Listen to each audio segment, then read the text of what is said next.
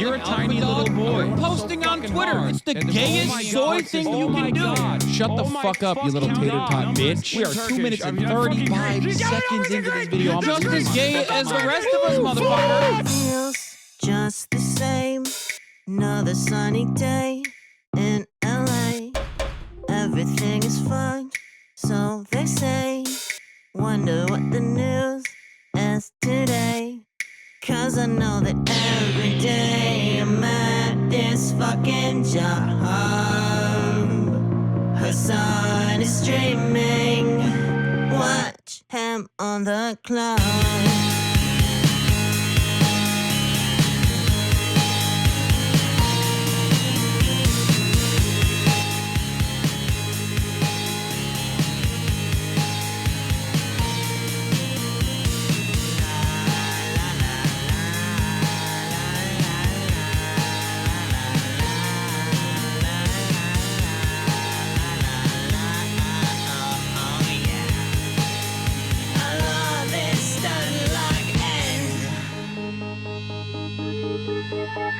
Listen, bro, the Lyra does not need this. Strange people love playing Hearts of Iron 4. Eating pussy is the basic bare minimum thing you can do. Where did they find these people, dude? And women want to have sex. Your job is posting. You're gay. Okay. God, I hate women so much. But is he really a socialist? He's such a himbo, I can't handle it. He's got a car and a house and it's better than mine. How the fuck can I sit here like everything's fine? That's just me being a fucking hog. Azan is streaming. Watch him on that clock.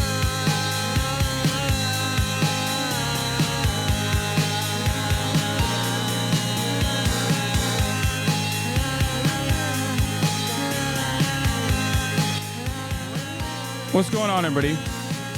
I hope everyone's having a fantastic evening, afternoon, pre-noon, no matter where you are in the world. I'm Hasan Piker, and this is the HasanAbi broadcast coming to you live from sunny California, Los Angeles. It's cold, but sunny here in Los Angeles, California. Folks, I'm live and alive, and I hope all the boys, girls, and MBs are having a fantastic one because today's a beautiful day. Today is a wonderful day. Today is Wednesday, hump day.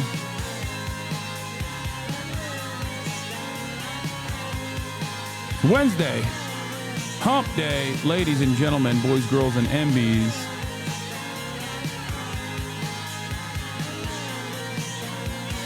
(2024) 11:15 p.m. or 12:15 p.m. I'm live. I'm alive. Fuck it, I'm saying it. I'm also a new PODJOHN. We fucking totally brought it on ourselves, dude. Holy shit. We did. That's right, We ladies and fucking gentlemen. did. In a video game, whatever. I am officially a PODJOHN. We fucking did, man. We did. That was Hasan Streaming, theme song from my favorite socialist himbo official video from Theresa Sweetheart. And we're live, and this is the part of the broadcast where I tell you about my personal news. First and foremost, new glass alert, ladies and gentlemen. I purchased these Gentle Monster bad boys a while ago. These Gentle Monster bad boys, I got the optics put in them by a HasanAbi Head's girlfriend who happens to be my optometrist. And I was able to go and pick these up this morning. I'm very excited. The lighter frames look good on you. Thank you. Where are you going? What the hell? What the hell? How bad is your eyesight? I don't know. I have the prescription somewhere, but I don't know what it is. Anyway, ladies and gentlemen, we're live, we're alive, and it's going to be a good one regardless. This is part of the broadcast where I tell you about my personal news, about what's going on in the world of Hasan, HasanAbi Piker, in between the time period where I press the stop streaming button and press the start streaming button. Insane lineup, King? What do you mean? You look like you're ready to go to Korea with those frames? Thank you.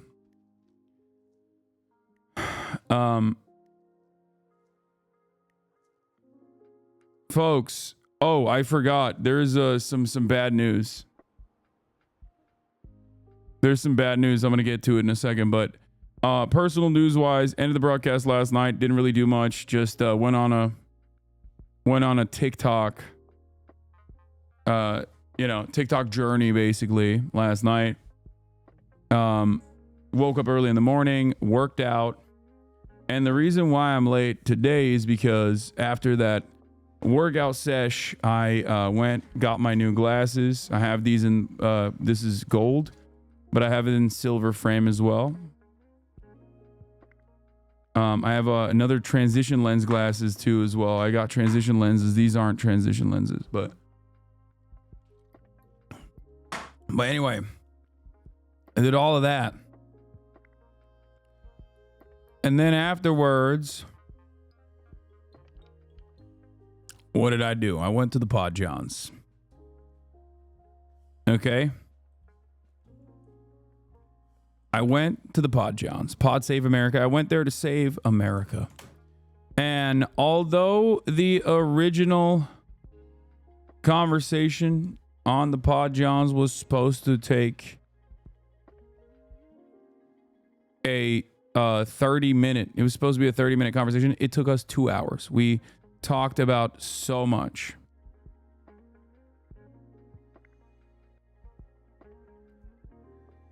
So much. What's the Ta-Nehisi post? Oh, also on my way to the PODJOHNs, I got bad news. But unfortunately, Ta-Nehisi will not be able to make it today. He has a medical emergency. It's not super significant, but Ta-Nehisi is not going to be able to make it today. But he will be on hopefully next week before I leave for Europe, leave for the UK. Fucking hell. And there's a lot I need to figure out on that front too. Shit. But in any case, I will be going in a fucking UK for Oxford Union and Cambridge Union. But then also, I'm going to be back in America for Streamer Awards. Yeah. Fucking hell. I'm meeting Idris Elba. When's the Pod Save America episode coming out? I don't know. Hopefully they don't cut out too much of it. I see some crazy shit on there too. I talked about Hezbollah having optic fiber.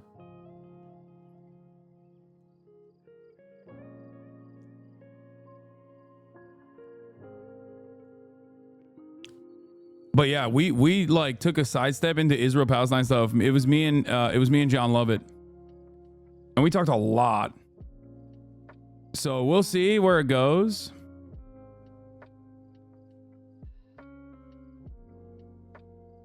Are you gonna do a talk in the UK? I'm not gonna do one talk in the UK. I'm gonna do 2 fucking talks in the UK.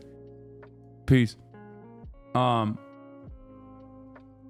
That's right. Going to fucking Oxford and Cambridge, yeah. Going to fucking Oxford and Cambridge. I'm in Cambridge, but they only allow members, and it's like £200. 200 fucking quid. That's crazy. It's mental, isn't it? Oh my god, I'm gonna do this nonstop. They made this just for you. Better story with the Yakuza mini games. What? This is a better dating sim? Okay, we'll look at it later. What are we doing in place of codes? Just regular old broadcast that I was gonna do anyway. Did you call the PODJOHNs dumb piece of shit? No. Why the fuck would I do that? It's insane. Are you okay? No, I did not do that because I'm not a fucking freak.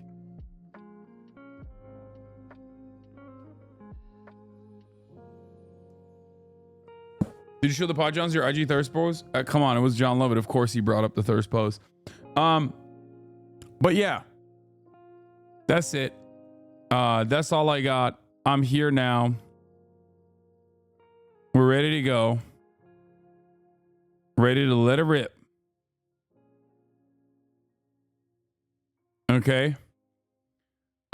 There's some Kaisen ass stuff that popped off too while I was about to go to sleep last night. It was crazy.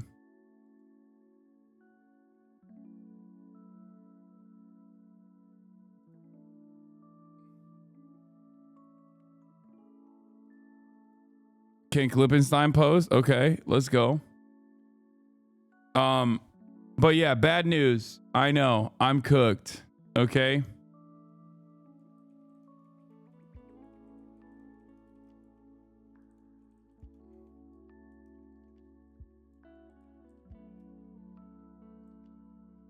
I'm cooked. No more Diet Cokes. I know. Coca-Cola is now officially on the BDS list. I am fucking devastated. Actually devastated.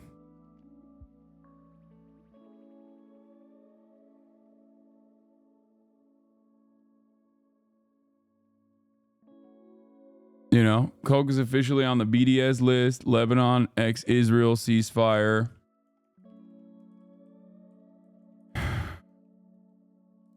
What does this mean?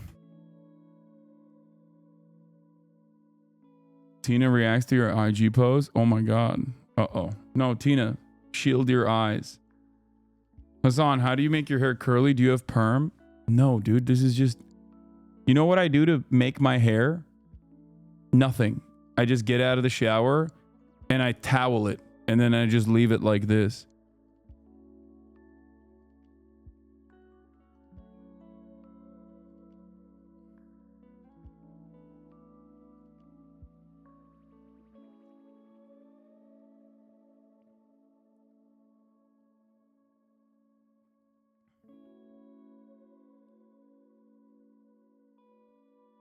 You should do a soda tier list to find Coca-Cola replacement. In the meantime, nothing will replace it.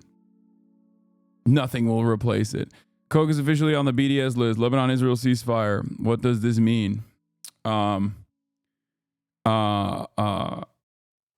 else was I gonna talk about today? There's so much to talk about. Holy shit.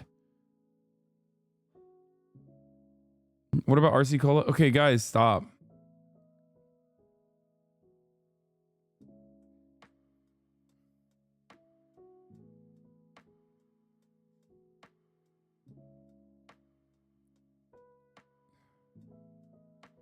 No. Okay. Coke's visual on the videos list. What else was I gonna say?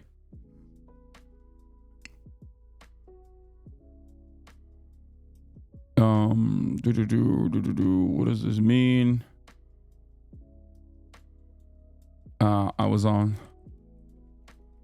was a PODJOHN for the day on Pod Save America. CENKSGIVING tomorrow. Get in now.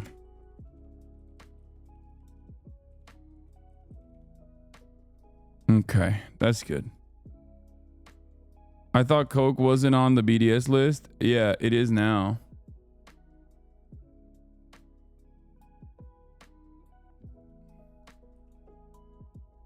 It is now.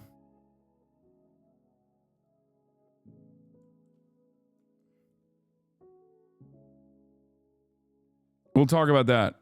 Nor girl vindicated. That's so stupid. It wasn't before. Like,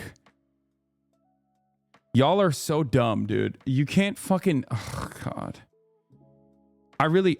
It's not retroactive, you fucking idiot. Like, it doesn't apply to previous incidents, okay? Please, shut the fuck up.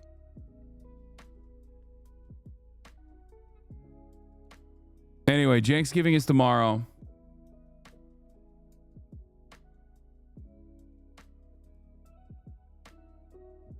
Something is ticking? What is that? What do you mean?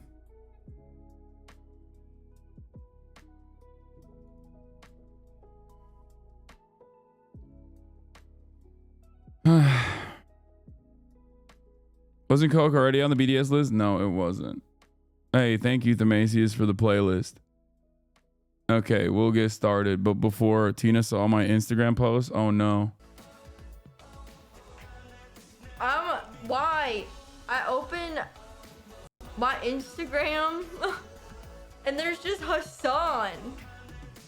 Why all that? It's too early. It's too early in the morning for that. Oh my God. Why is it the first image? Dude, I don't know what to do. You ever want to like people's pictures to be supportive, but then you also don't want anyone to think that you're like... I don't know. Okay. No, it's okay. It doesn't mean horny. It means supportive. That's the expectation from my friends. Also, what do you mean? It's a progress pic. Why is everybody up my ass over this progress pic? It's crazy to me. It's a progress pic. People post progress pics all the time. Bro, my normie sister asked me about your cock. It's going places you never expected it to. I don't understand it. It is a progress pic, dude. People post progress pics all the time. This is crazy. Okay? We need to dial it back. The way that we are looking at this, the way that we are viewing this. This is literally a progress pic. There it is. This is like I think it's crazy. I'm getting objectified. I'm getting objectified. And I like it. Look at this shit. This has 44,000 likes.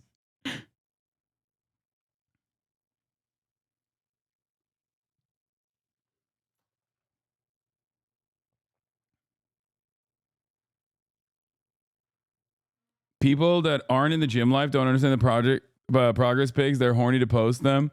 Wait, there's a funny thing that's come out of this, by the way. Apparently, I landed on the natty or not. Apparently, I landed on the natty or not subreddit for this. Hasan progress photo shows posted on a natty or not subreddit. Look at this. Wait, why can't I click on it? Oh, here it is. Yeah, before after. And most people are saying like natty, natty, natty. Which is, I mean, it's correct. I wish they thought I wasn't natty. But I guess like I wish people thought I wasn't natty because it's like very nice. But I guess like the fact that they even posted this it means that like people think I'm juicing. But I did see some of the comments that devolved into like, oh, this guy sucks. Oh, this scumbag. Why do people hate him so much? Because socialism is when you have no money and no house, but he has a mansion and money, so he's a hypocrite. Sarcasm. And then it's like a conversation about the classic people. The classic people that are like, excuse me, socialism is when no house, no car. Like these people just can't let it go, man. They can't let it go. It's like, dude, this is the natty or not subreddit. Can you please not tarnish the integrity of the natty or not subreddit? Why do you have to fucking pollute the airwaves with your nonsensical opinions about what you think socialism is? It's dumb. Stop it.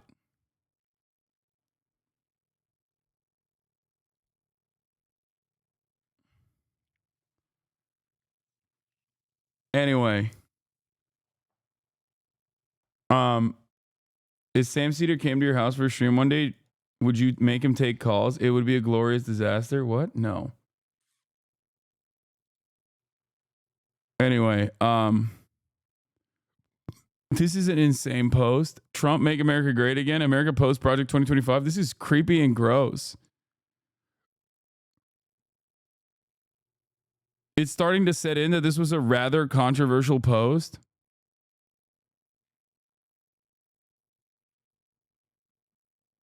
But isn't instilling a thirst in those who witness your cake and bakery part of the trust the plan strategy? It is, yeah.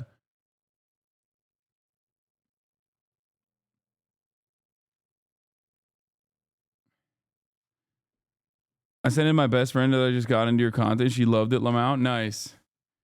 Yeah, we've melted key parts of the rainforest. We've melted parts of the rainforest, and we did that so we could post like a Hitler family, an Aryan ass family.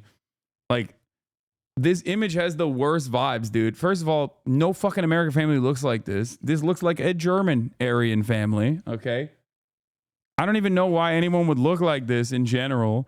There's something very lifeless about this photo.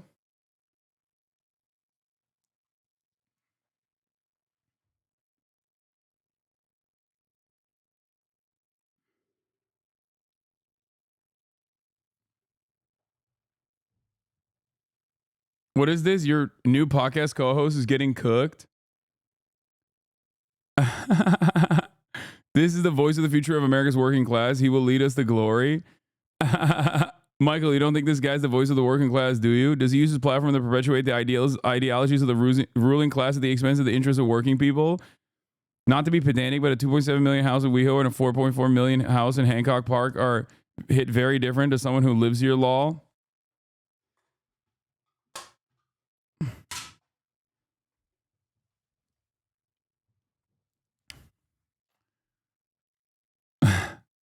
Dude, that's why I'm on the PODJOHN's tip, baby. House owners unite, okay? House owners unite.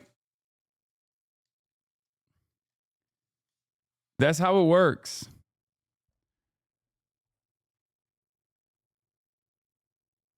Lol, wait, did they say your house is 10 million? No, I think the new house he bought is like 10 million or something. I don't really give a shit. Of course the PODJOHNs have a massive house that is very expensive.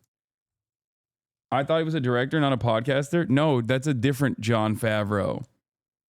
Podcaster Jon Favreau, and the PODJOHNs are former Obama administration officials, like speechwriters and staffers that got together and created the somewhat more progressive than mainstream Democrat podcast circuit called Pod Save America.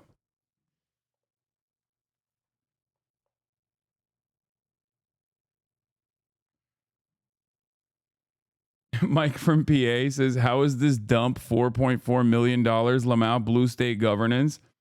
Yeah, that is pretty crazy. It's not a dump. It's a nice house, I think. It looks like a nice house. And I will say this about my own house as well.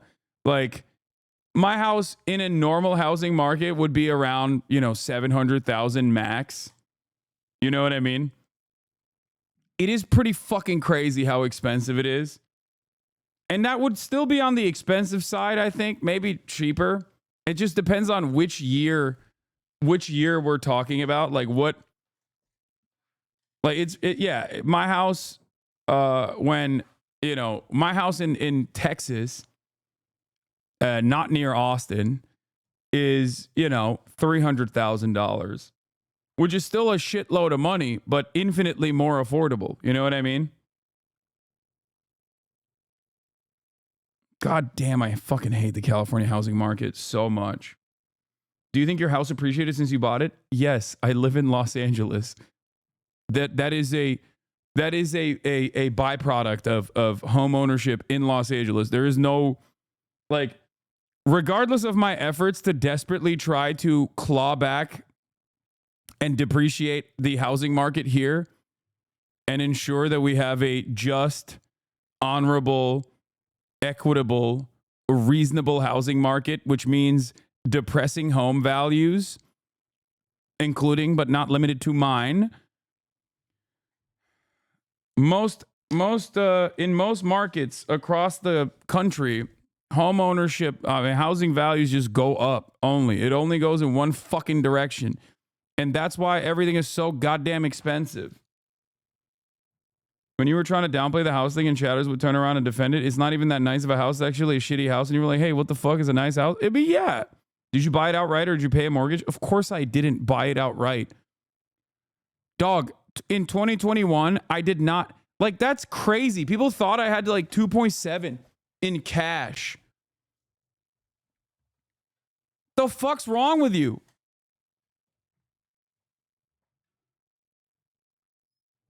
Ay, ay, ay. Anyway.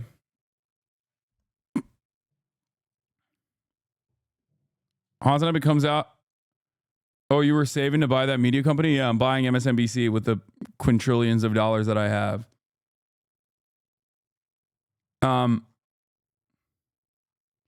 Yeah, my dad's a billionaire, so he bought it. Otaku auf Deutsch.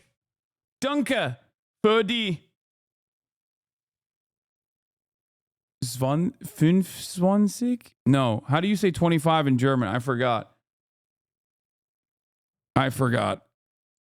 Thank you. Was it 25? 25. Okay, maybe 25. Okay, maybe I didn't get it wrong.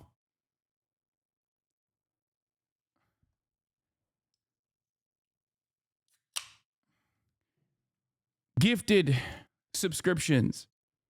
IRA glasses, also with a good loan rate, your money will appreciate more in high yield savings account than it will save in interest if you were paying in full. This clip channel that you helped the other day got their issue fixed because of you. Yeah, that's fantastic. I like that this is now the rallying cry. This photo is now being used by everyone.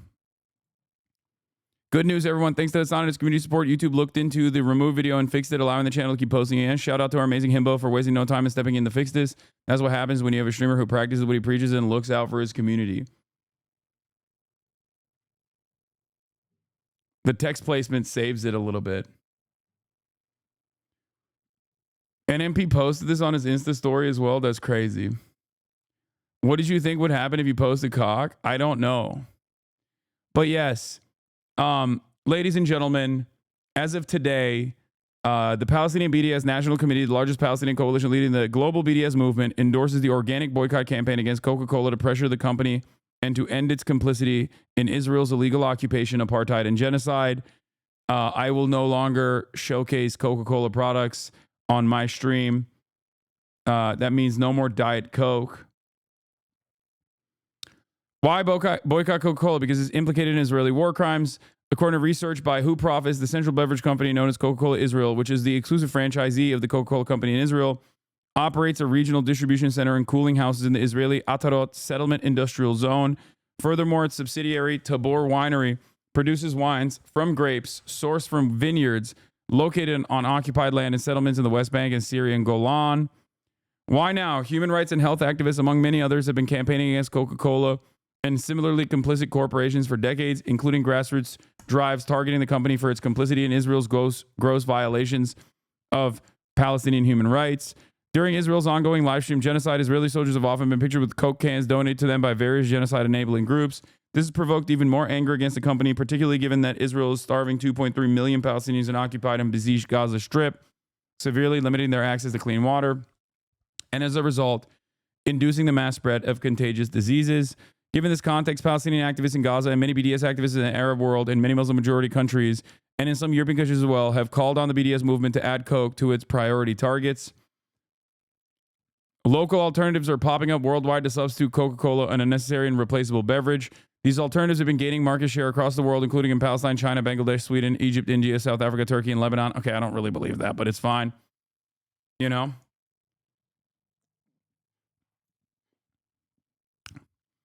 I guess Pepsi is fine for the time being, or Dr. Pepper. I don't know. Based on all this, giving Coke's large contribution, though, through business, as usual, in taxes to Israel's war chest during the genocide, the Palestinian BDS National Committee, BNC, the largest Palestinian coalition leading the global BDS movement, endorses the grassroots organic boycott Coke campaigns to pressure the company to end its complicity in Israel's illegal occupation, apartheid, and genocide.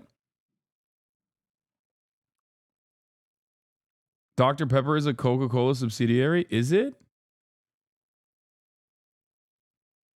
No, it's not. The worst part about this is that these guys are these guys are like literally pretty straightforward and very openly exist to make sure that their boycott movements and movements are directed at specific targets. And yet, no matter what happens,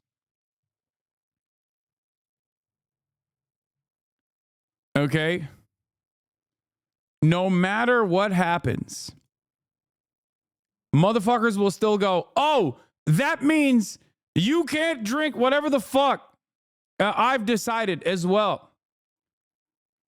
Like, shut the fuck up.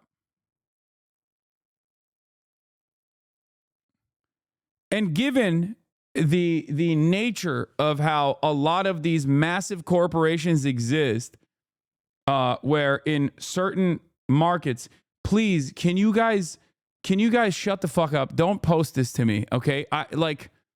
Excuse me, but you know, calm down. I'll try the Cola Gaza when I'm in England if they have it, but this is, I'm just not going to drink it, okay? Shut the fuck up. But like, there is a very clear and very deliberate reason why the BDS movement is very directed and hyper targeted, okay, towards a specific brand. It's so that dumbasses like you don't start chirping at people randomly for assuming that someone is doing something wrong. Okay? The problem is you still do it regardless. You're like, well, I've decided that like in the Venezuelan market, Coca-Cola actually owns a specific alternative, but only in the Venezuelan market. And if I catch you fucking drinking that soda, I'm going to kill you. Shut up. Just don't fucking, you know, run around with Coca-Cola. That's it.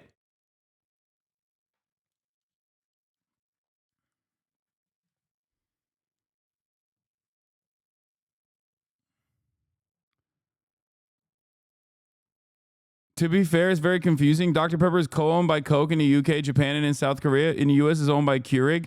Canada, owned by PepsiCo. Yeah. Dr. Pepper is fine. Okay? It is not a Coke product. Please.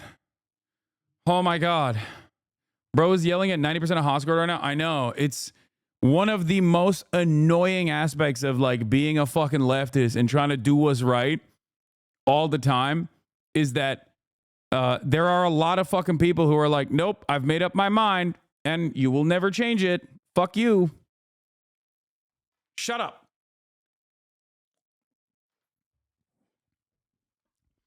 This is the intersection of all of the most annoying aspects of like online commentary in general, is that the parasocial nature and the immediate feedback that like chatters can get, and also the idea that they can like finally enforce something upon their favorite content creators, creates this unique space only in this specific, hyper specific field where you're a political content creator who happens to live stream all the time, where people just go, oh, now my activism is about yelling at random content creators, like random political content creators, because I misunderstood the assignment given to me by the BDS movement. But yeah, it's not the end of the world, you know. It is what it is. Since you always say there's no ethical consumption under capitalism and that consumer activism doesn't work, why go through the pains of not consuming brands that support the IDF when realistically you might not affect them at all? Because pressure campaigns do work, especially when they're directed and targeted and have a very specific goal. That's the difference. It's like the Montgomery bus boycott, dude. Like very clearly designed to reach a specific outcome. Do you understand? The Bud Light boycott is decentralized and was stupid. They didn't even know what they were angry about. They got mad at one can featuring Dylan Mulvaney's face. Yes, of course, there's a difference between that. Even if it was organized and even if it was very targeted, it still would have been bad, because why the fuck? They were boycotting it for bad reasons. They were boycotting it because they saw one fucking a trans influencer on one singular can. They got one canned. Okay?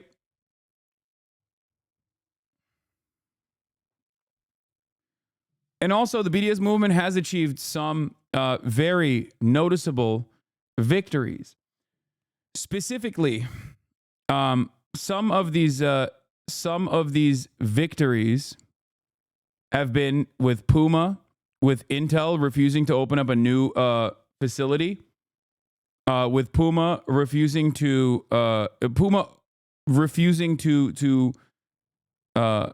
restart or continue their sponsorship of the Israeli Football Association.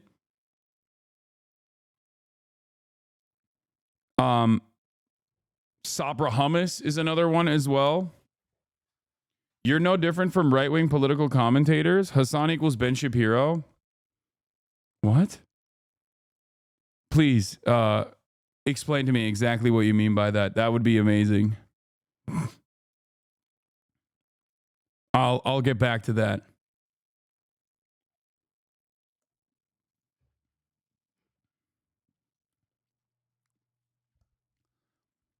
But yeah.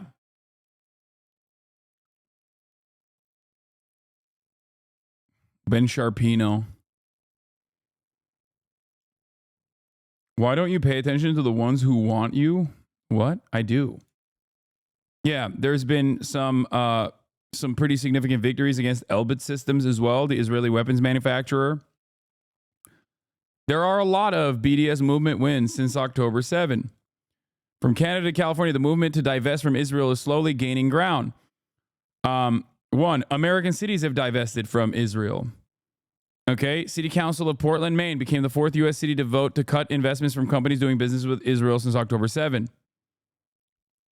While Portland Mayor Mark Dion said he understood Israel's desire for retribution, he added that our role collectively is to grab their shoulder and say, it's enough, it's simply enough, and then pull them away. Other U.S. cities such as Portland, Oregon, Berkeley, California, St. Louis, Missouri have passed BDS measures focused on specific companies. But this marks the first time a U.S. city council fully endorsed a pro-BDS measure against Israel, Middle Eastern Monitor reports. Scotiabank cuts shares in Elbit Systems by half. The asset manager for Scotiabank, a major bank based in Canada and the Americas, has halved his investments in Israeli arms manufacturers following the protests. This chatter immediately stopped after saying, you're no different than right-wing political content creators, by the way, and said, I'm Ben Shapiro. I asked them, what do you mean by this? No answer. Are they Googling talking points or have they died? Did they perish? Still waiting on the answer. How much you want to bet it's going to devolve into vibes? LEBANON company in Massachusetts shut its doors. KMC Systems, an engineering company owned by top Israeli weapon maker Elbit Systems, has quietly left its office in Cambridge, Massachusetts after months of weekly pro-Palestinian protests, according to the Boston Globe. North American Trade Union divests from Israel. The president of the International Union of Painters and Allied Trades announced the group's international pension fund will divest from companies supporting the destruction of Gaza. Canadian, Irish, and American universities have divested from Israel. San Francisco State University, Sacramento State University, Ontario Tech University, Student Union, Concordia University. Irish students forced Trinity College Dublin to divest from Israel. Puma is another one that we just mentioned. So there are some pretty solid dubs. I think like even Elbit Systems was actually denied entry into a weapons conference, which is pretty funny. You have Norway's largest private pension fund divesting from Caterpillar, which is on the boycott, divestments, and sanctions list as well. Caterpillar's on that list for the IDF-9 dozers that they have that are specifically designed for the Israeli occupying forces to use as they bulldoze over Palestinian roads and Palestinian homes. Famously, I believe they were placed on the BDS list after the murder of Rachel Corrie, an American activist from Washington that was ran over by an Israeli war dozer. So yeah, Caterpillar's D9 series bulldozer imported to Israel by Israeli tractors and equipment, part of Zoko Enterprises. In partnership with the Israeli military's technology and maintenance corps, Zoko Enterprises rebuilt these machines with vehicle-mounted weapons and armored drivers' cabins to use in the occupied Palestinian territory. The widely used Caterpillar D9R bulldozers weigh around 62 tons, are 4 meters tall and wide, and 8 meters long. So Barclays divest from Israel weapons company, activists say. That was another one. So, all of this stuff might seem insignificant, inconsequential in the grand scheme of things. You might say, why the fuck am I doing this? Palestinians are still getting slaughtered. But ultimately, it works. Slowly but surely, this pressure campaign that worked against apartheid South Africa as well, in a very meaningful way, is working against Israel as well.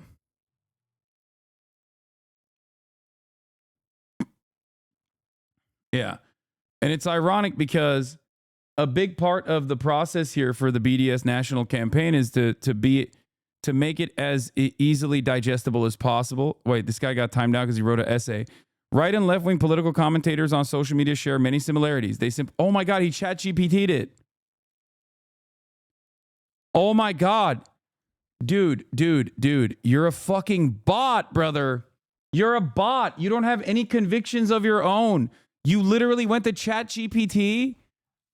Do you not recognize how sad that is? You let a machine fucking write your points for you.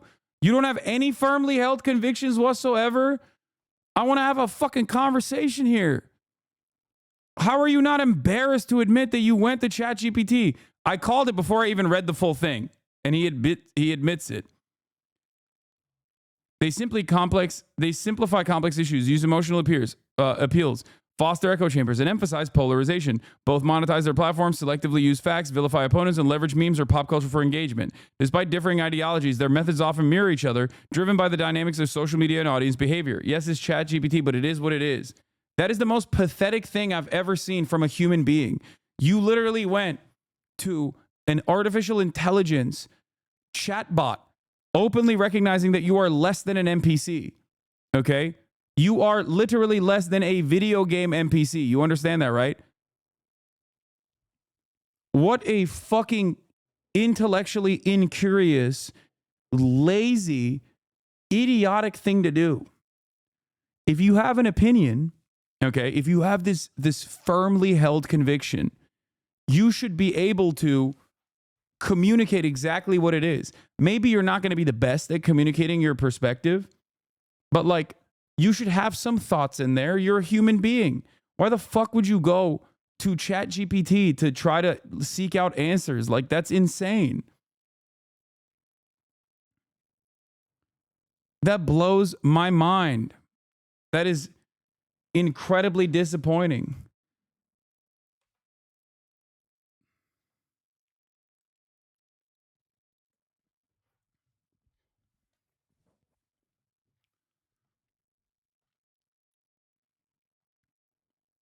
Like, you're going to let a bot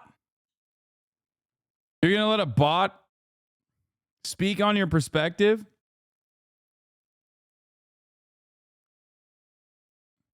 Yeah, this is the guy who wants to say I'm no better than the right wingers, by the way. The type of person that has no fucking opinions of his own. Head so goddamn empty that they rely on a fucking robot. Rely on a robot to churn out a response for them. That is sad, brother. That's sad. You have lost your humanity. Holy moly. ChatGPT is right, though. Oh, my God. We're so cooked. We're so goddamn cooked. Yeah, no, I'm not going to argue against a fucking robot, okay?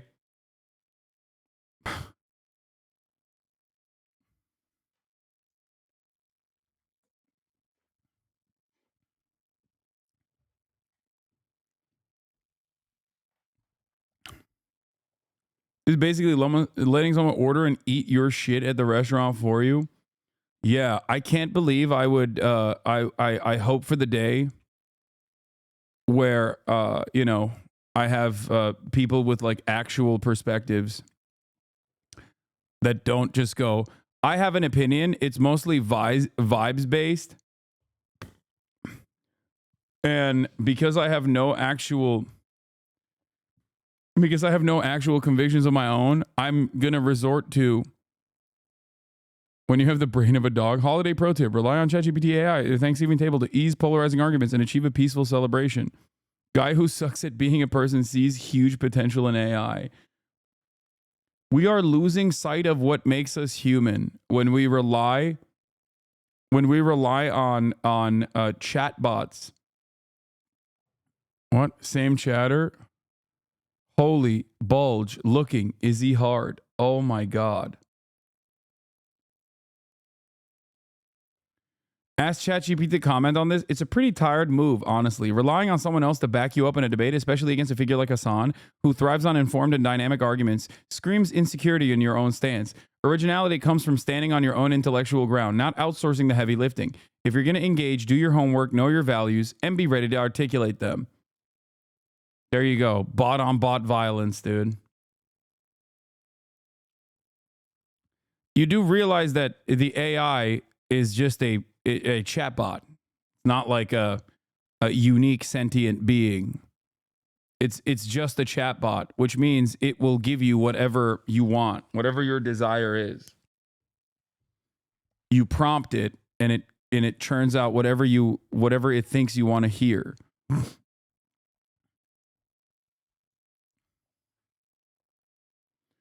Ask ChatGPT how many R's are in strawberry. The answer it gives should provide some insight into how much you should trust this program for facts. It's kind of crazy though. Like it actually is crazy that it's like this is a thing that people are doing. And for the record, ChatGPT does have it maintains the political perspective of the people who created the fucking program. Like that is also true. So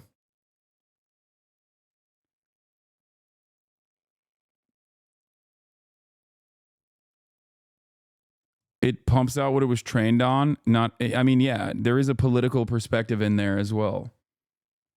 It's definitely liberal, but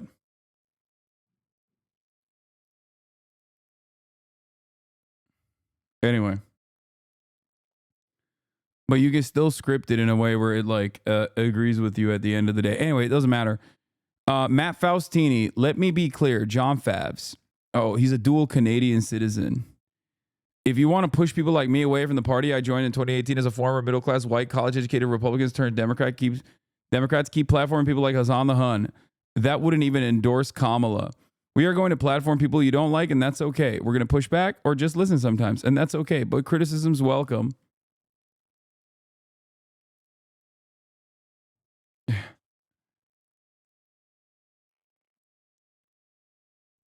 Anyway. Some of the replies are salty. Harris campaign staff interview ran Tuesday. Hasan guest hosting the show today. Interviews with candidates like John Tester, Pat Ryan, and others ran before that. The goal is to hear a range of opinions about why the Democrats lost and how to fix things going forward. Whatever cop, terrible decision being involved at any level with Hasan, but you'll have to learn that yourselves. Are you surprised by how many people poorly reacted to the Harris campaign episode? I'm not surprised by that.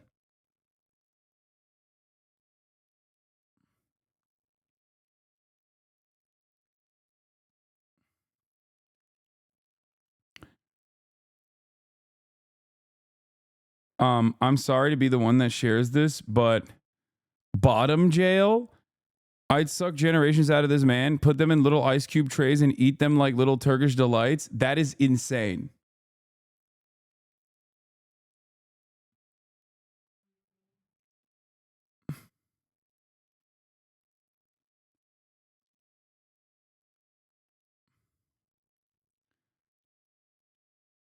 Hey, when is that episode out? I don't know. 23,000 likes. Probably soon. But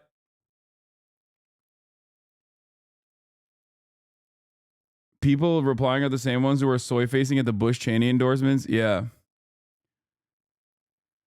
So many libs on Blue Sky were so mad at you for the CNN thing. They can't take criticism at all. Yeah, that's why people are like, Hasan, you got to get on Blue Sky. Yeah, no thanks, man. I'm good. I'm good, I think.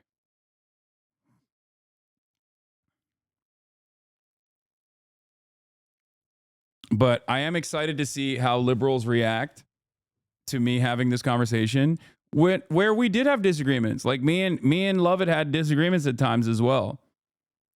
And they are hating on you on X, make it make sense. Yeah, I mean, I don't care. This is what's waiting for you on Blue Sky. Audiobooks count as reading. Audiobooks count as reading. Audiobooks count as reading. Yes, but read also. Hey, friendo, some people can't read. I don't think you meant to be ableist, but that's how the statement comes off. No, it's good, man. It's Tumblr over there. I love it. I mean, I'm a fan of radical liberalism. I'm a fan of all politics in general. As you guys know, I am a savant who is fascinated with the ways in which people operate, the ways in which people work, and how they arrive at certain conclusions. So you know, I like it. I like the Tumblr containment space that Blue Sky is becoming. So it's cool. It's still better than Twitter, you know, if that's your thing. But as long as I have a direct line of communication with journalists all around the planet, including in Gaza on Twitter, I am going to have to remain on Twitter.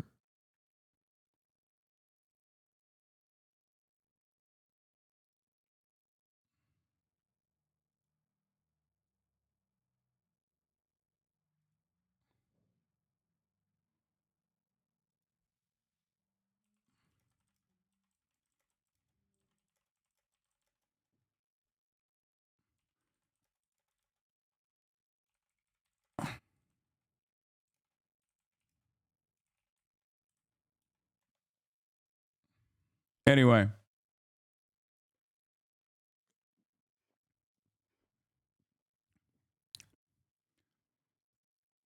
Will I remain on Twitter? I missed it. Why remain on Twitter? I just explained it. I said, as long as I can talk to a global consortium of journalists, including those who are still trapped in Gaza, as long as that is my direct line of communication to many people, I will still remain on Twitter. That's it. I think people forget that there is an international audience of people that use this stupid ass fucking website. Americans are using it less and less. Having said that, however, why are we having this conversation? Man, shut the fuck up, okay? That's it. How about that? Jesus Christ. Why am I always finding myself having to address like the smarmiest, most annoying fucking silly ass comments? Like, what are we doing? How unproductive this is. I just, you know, because I like it. How about that? Is that good? Because I like the Nazis on the platform, on the Nazi platform. Is that good? Is that a good enough, you know, solution to your questions? I hope that it's, you know, I'm just like eating the bait, and it only makes it worse. So yeah, I posted. I said hosting Pod Save America this morning on stream. I have Ta-Nehisi Coates 3 p.m. Pacific. Unfortunately, Ta-Nehisi is not gonna make it today. Like I said, he had a medical emergency. Also, tomorrow's CENKSGIVING. That is still out. Also, another thing I posted this morning was this was an insane thing that pro-Israel groups did, and we never really addressed why it was allowed or even remotely normal. How many Twitter tabs we got open today? A lot. Okay.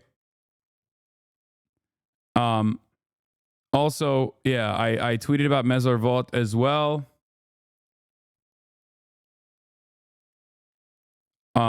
Two conscientious objectors, Sol Behar Zalik and Iddo Elam, refused to enlist in the Israeli military army in protest of the war and destruction in Gaza and the ongoing occupation of Palestinian lands.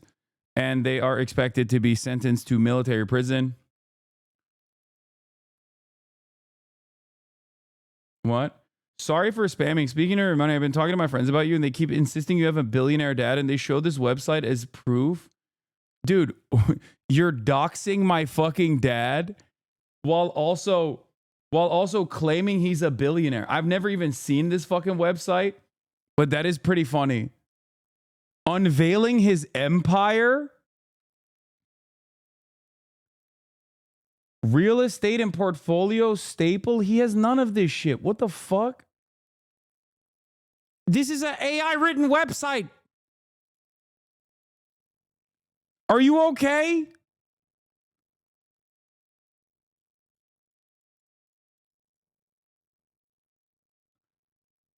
What? It says he has 5 billion. Net worth is $5 billion.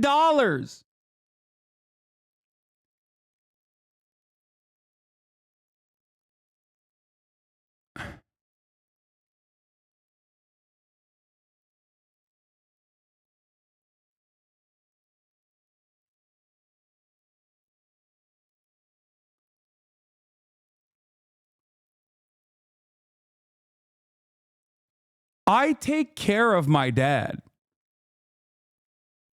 like financially, and my mom. This is news to me that this entire time he was hiding $5 billion of assets.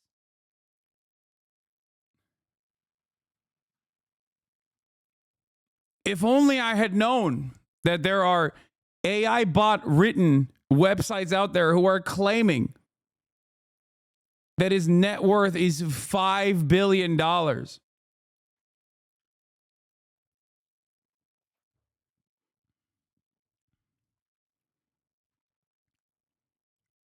Incredible.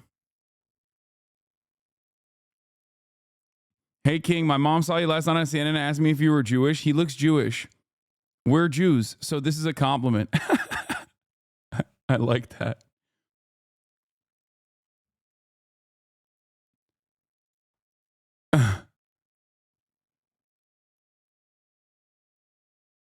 That site was an IP grabber. You need a new IP address? Wait, is it? Nice.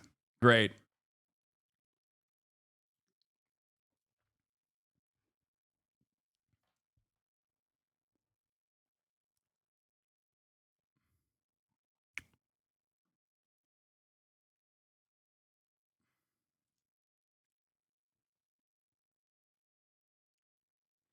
Amazing. All sites are technically IP grabbers, so I don't know how that works, but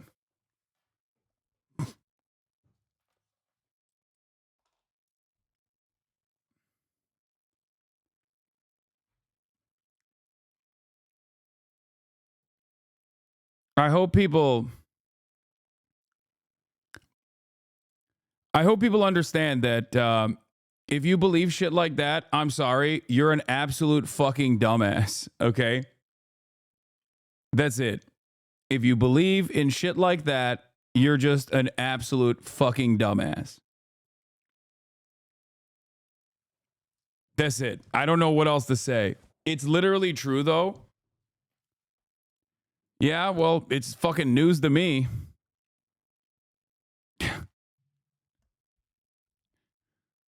It is funny, though, that like people will be like, nah, actually it's true. You don't know. This fucking random AI website actually knows the truth. There's no explanation for how this occurs, and yet he's not on any like Forbes list. You know? Because I feel like at that point, if you're a billionaire, you're gonna appear on some lists of the wealthiest people, right? Yeah, that would make him the second wealthiest person in Turkey. Wow. If his net worth, well, Murat Ülker, his name is Murat. My brother's name is Murat. Maybe there's a connection there. Yeah, this would make my father the second wealthiest person in the country. Do you understand how fucking stupid people are?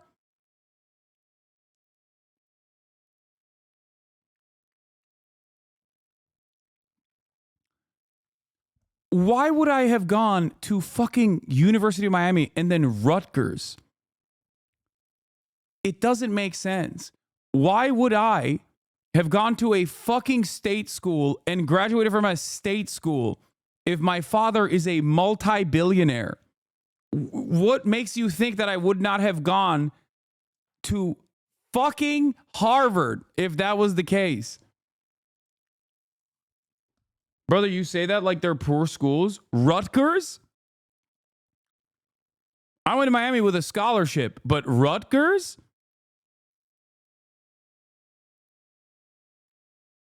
What are we doing now? Like, are we acting like Rutgers is not a state school? What the fuck? I mean, I'm in the South, different perspective. I'm sorry.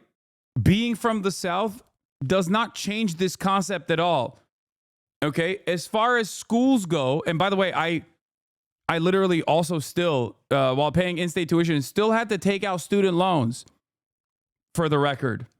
But again, didn't realize that that was also something I didn't have to do because my father happened to be the second wealthiest person in Turkey, just not showing up on this list for some secret reason. Had to pay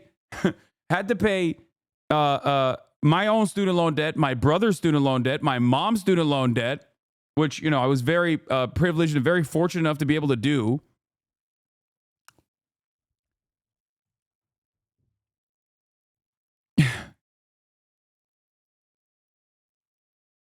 Wait, Rutgers is cheaper than my school? Maybe I'm a champagne socialist too? Yeah.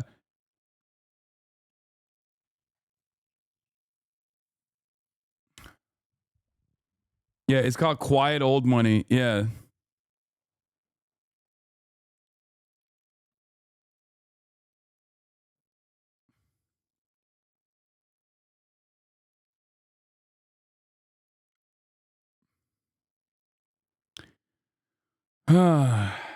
Anyway, what the fuck are we doing this morning? What a crazy way to start the day.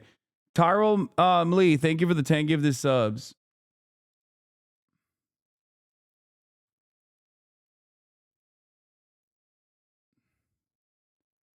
If you ask ChatGPT, it says $1 billion. What approximately amendment as of his net worth is estimated to be approximately $5 billion. His wealth comes from a combination of real estate investments, business ventures, his role in Sabancı Holding. He has made strategic investments in his properties, particularly in Istanbul and New York City, which have significantly contributed to his net worth. Yeah. He's a real estate mogul in both Istanbul and also New York City. You know what's really funny about the Sabancı Holding situation? He was the executive vice president. This is something I've talked about before, but of Sabancı, which is like a massive holding group. Other than Koç, it's like the second largest holding group in Turkey at the time. This would mean he's richer than the founder of the holding group. Okay? As in, he's wealthier than the person who is the founder and like the CEO of the holding group by massive numbers too, by billions of dollars. Make this make sense. Make this make sense. You can tell who's heard of the Piker curse. Yeah, I've talked about my family's finances before. Like every generation of my family has made a shit ton of money and then lost it all by the time that they're like next of kin, next up gets to college. It has happened in both sides of my family as well. Not that it fucking matters because I use that to explain to you all the time that the Republican concept around wealth is actually built on a faulty premise. Ben Shapiro will always say, actually, you know, what, like only 10%. Like, do you know how much money is passed down every year from one generation to the next? It's like 10%.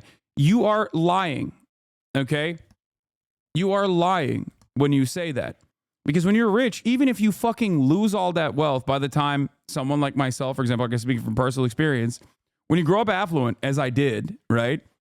By the time you get to fucking college, even if you go to college in America where you get a fucking slate wiped, basically, because you have no network in the same way in the United States of America, I still did not have to work to you know, ensure that I took care of my family. That would have fucked over my schooling in the process. You know what I mean? There's a tremendous amount of different societal pressures that I did not have to withstand as a consequence of growing up affluent.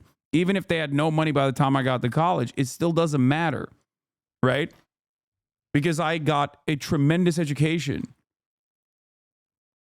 I'll give you one example, okay? Not a very good test taker. In Turkey, there's a lot of emphasis placed on tests. And you can go to some of the best public schools in the country. Some of the best schools in the country are public schools still to this day, right?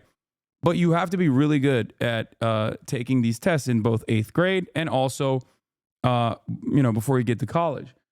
And because I, was dog shit in 8th grade in my standardized testing, okay, I was not able to get into very good high schools, very good public high schools. But because of the affluent position of my family at the time, I still went to a really good private school. Okay? That is a massive leg up. That is a massive, massive leg up.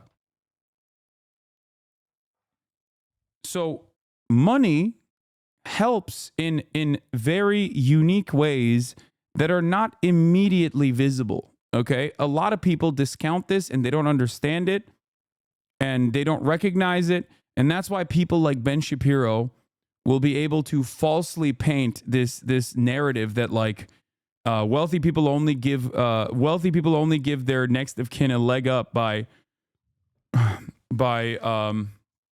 you know, leaving them money when they pass away. That's nothing. That's marginal. If your dad had all this money, why did you have to pay off Murat's tuition? Yeah. Hasan just admitted he comes from money. Wait, what? I have never not recognized that, chatter. The problem with a lot of people is that they don't understand. They don't understand that like these are things that I have very openly talked about. I've always talked about this. I've talked about it in the same exact framework that I just described about like how Ben Shapiro lies when he says that wealth is only passed down at the point of like someone passing away. That's incorrect. There are invisible ways in which affluent individuals can ensure that their next of kin is set up to basically maintain the same social mobility. Okay. And people still fuck that up sometimes. But having said that,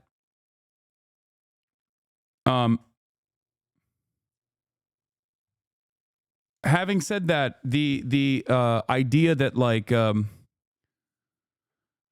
the idea that this is just a direct wealth transfer at the point of the person dying is silly. And regardless, my financial circumstances went from growing up very affluent to,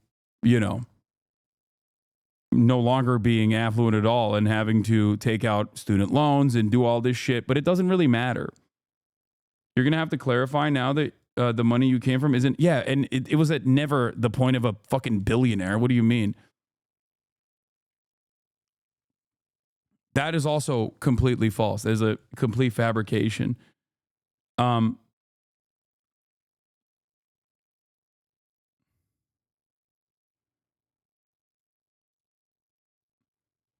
Yeah.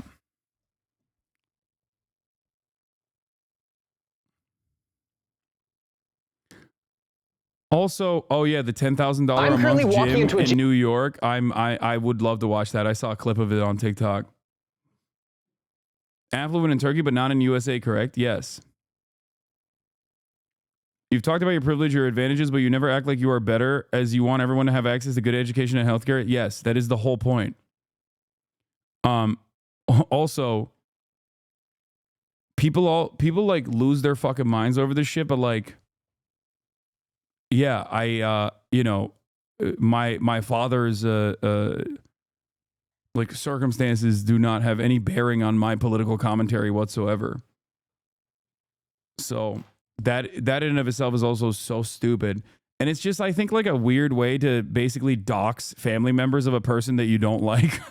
Like, but we've decided that like, because the enemy is ontologically evil, me being the enemy, that's actually perfectly valid. It's weird. Like, it's kind of crazy that like that kind of behavior is not considered psychopathic and scary, and instead is considered like perfectly valid and normal and good. You know?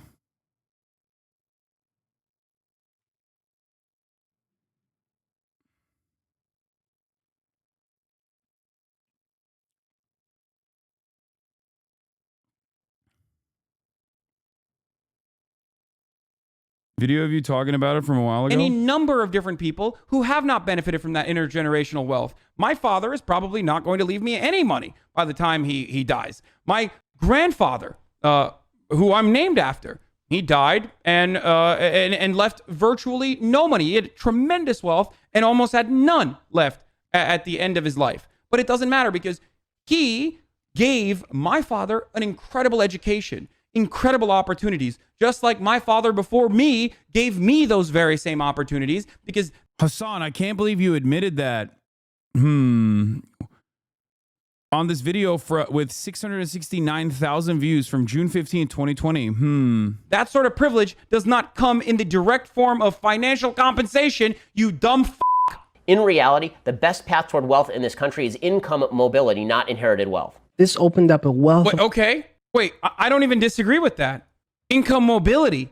Would Ben Shapiro perhaps admit that income mobility is significantly affected by centuries of slavery and also segregation for another century after slavery was abolished? Maybe has something to do with the fact that black people don't have that same kind of income mobility in this country that white people do, which is the entire purpose of this fucking video. As a result, today, for every $100 of wealth held by a white family, black families have $5.04. A 2017 study confirms that redlining is still affecting home values in major cities like Chicago. There you go. This explains how Kevin and Jamal inherited vastly different circumstances. As it turns out, there are some complicating factors that don't get cited in this video with regard to this data. The Federal Reserve. The Twitter freak out this morning about you is amazing. Wait, why are people freaking out?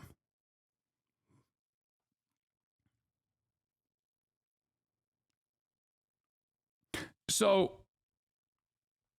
it's really interesting. It's really interesting that people, like I said, don't know that these are all things that I've addressed a million times over. My Bubba grew up super wealthy as a pediatrician to upper class Izmir people and also lost it over his life. And at the end of his life, my dad was supporting him. Do you think there's something in Turkish culture that makes people easily lose it like that? Haha, I don't know. Probably not.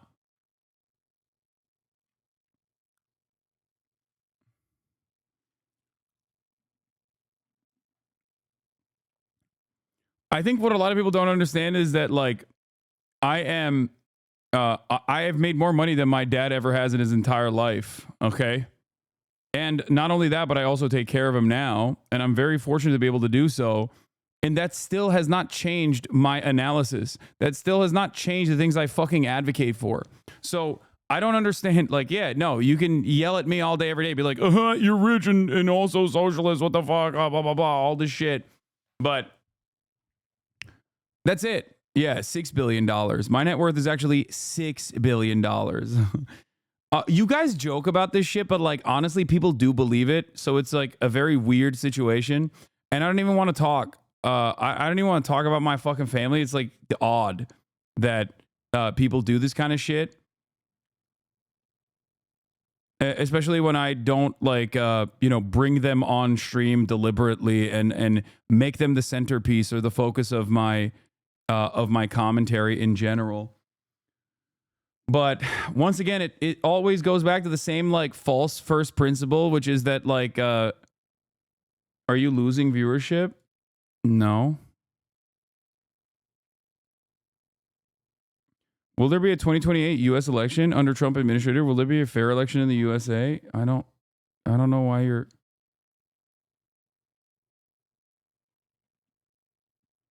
My family has 10 million euros, and this, in fact, informs my politics. It made me understand that other people should have the benefits I had. For example, I had a mental health crisis and was able to not work, stop university for a year, and go back home. Others would risk death or complete poverty in that position. Exactly. That's another thing.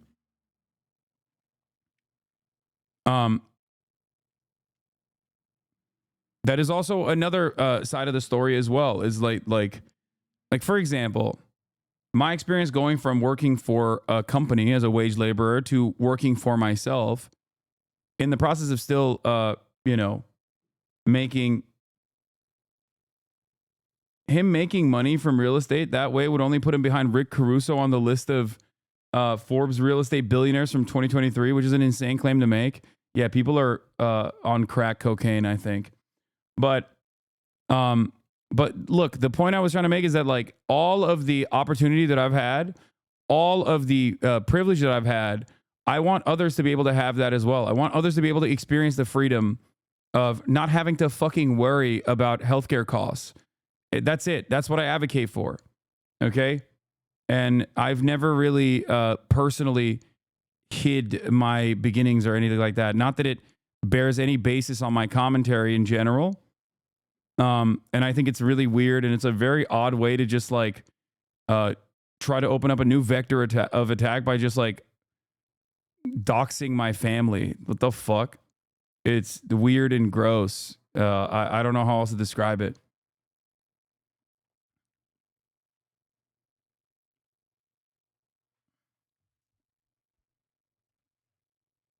Yes, Little Bear. I'm aware that Coke is officially on the BDS list. I know.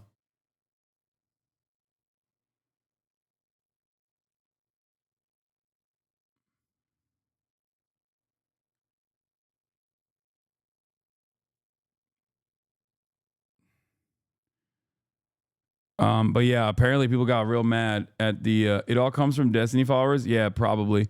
2 hours in and he hasn't covered news. It's an hour and 25. Okay. But yeah, one of the weirdest aspects of this is literally when I start talking about this stuff, it's the same principle. It's the same like it's the same reasons as to why people will start talking about like, well, Coke is on the BDS list, which means that, you know, I'm going to decide all these other things are also on the BDS list and make sure that you don't consume them or something. It's that parasocial, it's that little parasocial puppeteering interest that a lot of people have that basically start changing the dynamic of the chat. And it's really interesting because like I saw people in the chat being like, what's your net worth and how do you plan on spending it? It's like, dude, what the fuck are you saying?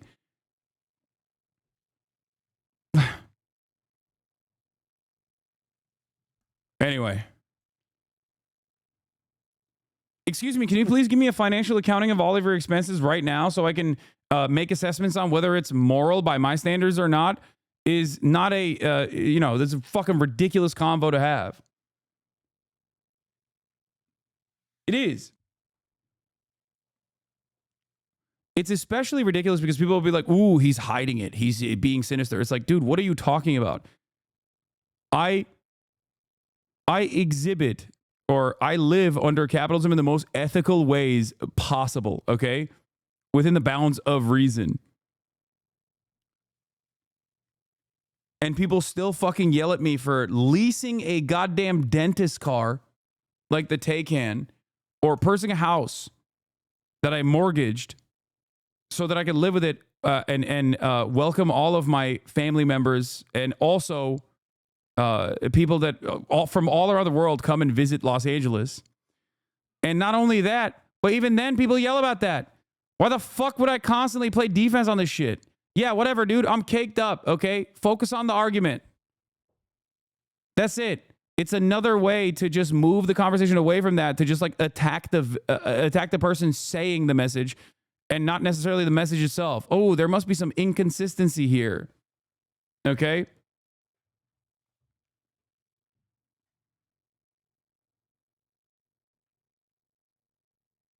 Anyway.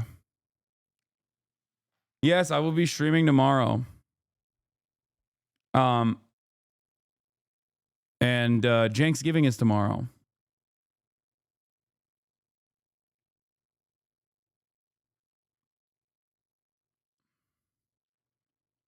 Yeah. Every moment that you're like, oh, dude, I can't believe his house is fucking 2.7 mil is a moment where you're not asking the question, why is that house 2.7 mil? That's, I think, a much more productive conversation to be having.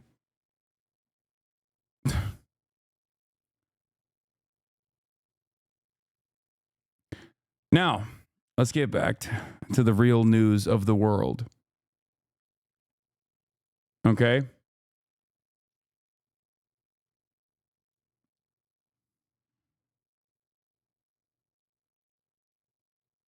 Released a temporary ceasefire between Israel and Hezbollah is in effect this morning after more than a year of cross-border fighting. Israeli airstrikes and I'm gonna Hezbollah pee. rockets continued until shortly before the truce began. President Biden spoke about this deal, which was brokered by the United States. I applaud the crazy decision made by the leaders of Lebanon and Israel to end the violence. It reminds us that peace is possible. Say that again, peace is possible. Deborah Patta is in northern Israel. Deborah, good morning. A very good morning. Well, Lebanon is just over that hill, but here in Israel, Kiryat Shmona has been a ghost town for over a year. On our way in, we did see some shops reopening. We also heard 2 outgoing explosions, but nobody is saying the ceasefire has been breached. Israel and Hezbollah were exchanging heavy fire until the very last moments before the ceasefire began. Then, in the early hours of this morning, the guns fell silent. Now the tense 60-day wait to see if this holds. During this period, Israel must withdraw from Lebanon and Hezbollah retreat north of the Litani River while Lebanese troops and UN forces keep the peace. But if Hezbollah violates the ceasefire and tries to rearm, Prime Minister Benjamin Netanyahu said we will attack. And there is deep distrust on both sides. It's not safe to go home, said Israeli Eliyahu Maman, because Hezbollah can still harm us. I don't believe in this ceasefire, Beirut's Rima Abdelkalak said. Israel cannot be trusted. But that lack of trust has not stopped thousands of Lebanese civilians hitting the road down south, everyone desperate to go back home, despite warnings from both Israel and... Yeah, I wonder what the difference is because death and destruction is all they fucking know at this point, and they have no other options, so they're going to go back regardless. Lebanon, that it's still too dangerous. I wonder if they'll actually ask the Now, Lebanese this deal people. has revived hope for a Gaza ceasefire, but a former Israeli military intelligence officer told us he's convinced Israel will not be leaving the Palestinian territory for a very long time. Nate? Deborah Patta in northern Israel. Thank you. The major development in the Middle East, the ceasefire between Israel and Hezbollah, took effect overnight. I want you to take a look at new video coming in of people returning to their homes in southern Lebanon. What time is Coates coming? He's not coming today. He's sick. I learned right before the PODJOHN's interview. Unfortunately, we're gonna try to reschedule. I'm gonna try to reschedule it hopefully before I leave for the UK.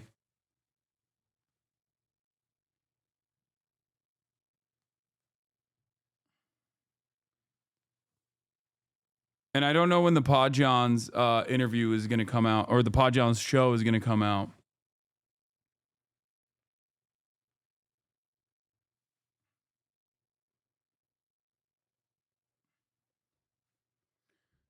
Lena Khan, we're gonna have to schedule after I come back from the UK. Yeah, Channel 4 did a Lebanese people celebrate returning home in the ceasefire. Came way past their bedtime. But this was a time to celebrate. Lebanese families displaced by war danced with joy. Come morning, many were already on the road heading home.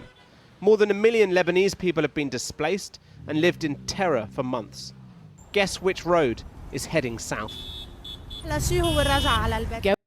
Seamus says, compare and contrast the videos of the southern Lebanese rushing to their home villages, even if they are rubble, reaching all the way to the border wall. All these interviews, American accent, the residents of Israel's north. So my feeling, and that of many in Sfat that I'm hearing, is a lot of caution, a lot of hesitation. You know, there's a saying that ceasefire means we cease, they fire. And we saw already this morning, you know, armed terrorists at the border making trouble the very first day, the very first morning, within hours of the ceasefire going into effect. And of course, there's, you know, warning shots fired, but it's a very fragile ceasefire, and there's not a lot of hope and faith that it's going to remain. Right. Many residents are saying that they didn't leave their homes for over a year just to have Hezbollah stay as neighbors. Do you have faith at all that this deal could set the basis for something more stable and long-standing, and that you would be able to return to some sort of normality anytime soon? We're not seeing really a lot of hope for that, honestly. I mean, at this point, you know, the schools have been reopened, well, but only some of them, only ones that have a protected space accessible within 30 seconds from their classroom. And so even the Homefront Command is taking the precautions necessary and keeping in mind that at any moment there could still be rockets fired our way. What would it take for you to feel safe and for you to return to a life that you knew for so many years and suddenly was taken away from you?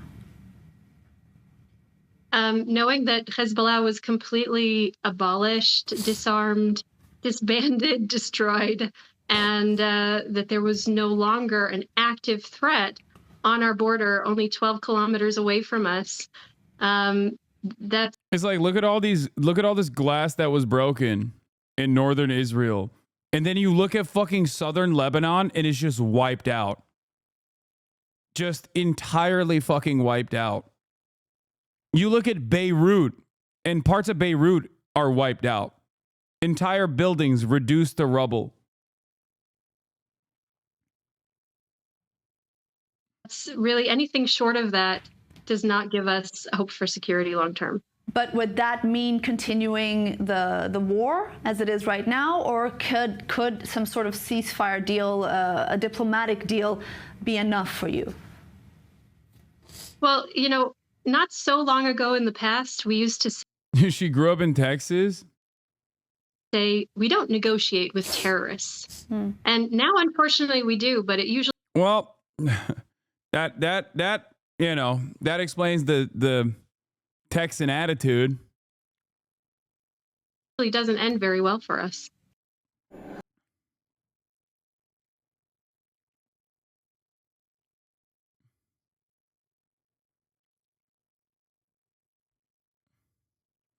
As well as northern Lebanon, we sacrifice the villages in their entirety with little or no resources. I'm sure you know how classy the country is towards our people, the people of our Bekwa.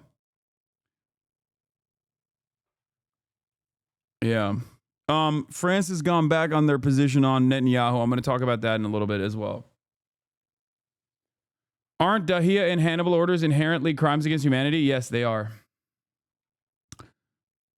Contrast that to the way that the Lebanese people are taking the ceasefire. Contrast that. Contrast the death and destruction in northern Israel to what the death and destruction has looked like in southern Lebanon, all the way up to Beirut. Nicest feeling. We're returning with our heads held high. We're returning with dignity. Thank God. It feels great. Thank God for everyone's safety. I hope Lebanon always stays safe. But some of the places they are returning to are still occupied by Israeli forces, who have 60 days to leave. And as people flooded back, Israel warned residents not to return to the border area. The Israeli army implemented a curfew for those moving south of the Litani River, with the IDF saying they had arrested 4 Hezbollah militants. Like, look at this.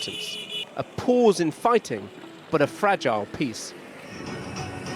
The Lebanese army also began deploying to the area today in accordance with the ceasefire agreement. Their role with UN peacekeepers is to monitor the territory and ensure Hezbollah does not return. Both sides are portraying this as a victory. Supporters of Hezbollah chanted the name of their former leader, Hassan Nasrallah, killed by Israel in September, and many waved the yellow and green flag of the militant group. It is that support and the continued presence of Hezbollah in Lebanon which worries Israelis displaced by the fighting. Many of them, like Amichai, fear this is not the win that Benjamin Netanyahu boasted about last night and are fearful of returning home. A ceasefire is a big nonsense in my opinion, because nothing has changed. Tomorrow Hezbollah will go through the tunnels that haven't been found yet, and they will reach us and take us whole. To attempt to ease their fear and limit their anger, the Israeli government has emphasized that if Hezbollah violates the new agreement, they will not hesitate in striking back inside Lebanese territory. So could we see history repeat itself? The last ceasefire occurred in 2006, following a month-long conflict during which 150 Israelis and 1,000 Lebanese were killed. The terms of that deal, UN Resolution 1701, are the basis of the present ceasefire. But back then, both sides accused the other of violating the agreement. Lebanon said Israeli jets continued to enter their airspace, while Israel said Hezbollah had rearmed and moved military infrastructure south of the Litani River. And so many today, both north and south of the border, wonder how long this present calm will last. In Lebanon, the rebuild begins. This is the nation that was already in economic freefall and beset with corruption, now ravaged by a conflict that has left cities pockmarked with rubble and the south leveled by Israeli airstrikes. From 2006 to 2024, every 10, 15... Would you gamble away everything you've built on Twitch? Why do you hate people who are right years before you? Are you fearing being wrong, or will you leave it all to chance? Roll the dice, brother. But let us have a wager per chance. Would you gamble away everything you've built on Twitch for the chance that you're wrong? What are you, the fucking Riddler? What is going on today, man?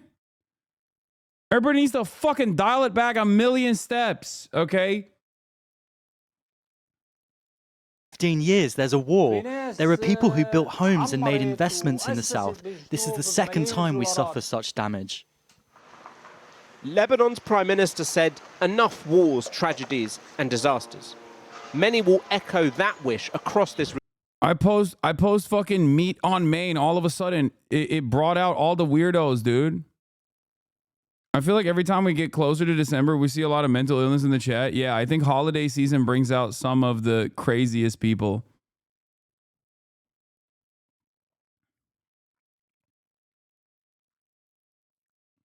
It's also the serialized, dedicated brigading coming from certain communities that are very upset that their daddy looks like you know, someone who has done really inappropriate things with minors in general, both in the past and continues to be like a fucking rapacious weirdo, and they don't like that, so they have to fight back to the best of their ability.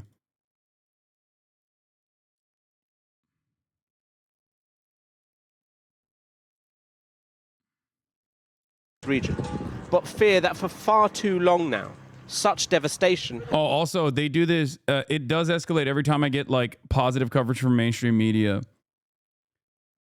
It's very weird. Yeah, Diddy Jeers. It's a very odd phenomenon. I think it's like it's almost outside of like the control of a singular force at this point. It's like become a cult in and of itself. Yeah, a lot of it revolves around the personal envy of a singular human, and people that wish to fulfill his desires. You're getting CNN hits and PSA segments, and they can't handle it, and they don't understand why it's not him instead. Yeah, I know.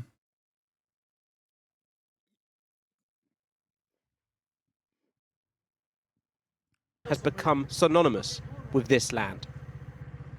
Well, joining me from Beirut is the Lebanese-Australian journalist Rania Abu Zaid. Rania, thousands returning home. What are they telling you about the scale of devastation, what they're facing there? Yes, as you saw from that report, the Lebanese did not wait long at all to head back to their towns and villages, not only in the south, but also in Baalbek and in the Bekaa Valley. The ceasefire took effect at dawn, and very soon after that, there were traffic jams on all of the southbound routes as people headed home or to whatever remained of their homes. Certainly, the destruction is widespread.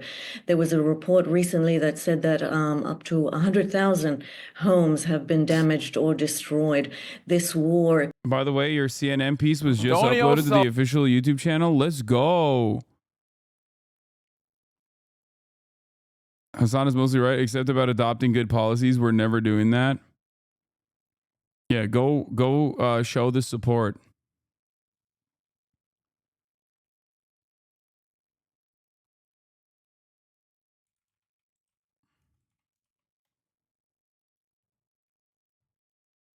Here. Before the fucking weirdos swarm it. This dude is in like every fucking mention. I don't know how he figures it out. Everywhere. Anywhere that I'm mentioned, they swarm it. I think they're angry that the whole apocalypse shit failed, and after a few days, an advertiser getting rich during Christmas. Yeah, that part of it is true too.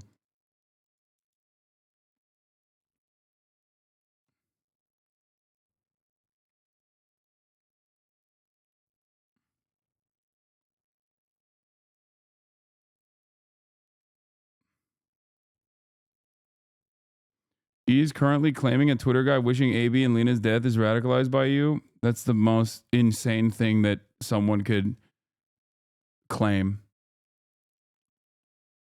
I love Lena and AB. It's gross. Like wanting to win an argument so bad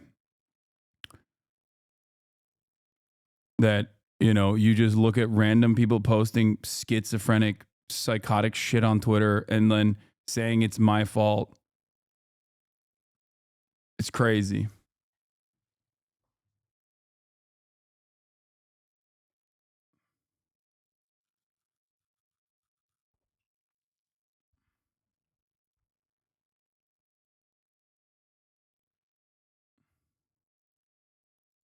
Killed more than 3,700 Lebanese. It wounded more than 15,000. So the devastation is vast, but so too is the ability and the desire of Lebanese to return home and to rebuild their lives. And are they worried about that rebuilding, given the sort of prospect of new outbreaks of violence loom heavily, but also how they're going to rebuild, what help they will have to rebuild? Well, that's the key question. Now, Hezbollah's leaders have said that they will help rebuild. They will help foot the bill for the rebuilding. But, you know, this is not like 2006. Where's the money going to come from? The country has been mired in a devastating economic collapse since 2019, actually, and it is still feeling the after effects of that collapse in 2019. Certainly, geopolitically, the Gulf states are not as friendly. Many of the Gulf states are not as friendly to Lebanon as they were in 2006. And Iran is also sanctioned and has its own economic woes to contend with. So that's the big question about where the money is going to come from. And over it all, this nervousness hangs about how long this ceasefire will hold. What are your reflections on that? Well, it's a very fragile truce, and the potential spoilers are many on both sides of the border. You heard in that report that Netanyahu says that he thinks that Israel reserves the right to strike Lebanese territory if it thinks that Hezbollah is rearming or that its fighters are moving south of the Litani River. Now, these are very difficult things to verify, given that Hezbollah's fighters are clandestine, and its arming, its rearming is also sort of not. It's not that you don't see Hezbollah fighters in these areas. Lebanon fears that Israel may try and exploit that and violate Lebanese sovereignty. So it's a very fragile truce at the moment. So the Lebanese are certainly taking it one day at a time. And is there a lot of nervousness that Hezbollah will breach its side of the deal? Well, so far, its officials are welcoming this pause, this cessation of hostilities. They view it as a victory. They have said that they have, absorbed and endured devastating blows that Israel has unleashed on the group. So devastating that the former Secretary General Said Hassan Nasrallah himself described these blows as unprecedented and painful before he himself was assassinated a month ago. But Hezbollah's officials are presenting this as a victory because Hezbollah was not destroyed. It remained steadfast. It prevented Israeli soldiers from occupying and creating a new occupation zone in the south. And it says that it will help rebuild after this devastation. Rania Abi Zaid, thank you very much for joining us. Thank you. Well, President Biden says his administration will immediately try to secure a truce in Gaza, declaring he will make a push with regional powers to agree a deal which includes the release of all the hostages and the removal of Hamas from power. But is there any likelihood of achieving that? Jonathan Rugman reports. It's been a year since a brief truce in Gaza. In the words of President Biden, its people have been through hell. With over 44,000 Palestinians reported killed, most of them women and children. So, in the winter of his presidency, a final push for a ceasefire to follow that agreed over Lebanon. And Mr. Biden blames the lack of one on Hamas. And so now Hamas has a choice to make. Their only way out is to release the hostages, including American citizens, which they hold. In the process, bring an end to the fighting, which would make possible a surge of humanitarian relief. But these Israelis protesting in Tel Aviv last night blame their own prime minister. They want a deal to release somewhere between 50... Yeah, I wonder why. I wonder why the immediate family members of the hostages are still blaming the prime minister. Much to think about there. What's your take on the ceasefire, by the way? Is it a win for Hezbollah? I mean, I think ultimately Israel accomplished one goal, which is to decouple Hezbollah's actions from the ongoing genocide in Gaza. Okay? So I think technically, depending on how Hezbollah operates from here on out, they did accomplish that goal. But while they did that, what?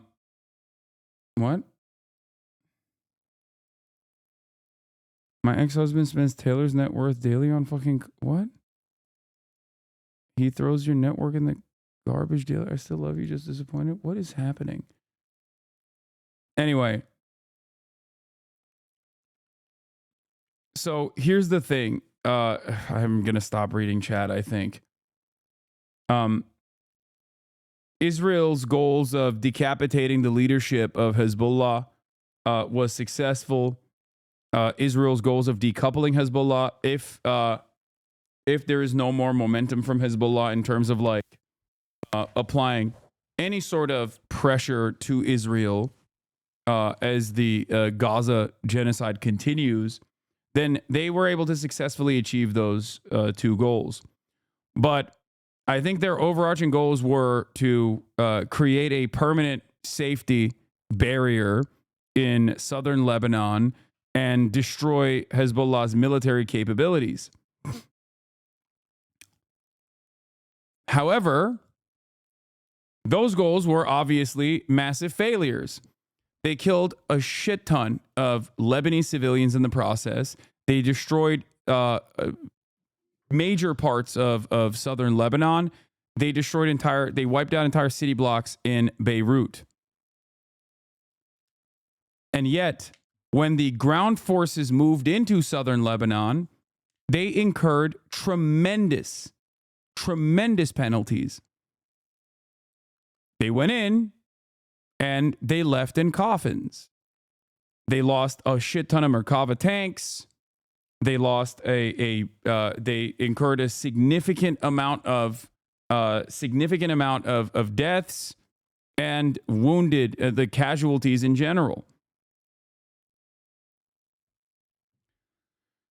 And the reality of the matter is, it was not something that they could keep up regardless of how much support they're getting from the American government.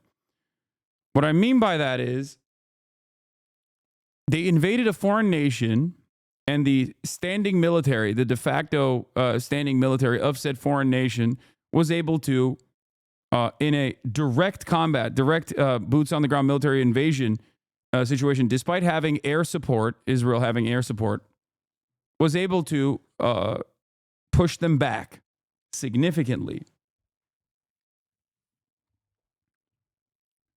They thought that, Israel at least thought that they would be able to overtake Hezbollah militarily in the process. But instead, what they got was some significant pushback. And if we have learned one thing from previous incursions into Lebanon, your dream coming true. Romania is soon going to be a Russian colony. GG, easy. Why the fuck would you ever think that I would want Russia to colonize Romania? Why are people fantasizing about a position that I do not hold at all? And then what is going on, dude? I covered the Romanian situation.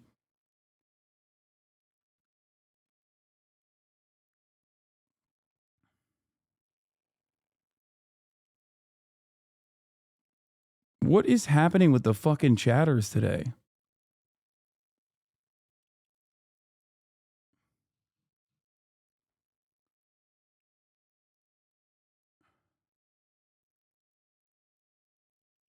Anyway, the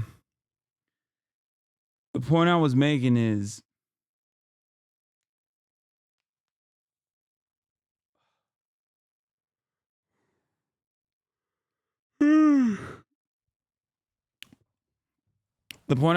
that Israel has time and time again shown everyone in the region that the only people that the only groups that they respond to are those that they cannot defeat militarily. They're showing that they only respond to violence. Look at the dynamic between Iran and Israel and the way that Israel retaliates towards Iran or even escalates against Iran. Look at the dynamic between Israel and Hezbollah. The way Israel has retaliated to Hezbollah and the way that they have backed away from fighting Hezbollah. Now look at the way that they are operating in Gaza. Out of the three different groups, one is a state actor, the other one is a militia in a movement that is aligned with the state, and the last is basically a captive group, a spontaneous militia that arose from existing under Israeli occupation. Out of these three groups, of course, Hamas has the least amount of support, the least amount of military power, and is simply just a starving population fighting back against their brutal occupiers. And lo and behold, the Palestinians in Gaza are the ones that are getting killed the hardest.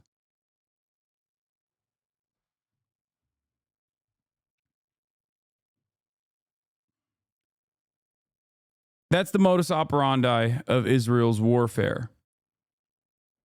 Anytime they get hit by anyone else, really, from the axis of resistance against Israel and American imperialism in the region, they literally turn around and make the civilian population of Gaza suffer the penalties. They get mad, they strike against those who they have the capability of striking at. That's it. That's it.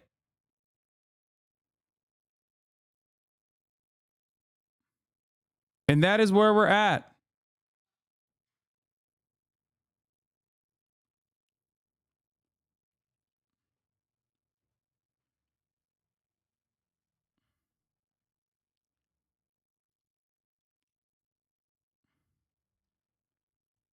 This is a reality that that also dictated the evolution of the Palestinian resistance in general. While Palestinian political movements were trying to negotiate with Israel to the best of their ability, those negotiations in the so-called peace process only basically created political cover for Israel to continue its settlement operations and the partitioning of occupied West Bank, Palestinian territory that Israel is illegally occupying. In that process, in that same exact time frame, the similar initiatives were made, military campaigns were conducted against Hezbollah in Lebanon. And Hezbollah was able to militarily purge Israel from its national boundaries and reinforce its sovereignty. Hezbollah gained a lot of momentum and popularity in the process time and time again. This taught everyone only one lesson. If you don't fight back and if you don't make Israel's military escalations costly, they just won't stand down. What are people supposed to do? What lessons are they supposed to learn? When this is the only thing that Israel shows everyone in the region, this is what they do. Why are you allowing hateful symbols in your chat? What are you saying? Man, shut the fuck up. Shut up. Shut up. Yeah, hateful symbols like the Palestinian flag and people saying free Palestine. I got it. God damn. Sub only mode? That guy was a sub.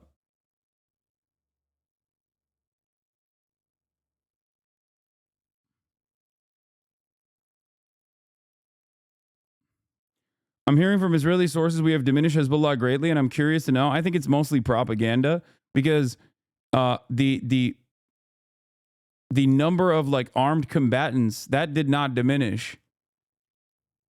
Like they thought that they would be able to, you know, trot through southern Lebanon with ease once the leadership of Hezbollah was decapitated in the terror attacks that Israel conducted with the pager bombings. But it didn't happen. It didn't work that way at all. It was a demonstrable failure. So, you know, there is what Israel is saying, and then there is the reality on the ground.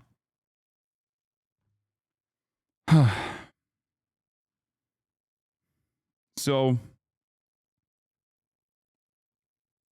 in this campaign that they where they moved in the Israeli campaign towards Lebanon, Hezbollah literally drone striked Benjamin Netanyahu's house, blew up a military base, and also continued its bombing campaign into Israel, and simultaneously destroyed a whole bunch of battalions in southern Lebanon. How is that in any way, shape, or form a successful military incursion? The only W's that Israel can always fucking mark up are W's from above. They obviously have superior military power in the air.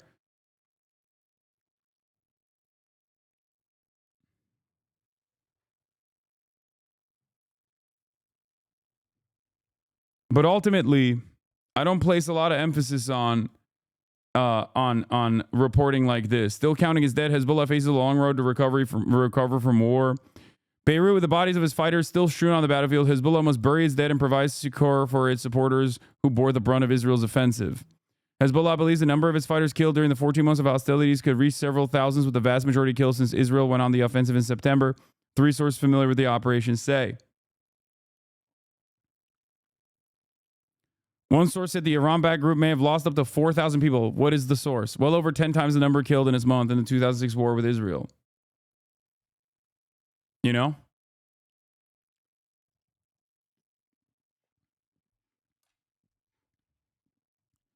So far, Lebanese authorities have said some 3,800 people were killed in the current hostilities without distinguishing fighters from civilians. Yeah. Lebanese authorities have said 3,800 people were killed in the current hostilities. Do you think that they were Hezbollah fighters? And if they were Hezbollah fighters, how the fuck were they able to mount a decent defense in southern Lebanon if that was the case? Now, right now it's 1,700 Hezbollah fighters confirmed killed based on funeral notices. That part I believe for sure.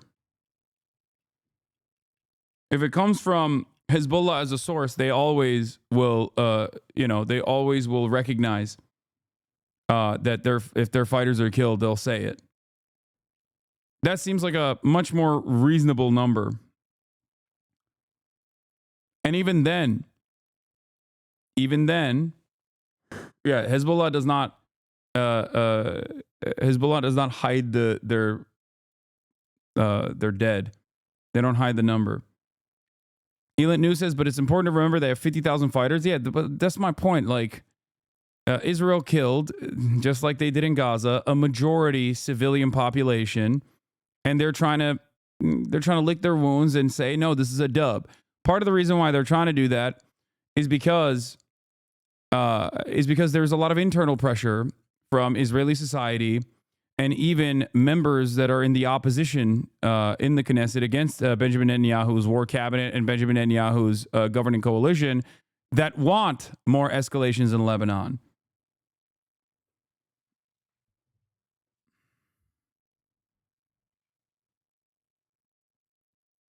That's the problem here. That's it.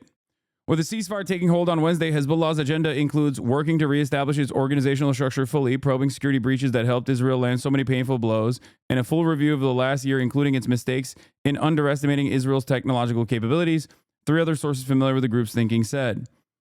For this story, Reuters spoke to a dozen people who together provided details of some of the challenges facing Hezbollah as it seeks to pick itself up after the war. Most people asked not to be named to speak about sensitive matters. Hasan Fadallah, a senior Hezbollah politician, told Reuters, the priority will be the people.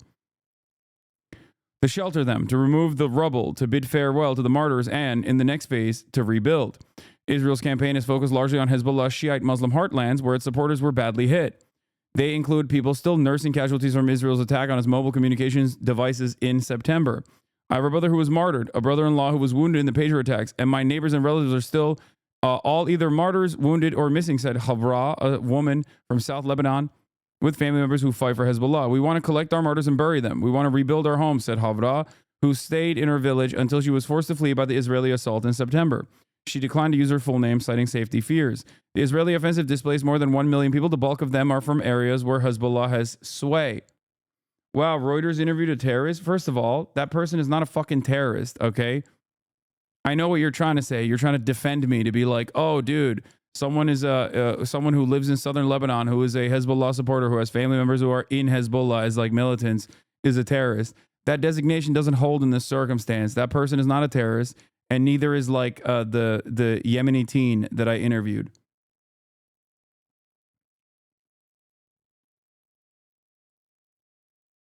Don't say shit like that. It's just racist.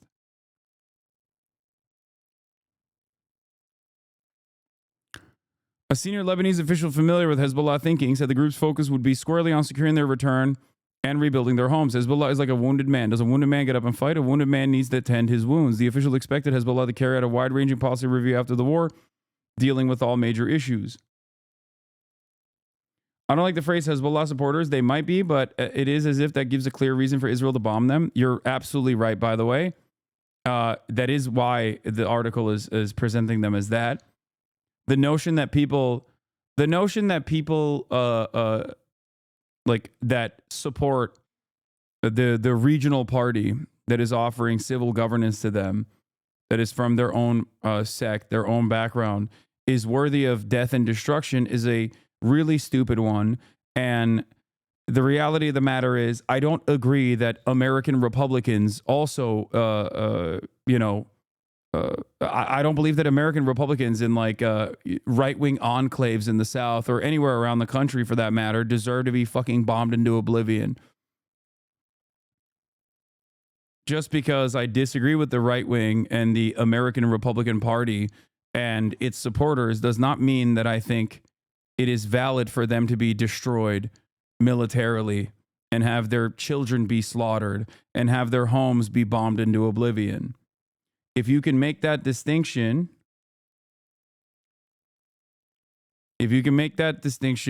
then you can understand that there is no difference here with Hezbollah and support for Hezbollah as well. The problem is people don't see that. no matter how much you communicate, no matter how much I communicate this reality, most people will never actually look at it in the same way. You know, they will never see it in the same way. These are brown people far away that Americans have only seen on television screens as, either some avoidable consequences, collateral damage, or, evil villains that deserve to be militarily defeated.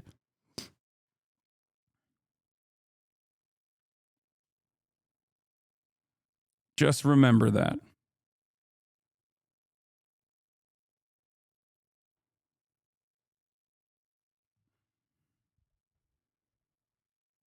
Thoughts on Sinah's analysis? Some reflections on the Hezbollah-Israel war from Sinah Tusi, senior fellow at CI Policy, Center for International Policy, tweets mostly on Iran. He writes for Foreign Affairs, Foreign Policy Magazine, and The Guardian. Israel entered the conflict with a clear and ambitious objective to advance the Litani River through the relentless aerial and ground assaults, seize control from Hezbollah, and secure the area to facilitate the return of displaced Israelis. Yeah, they wanted to create a security barrier like they did in the Gaza envelope past the point of the Gaza barrier inside of the Gaza Strip. I think that's what they wanted to do, at least like a mile in or so, to ensure that there was some semblance of like permanent military occupation there. So that Hezbollah would not have, missile systems aimed directly in northern Israel, for example. This move was intended not only to reclaim territory, but to establish a long-term security against Hezbollah threat. However, the strategy faltered. Instead of achieving its goals, intensified missile strikes by Hezbollah forced the evacuation of even more Israeli areas. Escalating Hezbollah attacks since October also severely disrupted Haifa, a strategic economic hub. The escalation reached its peak last Sunday, just 3 days before the ceasefire was announced, with Hezbollah setting a new record for daily attacks. The volume of missiles and rockets fired, many targeting Tel Aviv and striking deep into Israel, surpassed all previous levels. Israel's acceptance of the ceasefire despite unachieved objectives in part highlights Netanyahu's constrained position. Had Netanyahu believed continued fighting would yield better outcomes, he likely would have not agreed to the truce. Just like he is not agreeing to any sort of ceasefire proposal in Gaza, because he believes that he can continue dominating and genociding and ethnically cleansing at least northern Gaza. Hezbollah, meanwhile, may have been pressured into accepting the ceasefire due to internal and international dynamics, raising questions about its satisfaction with the agreement. Hezbollah Secretary General Naim Qassem is expected to address these issues soon, but the ceasefire's implications will take some time to become clear.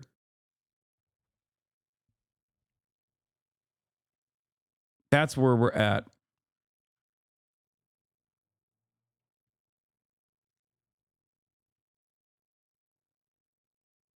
Yes, this map by the IDF shows this Gaza-style security zone where they're telling locals not to enter currently. Yeah, see? So they did this exact same thing in Gaza as well, where they just like blew up every building. They blew up every building that was, I forget what the exact distance is, but I suspect it's a similar distance. And completely wiped it clean. IDF spokesman, Rear Admiral, this is from Emmanuel Manny Fabian, Times of Israel's military correspondent. Just so you know, I'm not like looking at some random people on Twitter. IDF, he writes for the Times of Israel. IDF spokesman, Rear Admiral Daniel Hagari, in a press conference says any Hezbollah violation of the ceasefire agreement will be answered with fire. The IDF's mission is to enforce the agreement. The IDF is determined, and any violation will be answered with fire, he says. 1 kilometer from the border. Thank you, Elent News. Hagari says IDF troops are still positioned in southern Lebanon in the villages and areas from which there will be gradual withdrawal in accordance with the agreement. I believe it's going to take 60 days, they said. Air Force planes continue to fly over Lebanon skies, collecting intelligence, and are prepared to operate whenever necessary. Hagari says that in the coming weeks, the IDF will shape its defenses on the northern border and implement lessons from the past. Today, he says IDF troops work to enforce the agreement. The soldiers identified suspects who approached no-go zones, detained them, and fired warning shots. We also killed terrorists today, Hagari says. Hagari also shows a map of areas in southern Lebanon that are currently off limits for Lebanese civilians amid the gradual handover to the Lebanese armed forces. We are stationed and operating in this area. Armed operatives in the area marked on the map is a violation of the ceasefire, and any armed operative will be eliminated or detained, he says. Addressing Lebanese civilians, Hagari says, as you saw throughout the war, we are doing what we say. For your safety, we call on you to not approach the area where our forces are. The ceasefire agreement is built in a gradual way, and we will update you when you can return. It's pretty fucking crazy that they're like, yeah, even if you're trying to get back to your homes that we blew up, we will kill you. Israel gets to do that sort of thing, and America will defend it every step of the way. Biden administration is advancing $680 million of arms sales to Israel. This is by my Turkish goat Hümeyra Pamuk over at Reuters. That's the way that the Biden administration is brokering peace for Israel. Channel 12, quoting an Israeli minister who reviewed the documents, we have effectively brought Washington into Lebanon as a senior official, and this is a great achievement.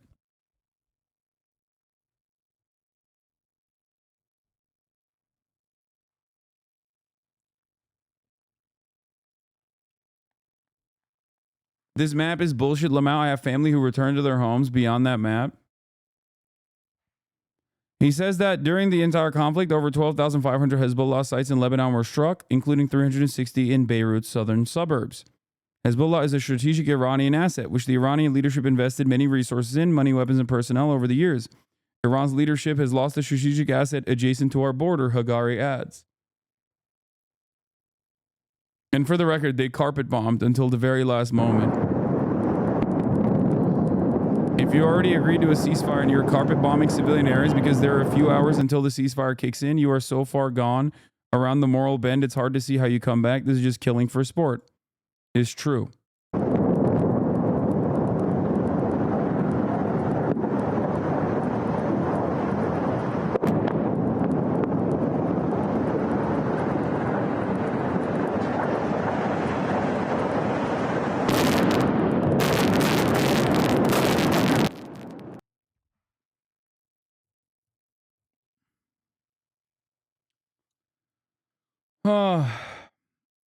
Moral nation, most moral nation. You know how it is. So yeah, Lebanon's economy is already in the pooper. This was part of the reason. What? Ethan is mad and saying shit about you being pro-terror because the Pod Save America guys are talking to you. Yeah, dude, I don't care, okay? And you shouldn't either. Please stop informing me on every little thing that Ethan does. I let him chirp into the fucking void, okay? An increasingly smaller audience of his core fans that leave because he can't just like stop his obsession. I'm sure he will love the new audience that he cultivates on this fuck Hasan train, okay? This is beyond drama. He is trying to like actively make me into a toxic person in the eyes of many of the people that I know, especially because it's, he just, I guess, misunderstands my position. I don't know what it is. It doesn't matter, okay?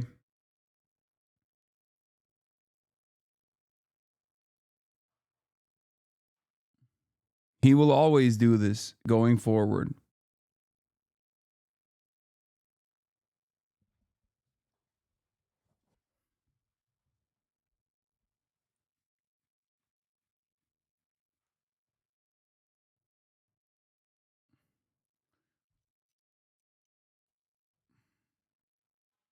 Let's continue. 50 and 100 hostages still thought to be alive inside Gaza. And they claim Benjamin Netanyahu won't compromise with Hamas in case his coalition government then collapses. You know he's probably making an H3 video on you eventually, right? Yeah, I think if he utilizes his nascent channel that he hasn't used for anything, specifically to like present me to this massive audience as like some terror supporter, I think that will probably backfire on him. Yeah. That's it. That's all I have. There's not much I can do about it.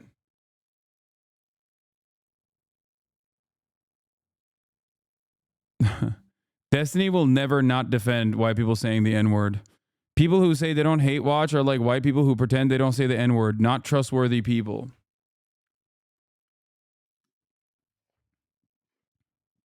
From November 17th, 2024. Wow.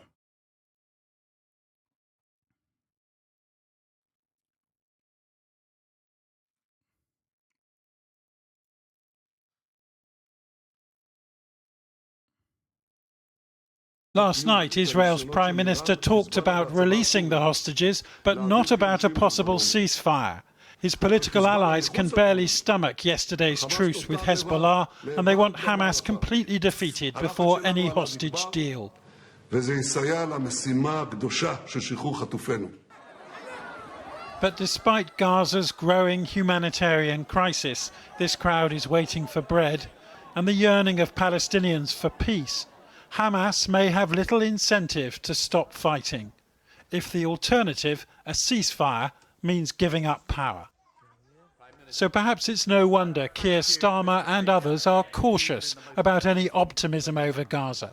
We must seize this opportunity to build trust, de-escalate tensions, and push for a wider ceasefire. Those against? At the UN Security Council last week, the Americans themselves voted alone against a resolution demanding a ceasefire, claiming that it suggested that a hostage release might not happen until after the truce. It was the fourth time the US had sided. Do you think Hamas has the rush to negotiate with Biden now that Hezbollah can't interfere and before a Trump presidency? Brother, what are you talking about? Hezbollah has offered like 39 deals that America has actually voted in favor of and have claimed was Israel's ceasefire negotiations time and time again. This is not up to, Hamas has done that, not Hezbollah. This is entirely in the hands of America forcing Israel to actually concede on the ceasefire deals. Hamas on October 10th already had a condition set for voluntary transfer of all the prisoners that Israel has. No, like there seems to be even more pressure on Hamas. Dude, what are you talking about? Wake the fuck up. What do you mean pressure on Hamas? What are you saying? What are you saying?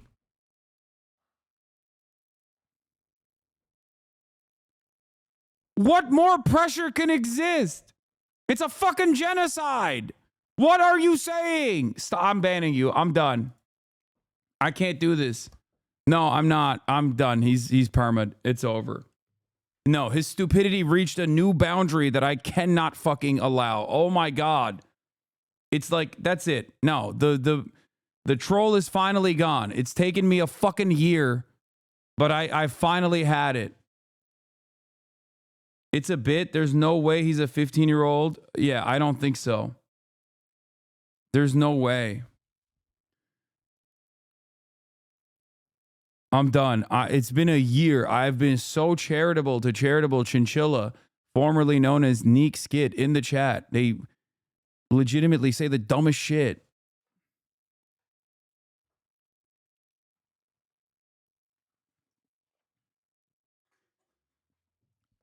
What more pressure can you fucking put? You're making it seem like this is you're making it, one, seem like Israel actually genuinely is interested in a fucking ceasefire when they've shown that they're not.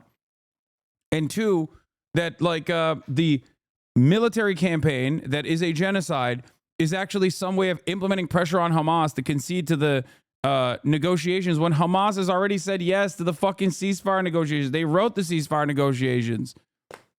The entire world voted on the ceasefire negotiations. The only party that is not interested in the ceasefire negotiations is the party that fucking executed the principal negotiator, Ismail Haniyeh, in fucking Iran.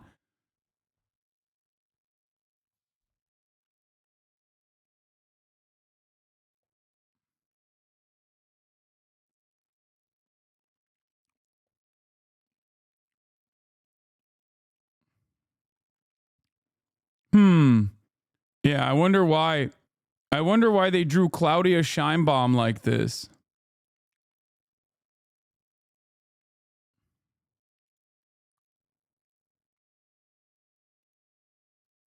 Are people still unaware that Gaza is systematically leveled? No. No. Charitable Chinchilla, formerly known as Neek Skit, knows what is happening in Gaza. He's in the chat long enough to know. He's seen it. I don't think they're being stupid. I think they're just like voluntarily trolling. And usually I don't ban people for doing that as long as they don't like piss me off. But it's gotten to a point where, you know, this is it. You know, I can't repeat myself over and over again that many times. With Israel in this chamber.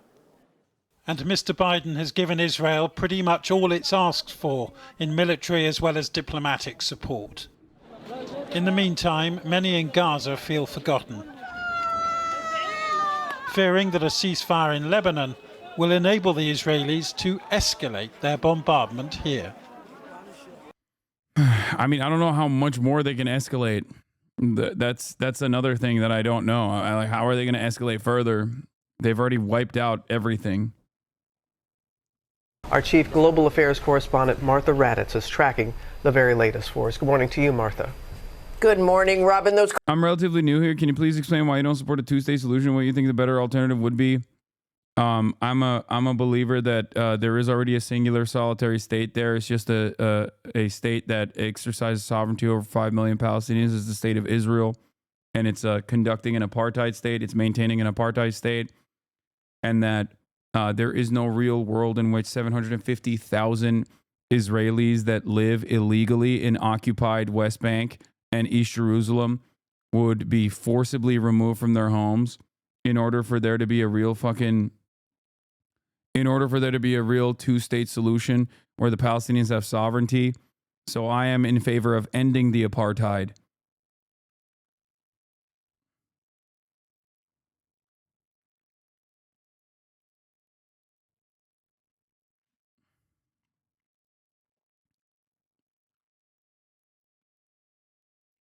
What you are looking at is what the two-state solution is.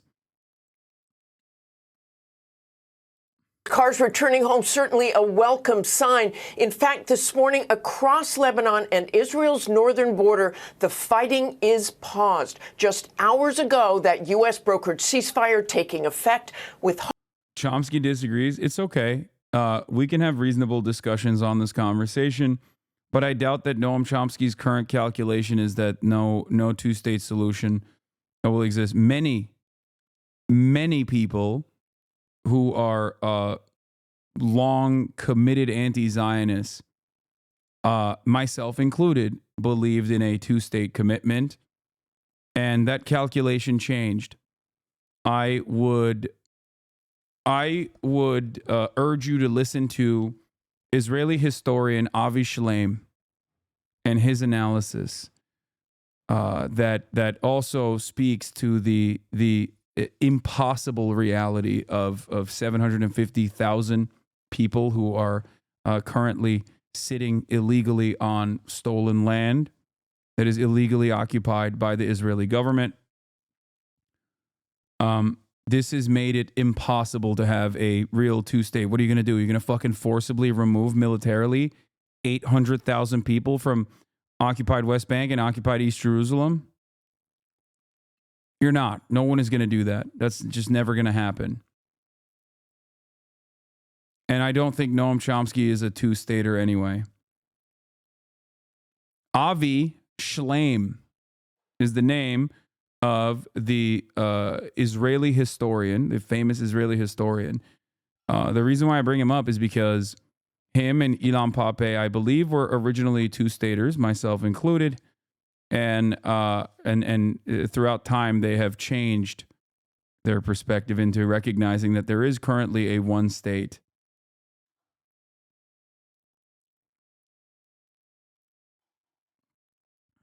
Hopes it will be permanent. The West Bank settlers are living in someone else's home, not their homes. They should be returned to living Palestinians who were displaced. What you're saying is mostly true for occupied East Jerusalem and somewhat true for the West Bank, but no. It's not entirely true. The overwhelming majority of the West Bank settlements are actually newly formed settlements that they built on top of Palestinian homes and farms that they destroyed many years prior. And while that is the morally correct way to implement a two-state solution, that would never happen in a million years, and it is infinitely more likely for there to be a one-state solution where the apartheid is dissolved forcibly and abolished, and the 5 million Palestinians are able to participate in the democracy of a singular, solitary, secular state that no longer has an ethno-statist project.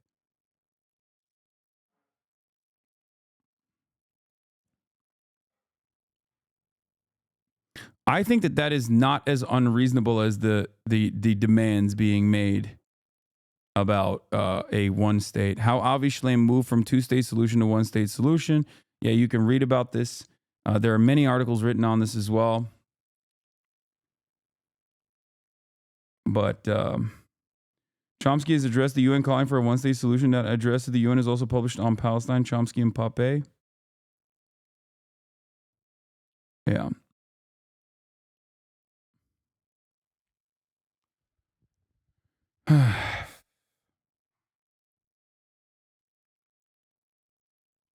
Yeah.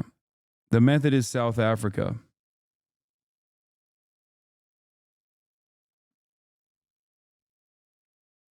This is morally true in general, but as you say, the settlers in the West Bank are unhinged and would likely fight and kill IDF soldiers to try to evict them. Oh, for sure. I never say that this will be without conflict. It will be akin to the Reconstruction era in the South. It will be exactly like that. For sure. It has happened before with much smaller numbers in Gaza as the settlers refuse to leave, but the overwhelming majority of the violence will come from the settlers that want to restore the ethnic and sectarian pecking order, and not actually from the Palestinians who want bloody vengeance and revenge. That's usually not how it works throughout history. Reconstruction in the South failed. You're right. I agree. I know. Having said that, however, the current situation, or even the Jim Crow South situation in the United States of America, is still better than the conditions that are the conditions that Palestinians are subjected to as it stands. Now, that doesn't mean that that's where it ends, and that's not the final mode of existence for Palestinians, but it is objectively better than genocide.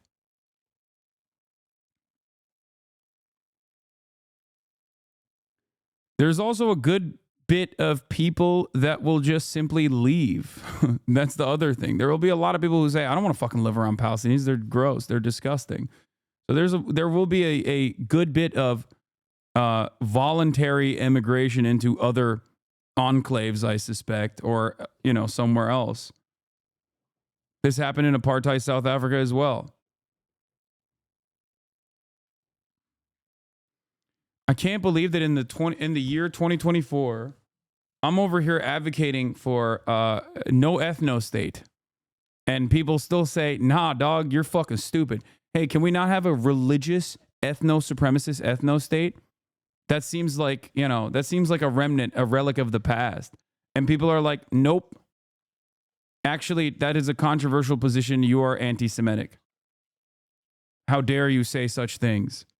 Can we not have like a country bouldering toward, country that is firmly in the grips of fascism at this point, not even bouldering towards fascism, let's be real, that wants to maintain a demographic, ethno-supremacist, religious state?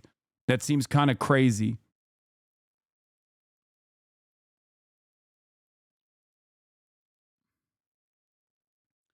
Brother, why do we always get compared to South Africa instead of the Algerian model? Our situation is way more similar to Algeria and not South Africa. Because you're wrong.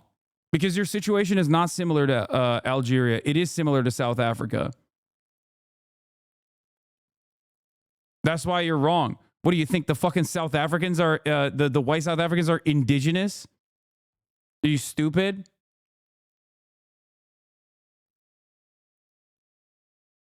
That's why. You can fantasize about purging all Jewish people from that area as much as you want, but it's never going to fucking happen. And not only is it never going to happen, but it's not even just to begin with. Like, that's ridiculous. The solution to this violence, this subjugation is not more fucking violence directed at random people. It's also never going to happen. So you're just fucking yelling you're yelling into the void.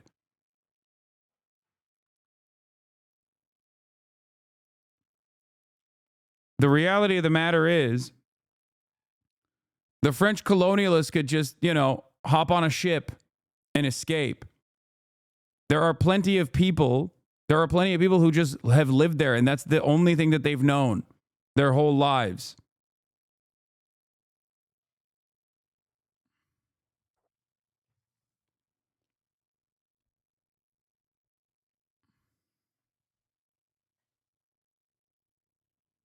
I don't get it either. Not trying to be antagonistic, but aren't Nazis, Germany, and Algerian outcomes equally as likely to happen as the South African outcome? No, I don't think the South African apartheid abolition outcome is that unlikely. I think that it is very likely. It is more likely to happen in my lifetime than I ever thought it would be.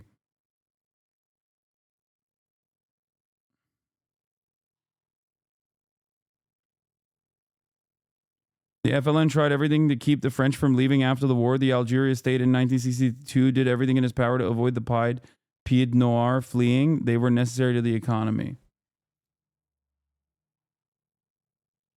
Yeah.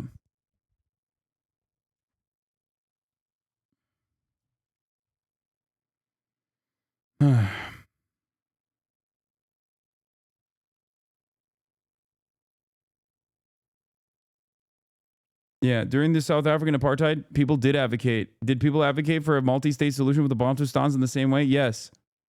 On one state is much more likely, as you say, the former Mossad head said the settlers literally killed the idea of a Jewish state when they set up in the West Bank. There was no other way of bringing that land into Israel in the 21st century without full annexation and international pressure in the long term to accept all the Palestinians there as full citizens, thus making it a 50-50 Arab-Jewish population. Yep. That's the other side of the irony of the Miriam Adelson push for Donald Trump to permanently annex the West Bank. You permanently annex the West Bank, all of a sudden, there's no more illusion to what Israel is doing, okay? It is now officially firmly an apartheid state. These people are so fucking hungry for more land acquisition that they do not realize that either you do a permanent Holocaust on the 5 million Palestinians and maybe even the 2.5 million that are living in Israel proper right now, or you are forced through international pressure to basically make them second-class citizens under Israeli rule. There's just no other way out of it. That's it. And if people think that they can maintain an apartheid over 5 million people that they enforce sovereignty over in the same way that they're doing in the West Bank right now in a holding pattern, they're fucking wrong.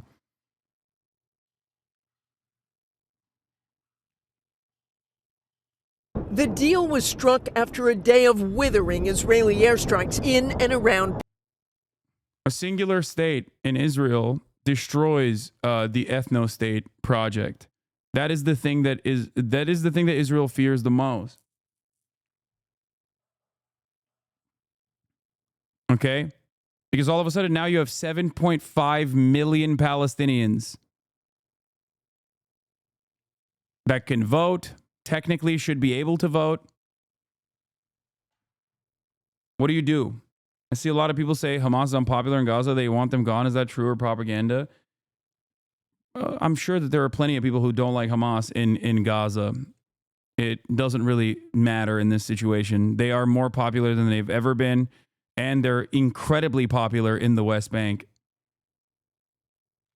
I was asking a genuine question. I don't understand why I'm getting shouted at. What? No, I don't think so, but we can't frame the Palestinian issues as apartheid only.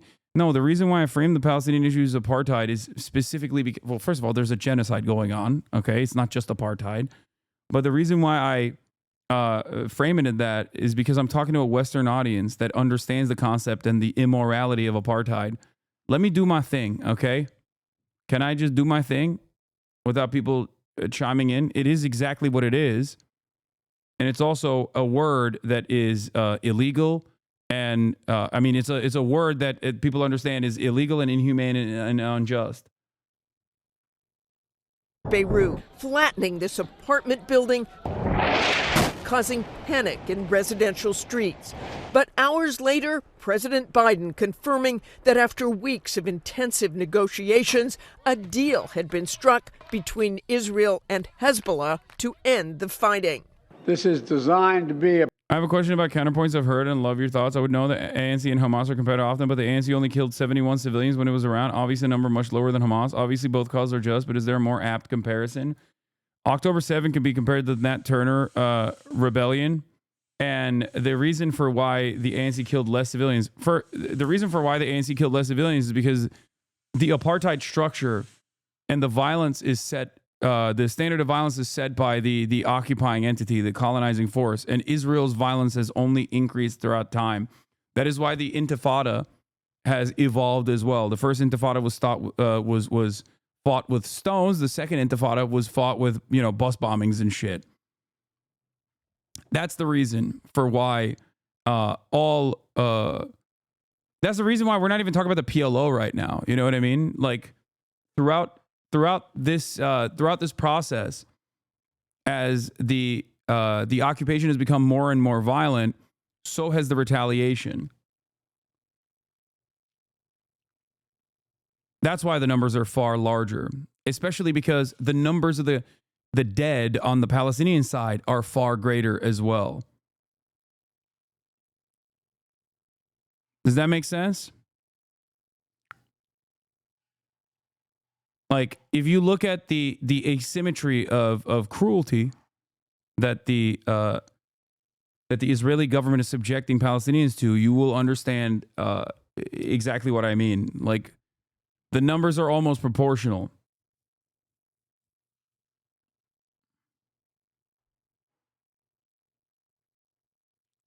a permanent cessation of hostilities. What is left of Hezbollah and other terrorist organizations will not be allowed. Under the agreement, Hezbollah and Israel will observe a 60-day truce. During that period, Hezbollah fighters will move north away from Israel's border, and Israeli troops will gradually withdraw from Lebanon.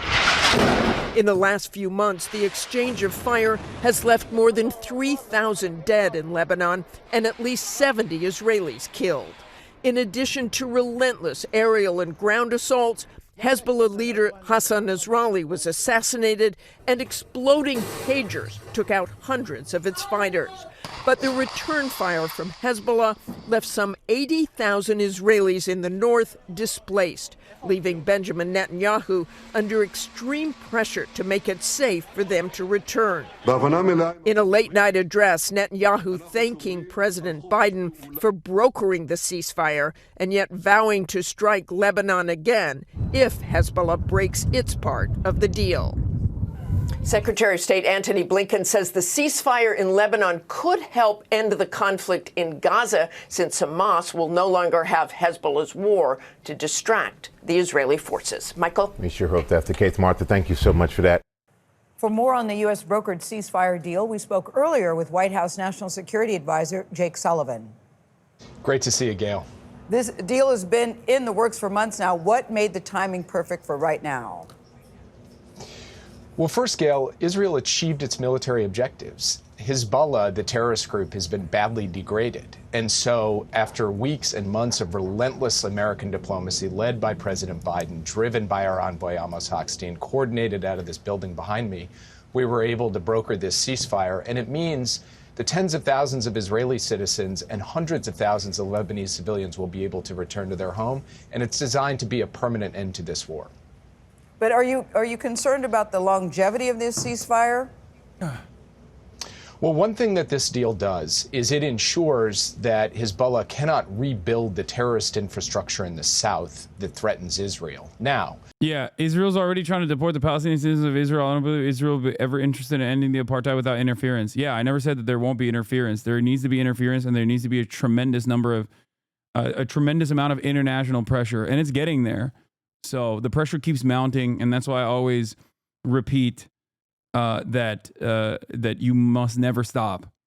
You must never cave to nihilism. You must never cave to pessimistic thoughts and think, oh, all of my effort and all of my support is for nothing. Palestinians still keep dying. They want you to stop. It would be great if you just went back to business as usual. Okay? Oh, wow, optimism from Hasan. This is one of the things that I've always maintained a healthy dose of optimism on, because I understand the dynamics a lot better than many people who only after October 7 learned about the process, learned about the truth. If you've been at this for a very long time, even in a sea of death and destruction,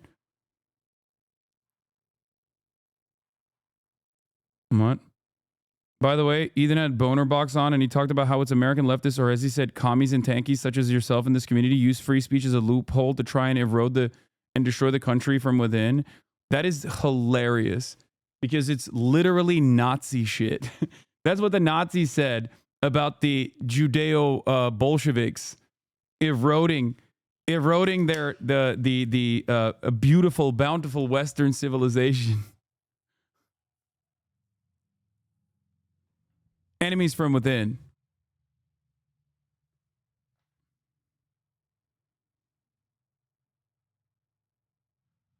That's great.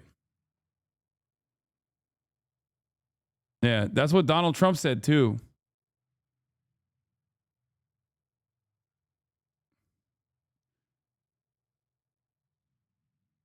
Anyway, let's continue.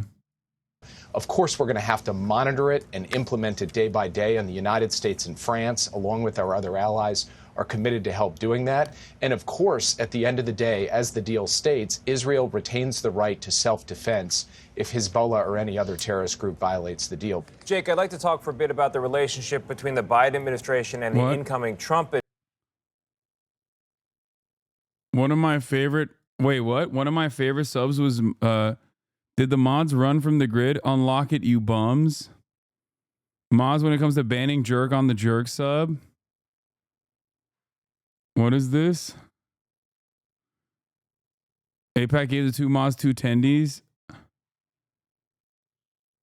Half these motherfuckers ain't even anti-Semites.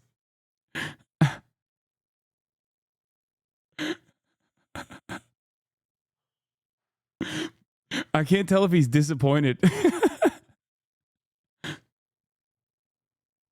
That's funny.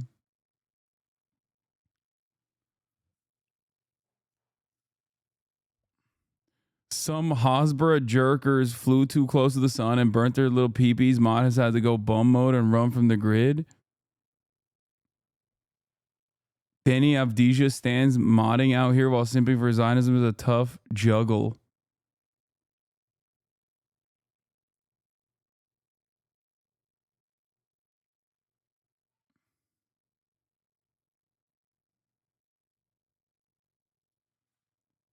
What is this? Bailing a dozen incarcerated people out of prison industrial complex, taking them on party boats for TikTok views, the content creation I can get behind. Wait, what?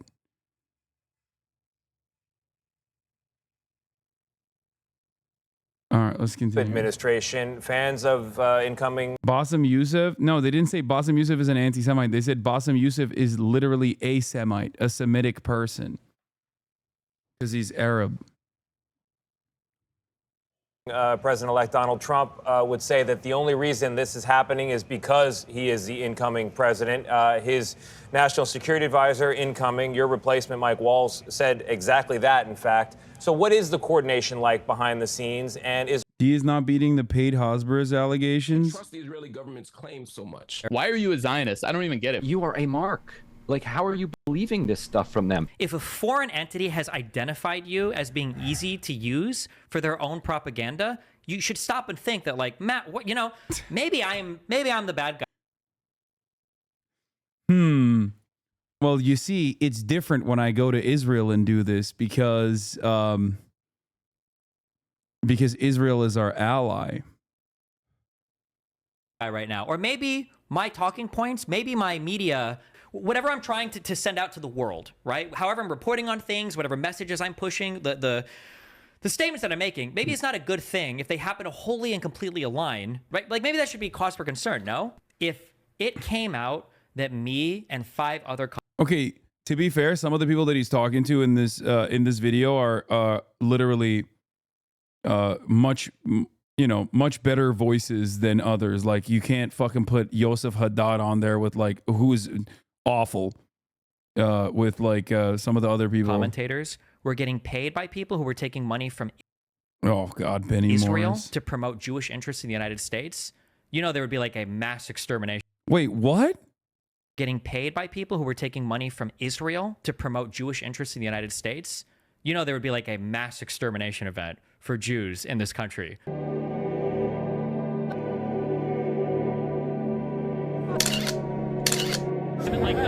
Like any culture at all. Like, you should go party more. Yeah, we'll think about it. I'll think about it.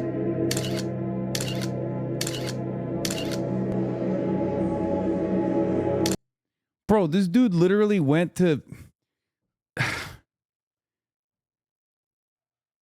This dude went on a fucking Nazi government sponsored trip to the fucking occupied Polish territories, like basically. I don't know if they actually paid him or not, for the record. I'm just saying, like, it would be equivalent to that and being like, hey, man, well, I met some naysayers and also a lot of people who are paid propagandists. Like, Elon Levy is like the fucking Joseph Goebbels for Israel. What the fuck? How is this any different than Jackson Hinkle going to fucking occupied Ukrainian territory? That's what's so stupid about this. Is like, I shit on Jackson Hinkle for doing that, and I shit on Destiny for doing this.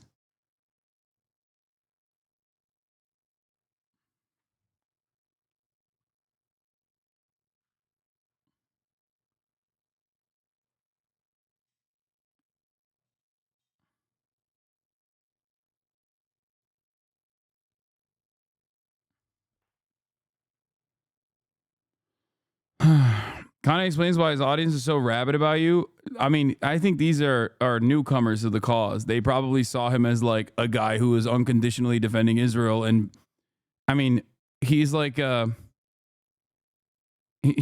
probably a little bit more. If you're a young dude living in Israel, you know, who are you gonna go to? Fucking Alan Dershowitz? No, Destiny's a little bit better, even if they are very aligned on a lot of things. You know? Being a spy is at least kind of cool.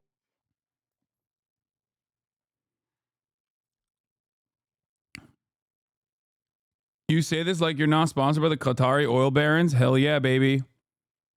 Yeah.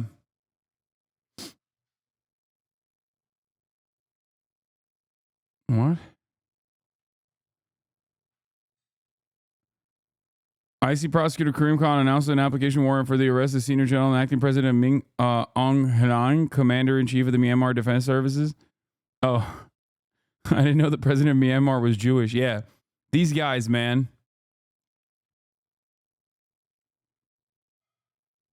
What? Finish the D clip? Being a useful idiot is like the most embarrassing. Why do you try? Yeah.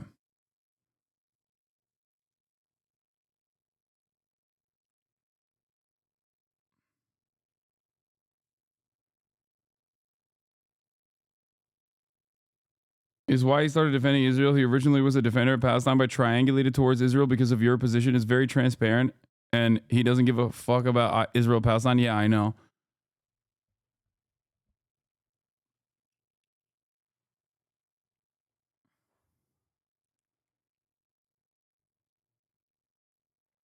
Damn.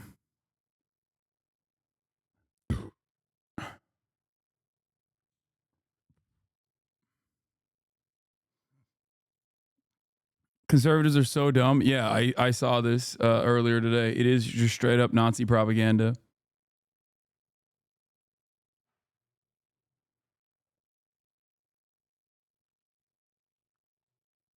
All right, where the fuck were we? Let's get back to this. Is there any truth to the fact that these deals are happening because of our election results here?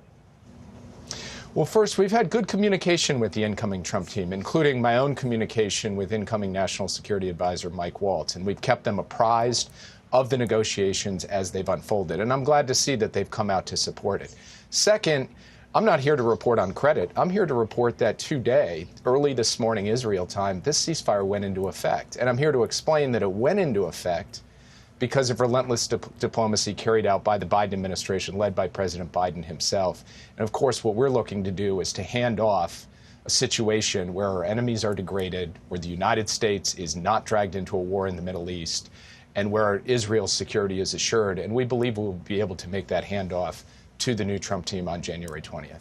I hear you, Jake, but how do you feel about the incoming Trump administration saying, back to Tony's point, this is only happening because Donald Trump is a president-elect? I'm curious how you feel about that, knowing all that you know and how this game is played. Well, for a lot of days, Gail, you know, we were told by very smart people in the region, in the media, this deal couldn't happen until after January 20th. It just couldn't once the election had happened. Well, the deal has happened. And it's happened because President Biden directed his team to roll up their sleeves and do the work. And it happened also because the United States over the last many months at critical moments has positioned U.S. military assets and capabilities to help deter and shape the decisions of our adversaries. And so we're proud of what we've done. I really don't want to get into a back and forth with the incoming team, because my job as National Security Advisor is first and foremost defend the country, and then second, ensure a smooth transition to the new team. I intend to do just that. All right, Jake Sullivan, thank you. Don't you know American foreign policy is uniparty, please? Several numerous bomb threats made against Donald Trump cabinet nominees. FBI says, damn.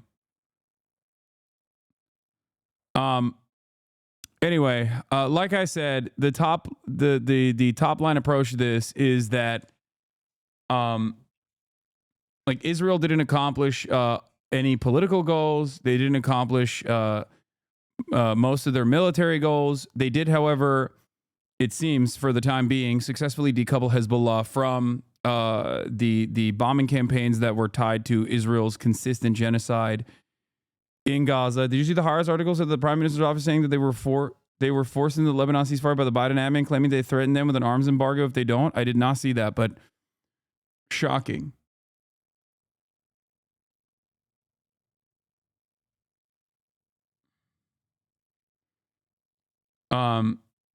Overall,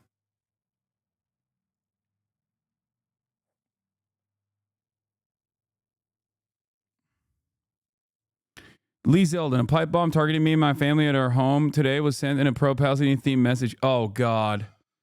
Oh, here we go. Oh, dude, they're going to 9/11ify this shit. Or not even 9/11. They're going to do the fucking... Oh, brother. It's the anthrax attacks. Oh, God. Oh, here we go.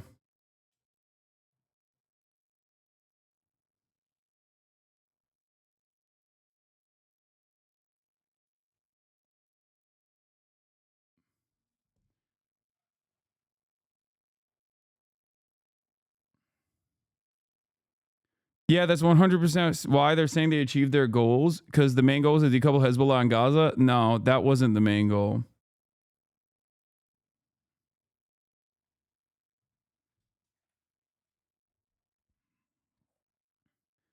Oh, brother.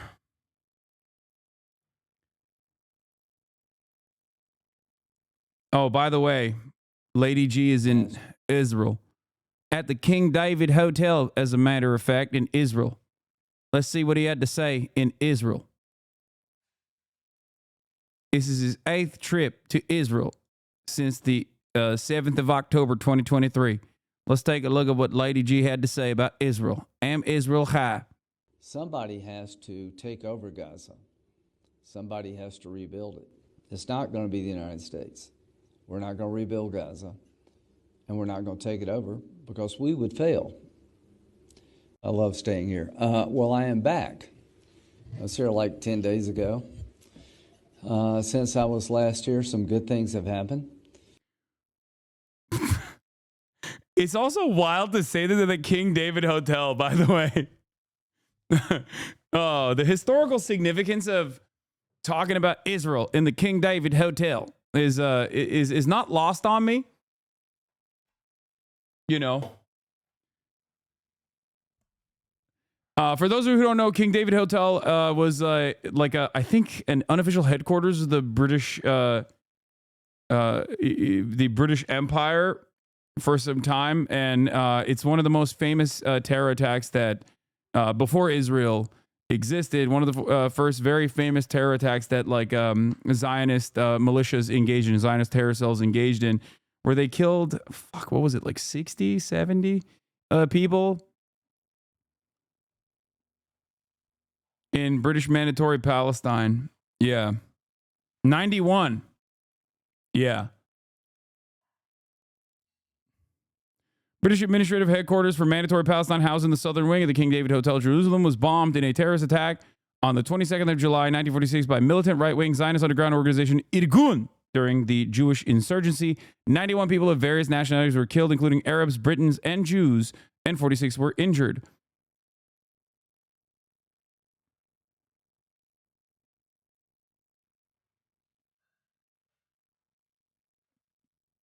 Yeah. Irgun committed the attack in response to Operation Agatha, known in Israel's Black Saturday. British troops had searched the Jewish agency on 29th of June and confiscated large quantities of documents directly implicating the Haganah in the Jewish insurgency against Britain.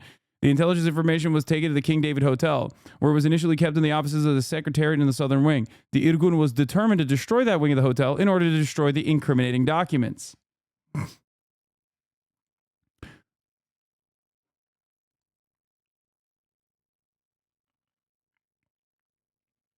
That's why Bain was not allowed into the UK in the 50s. They saw him as a terrorist.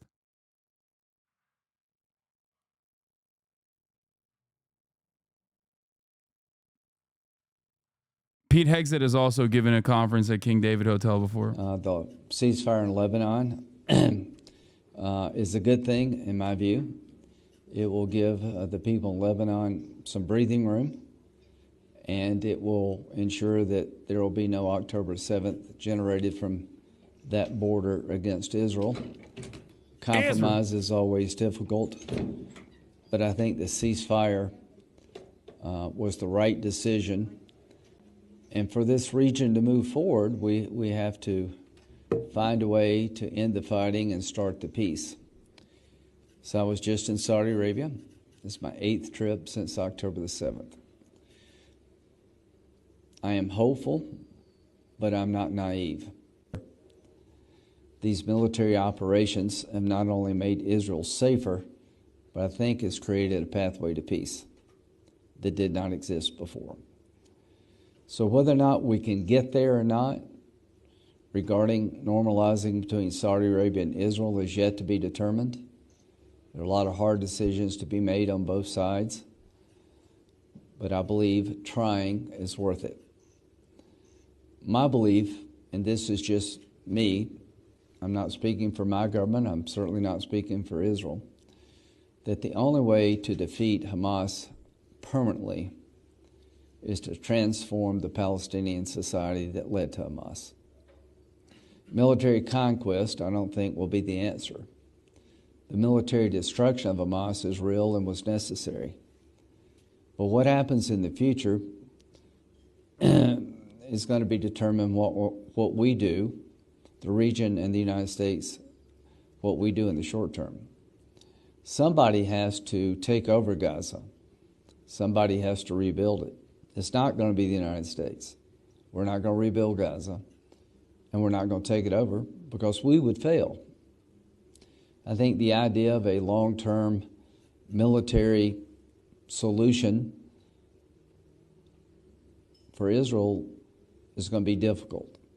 Eventually, somebody is going to have to come and rebuild Gaza and create an entity in the Palestinian world that would live in peace with Israel.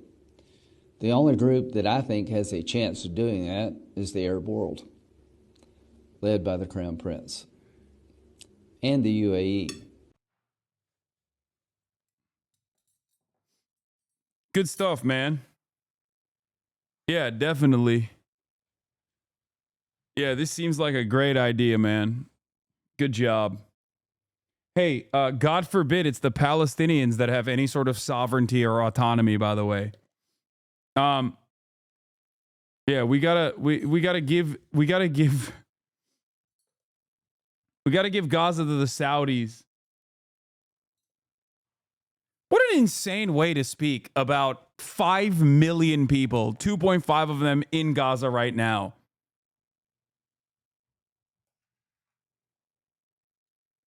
Like, can you imagine talking about anyone else like this? No, that's how white supremacy works. There are no punishments for this. There are no consequences for this. As a matter of fact, this is American foreign policy, and Lindsey Graham will be celebrated for elevating it, for having the courage to say it out loud. In a just world, he'd be locked away in prison, okay?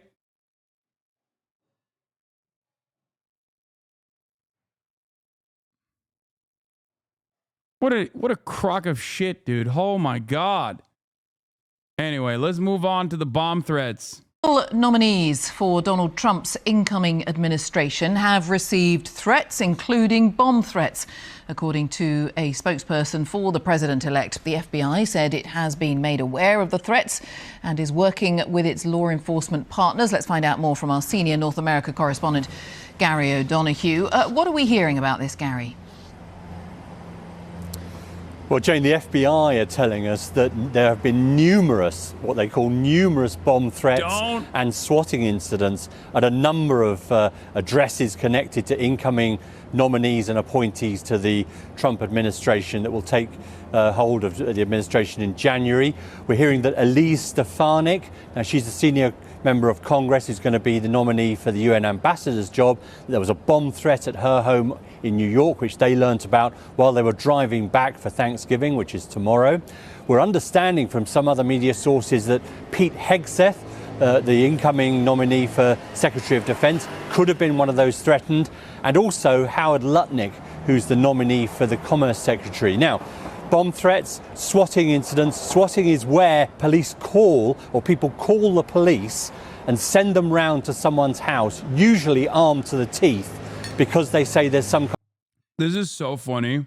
Having a British man explain how violent of a military force the American police is on any given Sunday is such a funny thing for me. It's like, this is a normal part of American process. In the United States of America, people that don't like you can just call the cops on you to go to your house and try and get you killed.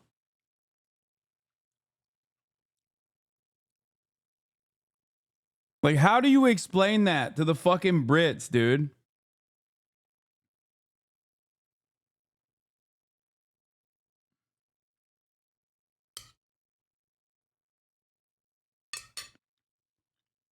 Kind of threat or incident going on there.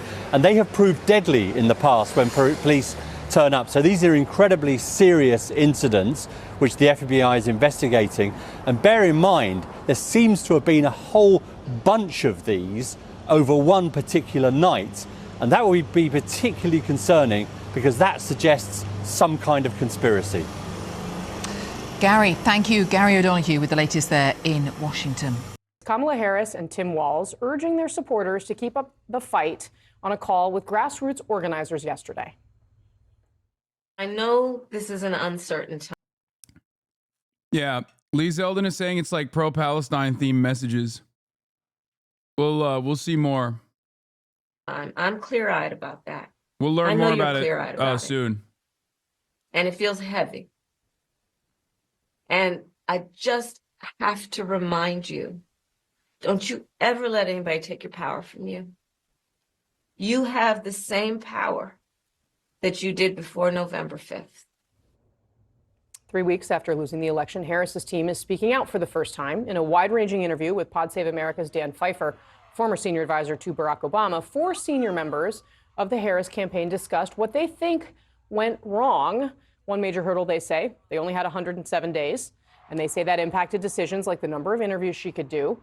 Trump, on the other hand, of course, made it part of his campaign to appear across several popular podcasts. One of the things I like about doing a show like this, can you imagine Kamala doing this show? I could imagine her doing the show. She'd be laying on the floor. She was supposed to do it, and she might She still do wasn't it, gonna and do I it. hope she does. She's not going to do I will it. talk to her like a human being. I would If try she to have a did this conversation kind of an with her. interview with you, I hope she does, because it would be a mess. She'd be laying on the floor comatose. You'd be saying, call in the medics. Harris's team addressed whether she should have gone on Joe Rogan's podcast and tried to explain why it never happened. Yeah, there's a lot of intrigue around this, a lot of theory. I'm sorry. While I do think it would have improved their chances, I don't think that it would have fucking changed the outcome. Having said that, however, this level of emphasis on a singular fucking podcast is yet another resounding example that we have devolved as a society.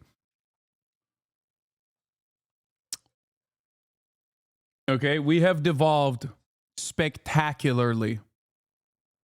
It's pretty simple. We wanted to do it. We had discussions with Joe Rogan's team. They were great. They wanted us to come on. We wanted to come on. We tried to get a date to make it work, and ultimately we just weren't able to find a date. But it didn't ultimately impact the outcome one way or the other.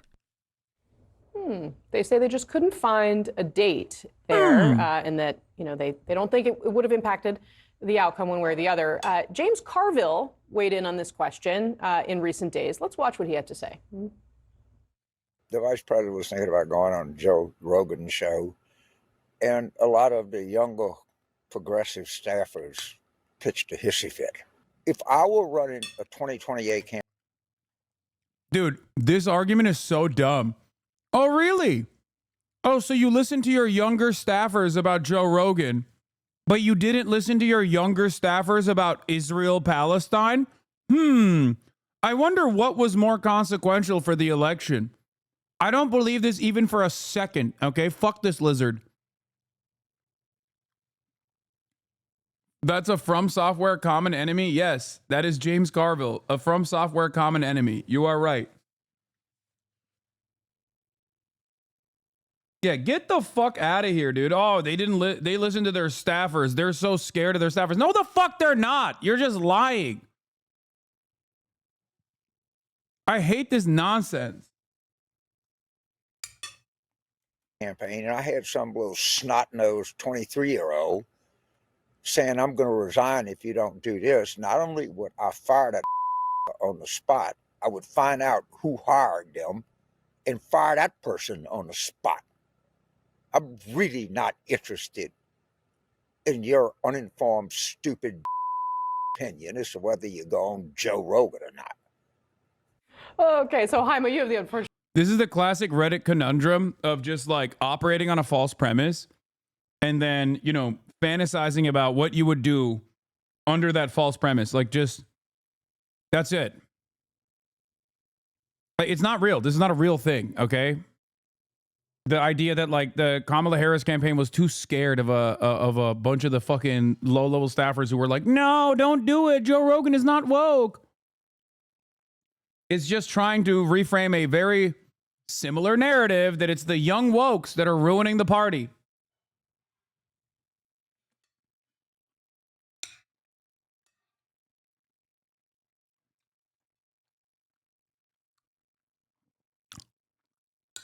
Wow. The Kamala Harris staffers were only focused on Joe Rogan. They had to listen to their youthful staffers on whether or not they should go on the Joe Rogan podcast, but had no problems not listening to them on any number of different things, like fucking,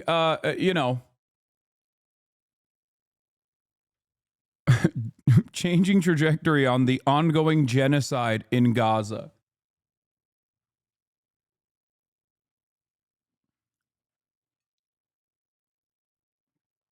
Feelings on Coca-Cola now being BDS. I've already covered this in the morning. I'm heartbroken, but hey, I will,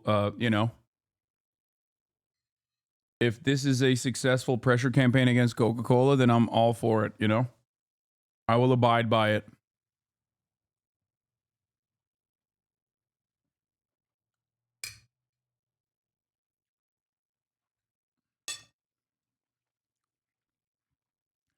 I have talked about my opinions on boycotting and consumer-based activism, and the Palestinian National Council boycott, divestment, and sanctions is like a perfect example of a hyper-targeted, very specific, very deliberate pressure campaign. It's exactly what is good.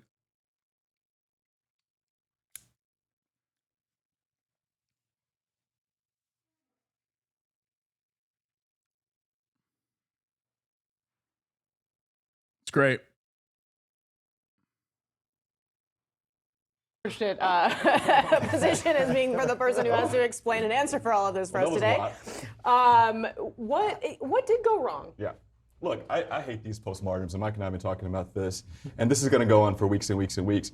There were a myriad of things that happened over the course of the last 4 years, and even 8 years that led to what happened on November 5th. Look, two things that stand out to me. I think my friends on the Kamala campaign are correct. 107 days is not enough time to run for president. That's just a fact. And on the other side, Donald Trump has now run 3 times.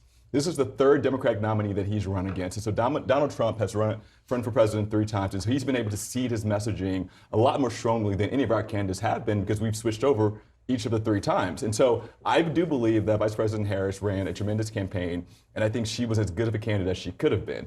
Now, granted, let's pull back to the layers a little bit. Should she have done Joe Rogan? Yes, she should have. Would it have changed the election? Probably not. And so I think, and look, I'm going to steal something that Mike and I were talking about in Mario during the green room. I think here's the overarching thing. You've got to meet voters where they are. You can't try to lead them to where you want them to go. And I think time and time again, Democrats, and particularly this past campaign, we were trying to lead a high-minded campaign and talk about issues that we thought were important to people, but come to find out, that's not what people wanted to talk about. People wanted to talk about immigration. They wanted to feel safe. They wanted to talk about inflation. And look, all these numbers that, these indicators that we're talking about today seem to be doing better right now. And I think if we had a couple more days or weeks, I do believe Kamala Harris and Joe Biden could have got that message out a little bit more saliently. And then, of course, Governor Walz did a great job, too.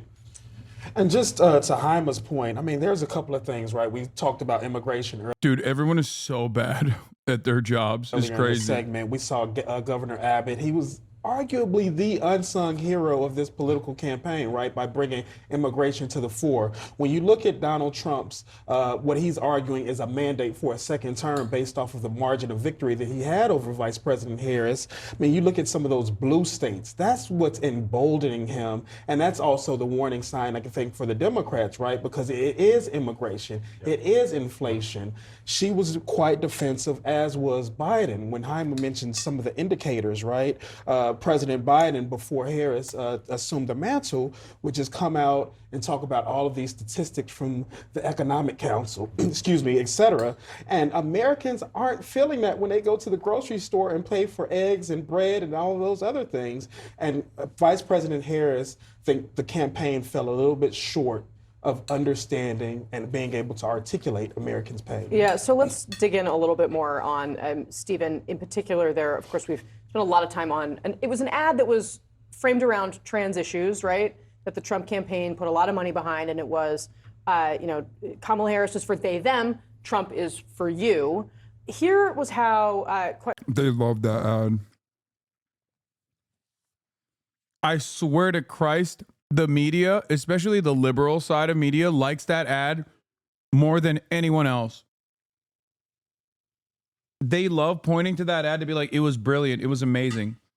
And I think it's because it just goes back to the same thing that I always talk about, which is that everyone is like a little transphobic to a lot transphobic. And so for that reason, especially when paired with the fearful nature of liberals, especially when paired with the fearful nature of liberals, they like, it creates a sense of panic where they're like, no, the ad was so good. It was so good. They got us. They got us. We're so pro-trans. They got us. No, when you're not someone who is well-defined, then people can make a mockery out of you. When you have no fucking genuinely held convictions, and no universal programs that you're advocating for, people could just like so easily turn around and be like, yeah, you only care about giving trans prisoners bottom surgery.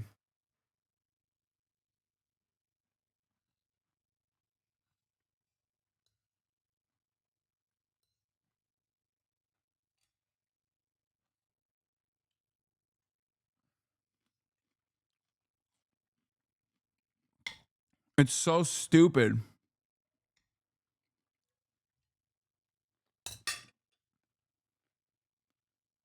Quentin Folks, who was on the campaign, as well as David Plouffe, explained that in this postmortem. Let's watch. Obviously, it was a very effective ad at the end. I ultimately don't believe that it was about the issue of trans. I think that it made her seem out of touch. And it was sort of a pseudo-economic ad underneath it. At the end of the day, we were spending a lot of time with voters in these battleground states, both quantitatively and quantitatively. And this trans ad was not driving vote. So he says the ad's not driving votes, but when you listen to what Quentin said there,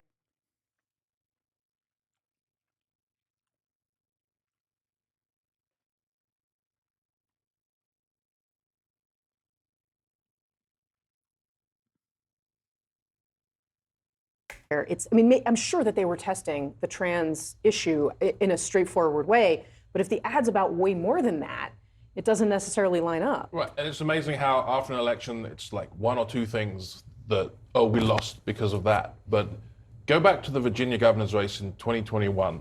The issues in that race were inflation, trans kids in sports, and immigration. Even Dude, that's crazy. My man is pointing to a special elections in a governor's race. Like, it is perhaps the worst example. You might as well be talking about an election in fucking Zimbabwe to try and derive any sort of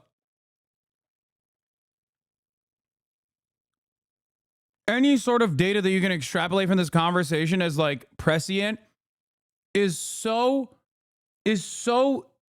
childish.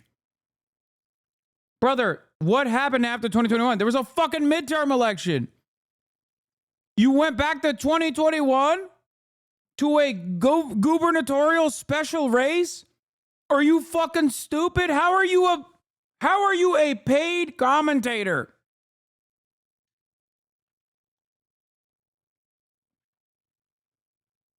Red states have blue governors. Blue states have red governors. People have a much closer relationship with their governors.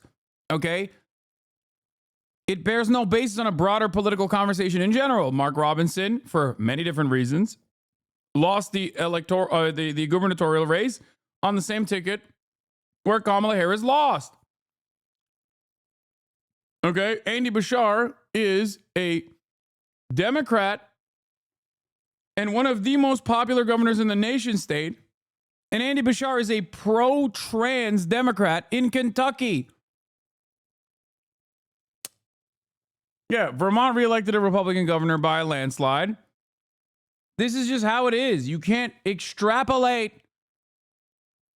You can't use governor races as a serious metric for anything, especially a special election. That is just the gubernatorial race. Oh my God, you're so fucking stupid. even in Virginia was an issue. That completely prefigured this election. I think because the Democrats did better than everyone thought they would in the midterm elections, that people kind of forgot that. But I think and that's why we ended up with a 170-day campaign, by the way. Right, but I think the election was probably lost 3 years ago when the White House was saying inflation was transitory when everyone knew it wasn't, and they were saying there wasn't a border crisis when there was. Do you agree? I mean, oh yeah, I agree. I also think there were parental issues in that gubernatorial race in 2021. I mean, it was a. Let me put it to you that there's so many places I could go with this, but let me just put it in this context. When you have the they them was the important line in that ad. It had less to do with the transgender issue and more with the they, them, the wokeness. When you juxtapose Vice President Harris and Beyonce against Donald Trump at either McDonald's or wearing an orange vest in a garbage truck, Donald Trump's a billionaire, brother. What the fuck are you talking about? So, like, I know for a fact that he would be ripping into Kamala Harris if she also did the same dumbass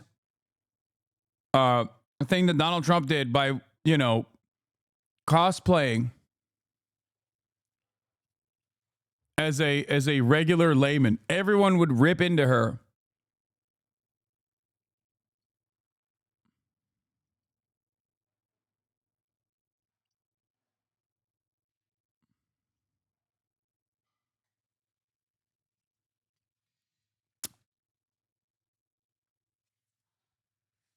It's so dumb. that was the difference in the election. It had everything to do with the economy, but it also had to do with who is speaking directly to the voters. And you had Donald Trump doing what Democrats have done for decades, speaking directly to working class voters. And the Harris campaign either ignored them, didn't think they needed them. I don't know what their idea was there, but they made a vibe election bet. He made a base election, unvoted, low propensity voter bet, and he won. For sure. All right. Stephen Collinson, Mario Parker, Jaime Moore, Mike Dubke, thank you all very much for joining me this morning. I appreciate it. Happy Thanksgiving. So when you want to give like an interview after, give a postmortem, you think you would go to a traditional media outlet? That way they can ask some, Kamala campaign blames bad question for interview snafus.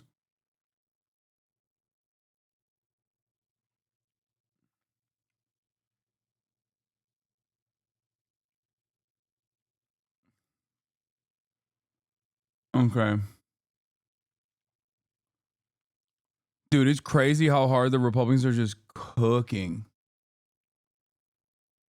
They are absolutely fucking dominating the Democratic media, the Democratic Party apparatus. They have just been nonstop. It's been an endless faucet of fucking ownage. God damn, it must feel good to be a Republican right around now. You're like, we want everything, brother.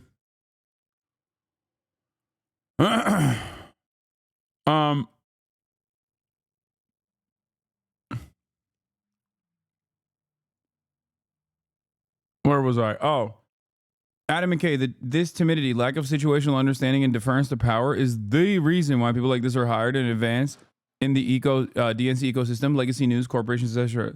Select schools, communities, and mentors cultivate this nibble around the edges approach.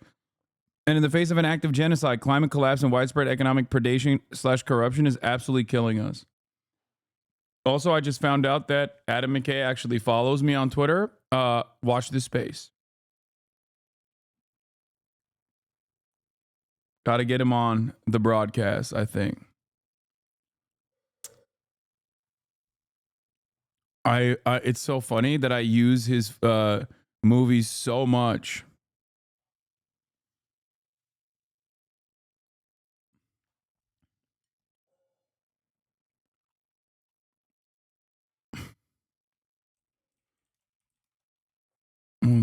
Hold on.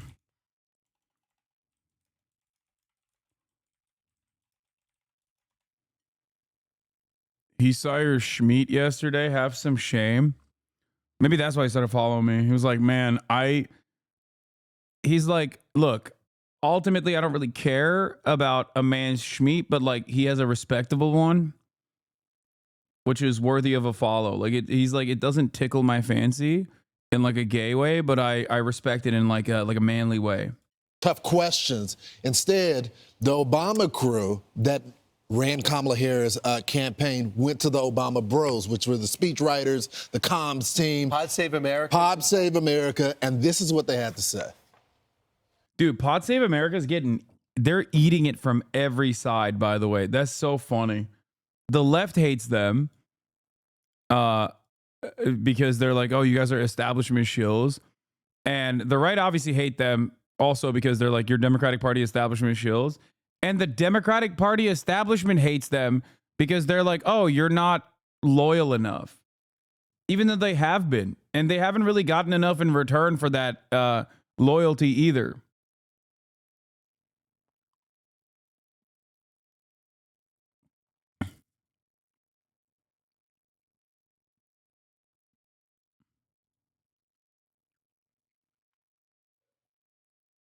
That's what's hilarious about it, is that, like, it's not like the fucking fuck you mean them, you're a podjon. Okay, that's true. I am a podjon. I'm a podjon now. Okay, so put some respect on it. Yes. The CNN video's out Hasan now. Piker. The CNN video's out and Kaya's on it.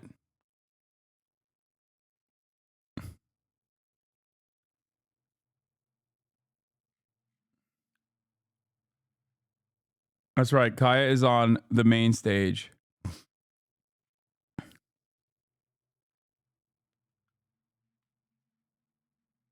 Oh, by the way, you know who was really mad at them? The fucking Kennedy guy, Jack Schlossberg, who he's like somewhat unwell, I think. And he's always like popping off on TikTok. He sometimes shows up on my For You page too. But he said podcast was a comedy, not a tragedy. Absolutely no grace or humility, no accountability, no clue. Truly insulting. But there's a happy ending. Never have to listen to the person below again, and neither do any of you.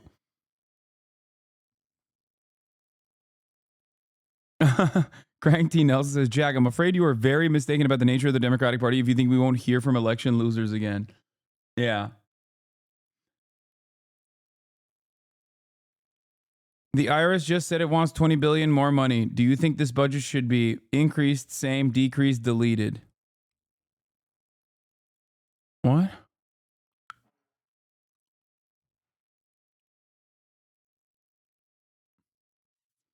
Flat tax for all, no loopholes.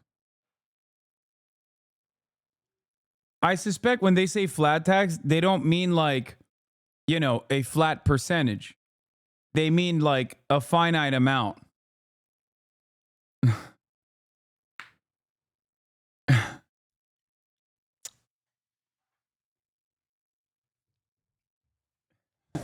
They mean like, you know, everybody pays like $1,000. I don't know.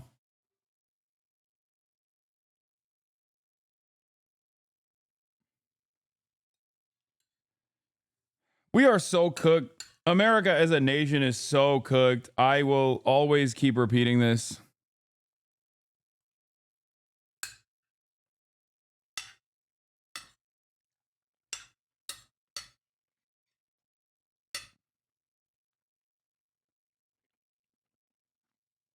Oh, Kamala Harris was refused by Sean Evans, by the way,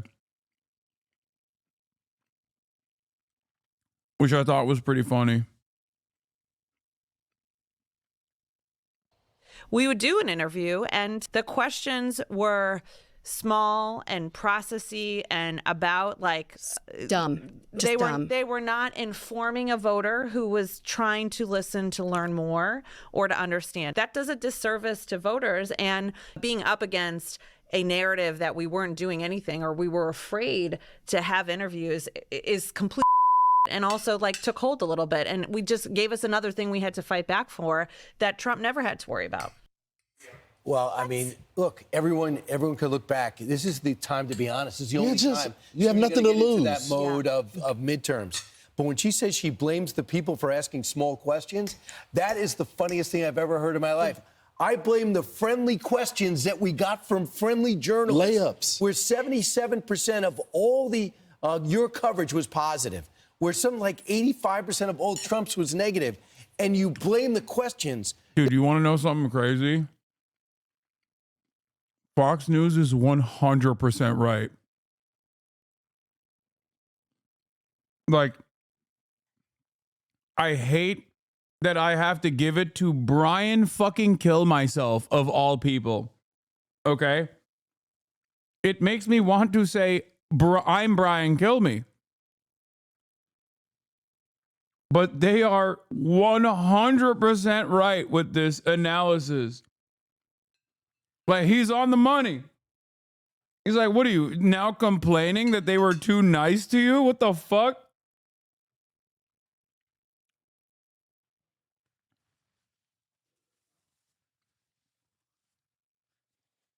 the media very rarely actually asks like adversarial questions. And I think it's partially because, you know, they paid the piper. They were fucking so unimaginably pro-corporate donors and pro-Israel that, like, I think that's part of the process. The media was like, all right, you're playing ball. We got you. The problem is mainstream news, especially on the left, no longer has the same motion that it once did. The online content sphere is far too diversified and far too vast and far too successful. The audiences that are watching mainstream television are so fucking old. They're dying.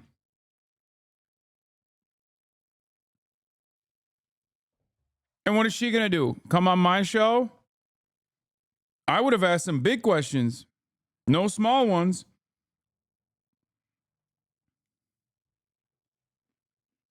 You know?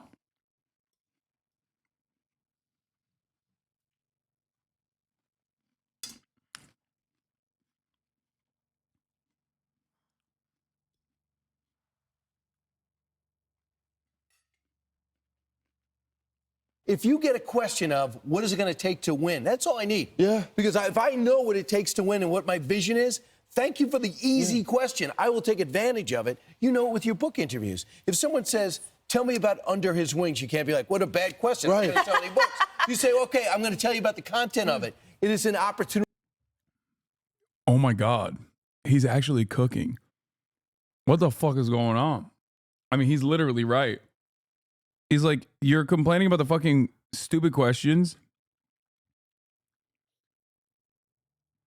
No. Wait, what the fuck? Peter Griffin bears it all while eating spicy wings. Popular YouTube show host Hot Ones turned down Kamala Harris pre-election interview request. I wonder if any of them, the team guesting on PSA, made the call to have you removed from the DNC. No, Kamala's campaign was actually in favor of me being at the DNC to begin with. It was the actual DNC that did not like it. It was Jamie Harrison's side that was very agitated about it. And as far as I understand from the people that I talked to and the people that I heard from, it was the straw that broke the camel's back was my anger towards not having a Palestinian speaker.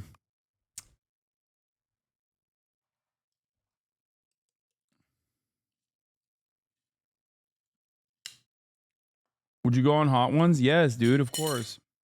Sean Evans is my mortal enemy, okay? But I would go on Hot Ones for sure. Why wouldn't I? I'd love to go on Hot Ones.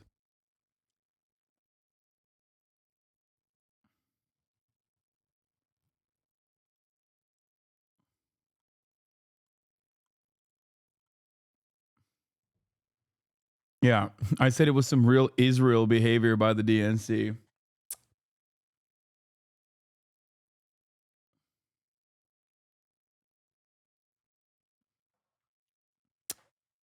Sean is your fragile op? Yeah, he is. Although I'm a bald chaser, Sean Evans, who doesn't know I exist, is my op.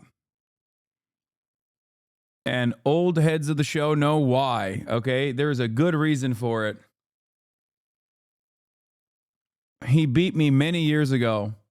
He bested me in the battle in an award show that doesn't even fucking exist anymore, and I will never live it down.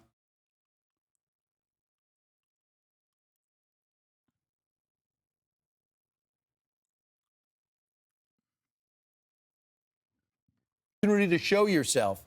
And what she missed is an opportunity to hop on the podcast and keep on debating the Joe Rogan podcast.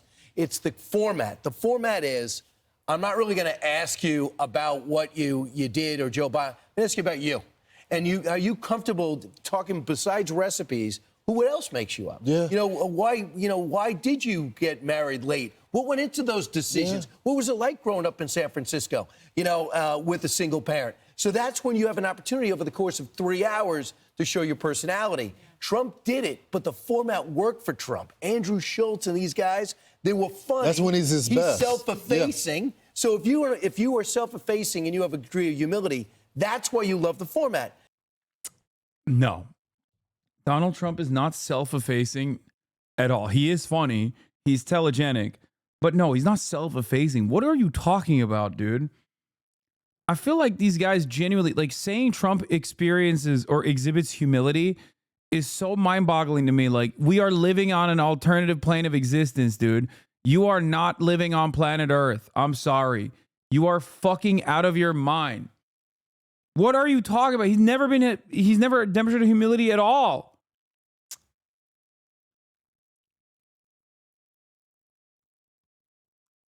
The only difference is Trump is honestly dishonest, okay? He comes across as earnest in his dishonesty. He's like, yeah, I'm a scumbag, but I'm your scumbag. That's it. Whereas Democrats, even if they're being honest, come across as fucking dishonest. They're so scared. They're meek. They're insincere. They come across as technocratic elitists.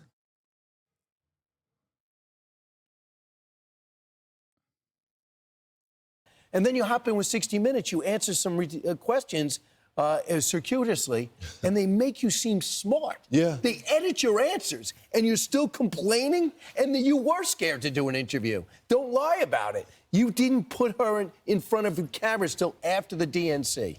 So true. Emily, they blamed Trump, actually, when it came to that. They said, look, they were actually trying to do the interview that same day that Trump did it in Houston, but they just really couldn't make it work. It's to Brian's point, though, they really didn't want to do the interview. There were people within the campaign staff that didn't think that she would shine, A. And number two, as James Carville made it very clear, the young people on the campaign, you know, the crazy, blue hair, purple hair. Don't do Rogan. They said, don't do Rogan. That's right. And the thing is, The handshake coming from the fucking liberal mainstream media outlets and the stupid ass Fox News and the rest of the right-wing circuit is so frustrating. They're all in unison saying the same shit. Every single one of your parents, you're going to see them. If you haven't seen them already, you're going to see them in the upcoming days. They are going to repeat the exact same dumbass talking points to you because both the Republican side and the liberal side, if you're over the age of 45, if you're over the age of 50, you're watching television and Television Man is saying the exact same shit.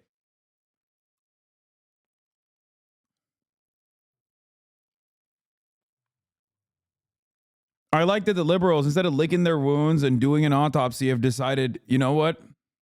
There's a far greater enemy out here, trans people, undocumented immigrants, and the left. Okay, how are you any different than the Republican right then?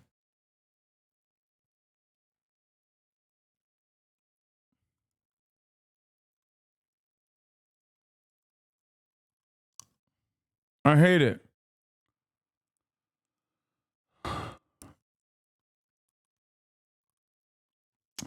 for someone that effectively attempted to have us believe in her as a leader, and by the way, she was the current vice president this entire time, and yet remains unchallenged. To your point about all of these interviews, everything she said was never challenged. She never had a follow-up question.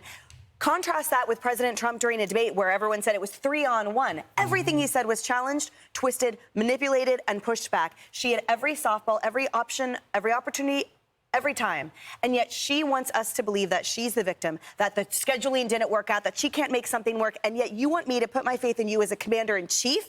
You think I can trust you with the nuclear codes, with diplomacy, with representing me on the national and global stage, and you can't even articulate the answer to a softball question as to economic policy or why you flip-flop. She should have never did the rally in Houston. There was no shot in winning Texas. There was absolutely no shot. It would have been more beneficial to the campaign to do the interview than do that rally in Texas. They had this, just like the poll that was released days before Iowa.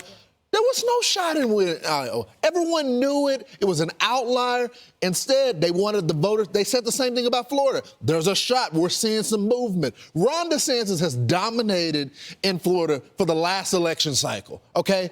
Midterms and his governor's race. So there was no data to suggest What about who the Dems put in charge versus who the Republicans put in charge? Like Trump picks are insane. No Dem president has ever had picks like that.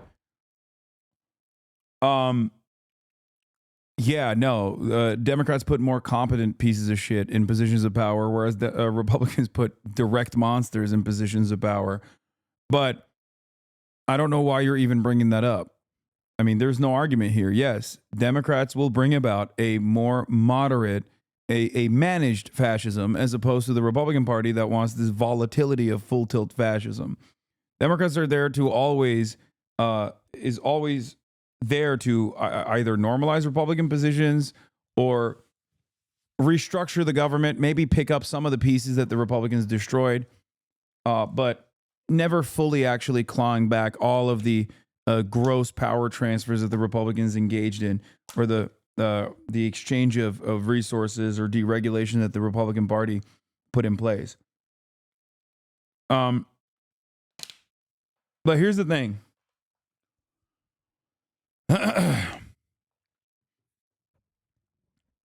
If you don't want the Republicans to put fucking assholes into positions of power, and I certainly don't want that, then you have to run a good race. You have to be a competent, a competent politician, even before the race. This is what is frustrating about this process. Okay? I don't want Donald Trump to win. I didn't want Donald Trump to win. I made that very clear. But the reality is, I was frustrated with the Democrats because they were going to lose to Donald Trump. They were making a very dangerous gamble. And it turns out I was right. Even though towards the end, I was like, maybe there's an opportunity here, slight opportunity, even though I favor Trump winning the popular vote.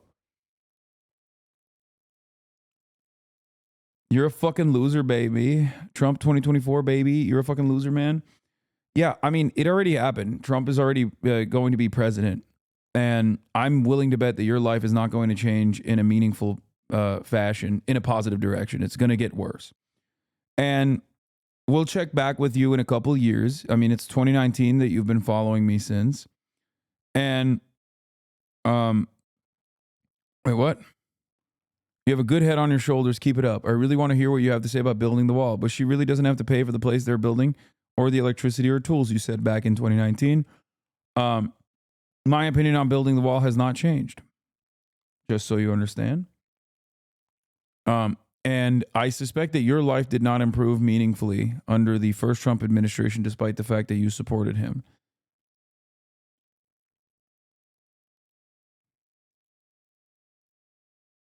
Yeah, my man went dead silent for the 4 years of Biden. The Biden dub. Only to come back. A glorious return.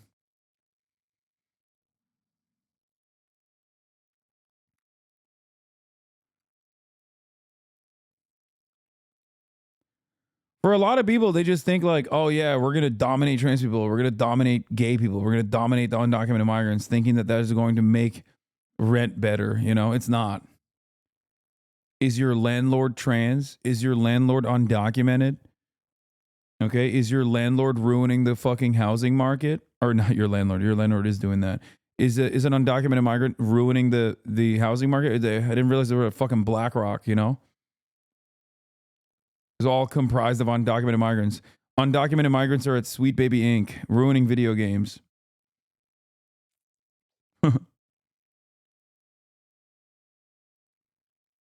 My dad is currently watching you for the first time on CNN. He doesn't know that I watch you. Oh, shit. Tell me what he thinks about... Tell me what he thinks about the piece.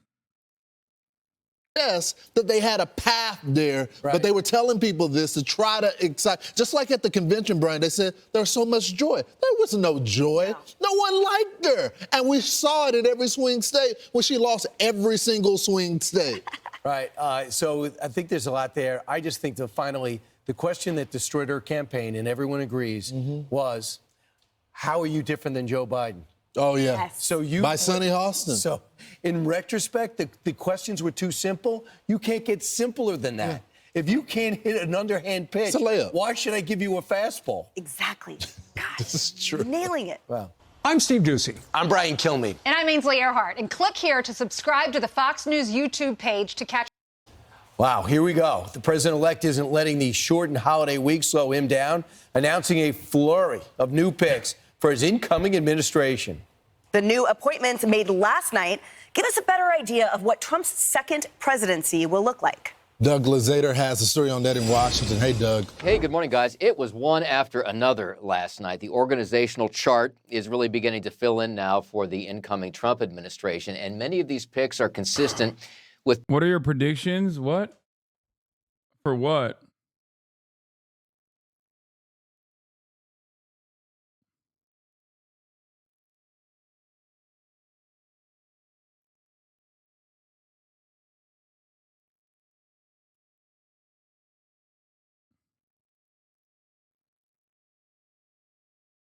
My parents love your evolution from that kid on TYT. They are 70. Good work reaching out to them old heads.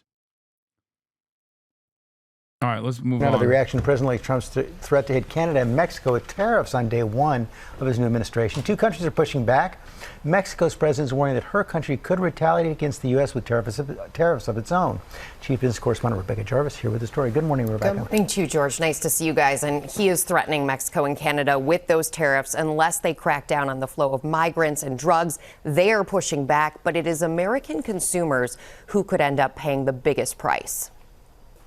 This morning, President-elect Trump's threat to impose tariffs on America's neighbors already prompting a growing fight with Mexico and Canada. Mexico's new president threatening to retaliate with tariffs of their own if Trump follows through on his pledge to impose 25% across-the-board tariffs on both countries, potentially sparking a devastating trade war. No es aceptable. Mexico's president says tariffs are not acceptable and it would cause inflation and job losses in the U.S. and Mexico. Adding later, Mexico respects Trump, but we also ask respect for ourselves. To the north, in Canada, an emergency session of Parliament where Prime Minister Justin Trudeau, who's had a rocky relationship with Trump, is trying to calm nerves, speaking to Trump within hours of him posting his threat Monday night. What we will do is stand up for Canadian jobs, as we have before, as we will continue to. Stand up for the prosperity we create when we work together. But analysts believe the damage wouldn't be limited to overseas. Several major companies have already made clear American consumers would pay much of the cost of any tariffs. With inflation still cooling, Americans could be hit with higher prices for electronics, cars, hardware, groceries, and even gasoline. Best Buy CEO, for example, telling investors during an earnings call Tuesday, the vast majority of that tariff will probably be passed on to the consumer as a price increase. Trump has long favored tariffs to achieve his goals, this time accusing America's two largest trading partners of letting drugs and migrants cross the border, promising pain if something doesn't change. And the question now is how much of that tough talk actually becomes action when you look at President-elect Trump's cabinet, his economic cabinet. Many of them are seen by Wall Street as more moderate on tariffs. The perception is, George, that this is a negotiating tactic at this point. And that's one of the reasons that the stock market keeps rising. Yeah, absolutely. Taking all of this in stride. Yeah. When is Ta-Nehisi Coates interview now? We're going to reschedule the next week when he's feeling better. Right at this point, Wall Street was up 20% going into the election. The S&P 500 now up 27% for the year, and that's what's reflected in most 401ks and retirement accounts. And I can tell you, while you're hearing from a lot of world leaders on this topic, behind the scenes, it's the CEOs talking to the president-elect about what this would do to their business and their consumer. Okay, Rebecca, thanks very much. Let's start off with some what the hell news. It was the most requested story on the text line for the past 12 hours. Let's talk about this Kai Cenat situation. Dude, this is an insane situation, by the way. It's like not even a meme. If you guys are unfamiliar or unaware with what happened, it is a totally insane situation. And I'm going to issue a trigger warning because, no, it's not Sexy Red. Sexy Red is not like the craziest thing that occurred. Kai Cenat, he'll get to it, but there's a trigger warning for like hanging, suicide. For those who don't know, Kai It's Cenat not is real, arguably of course. Like, it didn't actually happen, but it's like a wild thing that occurred, like a simulated version of it. one of the biggest streamers in the world right now. And he's in the middle of this marathon stream subathon where he became the most subscribed streamer in the world. But now we're seeing people yell, "What the hell? That was messed up," or ban Kai Cenat. And the reason they're saying that right now is because there was a stunt aired on his stream where it appeared that Kai pulled a rope that then hung someone. Because like I said, Kai's been doing this subathon, and last night he was joined by a magician by the name of Max Major, who seemingly had a surprise trick for him. Because when Kai walked outside to find Max, Max was already on a platform accompanied by 3 nooses, which resulted in this reaction. Yo, what? Bro, what is wrong? Max, what the are you doing up there, Max? And then, as they got closer to Max, he explained the stunt, noting that there were 3 nooses up there with him and 3 cords with handles down by Kai. And in this setup, the way it's shown is that even though Kai couldn't see what cord belonged to which noose, he was going to pull. This is disgusting, and Kai deserves accountability for continuing to stream it. I think I have a more nuanced position on this, but it's like what he tried to do in this situation was to mitigate it, and was like, don't show this. So he literally pushed the camera down. And in normal circumstances, for the record, especially when you're like a very large content creator, obviously, and doing like this almost Hollywood level production, Twitch is going to be more understanding because it's real. Like, it's live broadcasting. It's live broadcasting like a television show. So in an uncontrolled environment, there are going to be some issues, but it's the same principle behind for example, if I'm watching like news coverage or something, and then there's like or if I'm watching something in real time and unexpectedly there is like a blip of violence or pornography or some kind of material like that, and I quickly scroll away. Twitch is inconsistent in issuing bans on that, but usually they're very charitable and will let you slide. Because while this was a pre-planned event, I think the entire nature of the pre-planned event was him not knowing what the fuck was going to happen.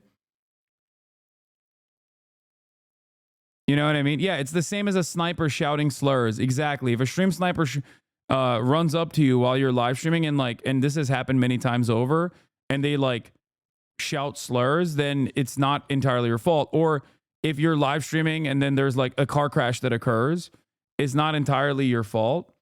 And I suspect that he knew 100% in my opinion. I watched the video and it didn't seem like he knew what was going to happen. Like he didn't think that like the dude was going to be hanged. Do you know what I mean? Because very clearly, you can see the way he behaves after the dude is like simulated as hanging. Pull one when Max told him to. Notably, Max attached to one of the nooses, but first, he also warned the audience. I have to say that I'm a professional. This is my decision to do this. I'm supervised by professionals. We have emergency personnel standing by, and that absolutely no one should try anything like this or anything dangerous at home. Then I think he was looking for, I also personally think that he's like the magician might have been looking for clout. You know what I mean? And he did get it. I don't personally care, but don't you think the examples you gave are unpredictable and sudden? While this is a pretty long situation, yeah, I don't think that this was going to be the outcome. Like, I don't think he thought that he would be, hanging someone. Do a pull test where Kai pulled one of the cords to see what would happen, and sure enough, one of the nooses goes up. But then after that test, Max putting his head through one of the nooses, and with only 2 cords left to pull, it seemingly meant that there was a 50-50 shot that Kai was going to pull the one that Max was attached to. And initially with this, you have Kai seemingly getting worried. If I kill you, I go to jail, right? Bro, what the No! Everyone in Kai's group also appears to start getting uneasy with the whole thing, but Kai did as Max instructed and pulled one of the handles. And as it turned out, he pulled the one that Max had put his head in. So Max goes up into the air for a few seconds, but his crew then quickly dropped him down and got him out. Now with that, the reason I'm describing it rather than showing you is I do not think I can or would want to show you someone getting hung by a noose. But in the aftermath, what we saw and what I can show you is Kai's reaction. What the Wait, no. I think the important part about this is that the immediate, because I watched not the full thing, but I did watch the part where like he's literally hanging and they show him hanging and it looks like, you know, it looks like a person hanging, right? And you can tell that he thinks he's just like caused this person a tremendous amount of pain. And not only that, but he also immediately tries to fucking immediately tries to move the camera away. Like it's not, I feel like I don't think that his expectation was that he was going to literally hang a dude. Hasan, please, Kai knew. Yeah, I don't. Hold on. Doors open.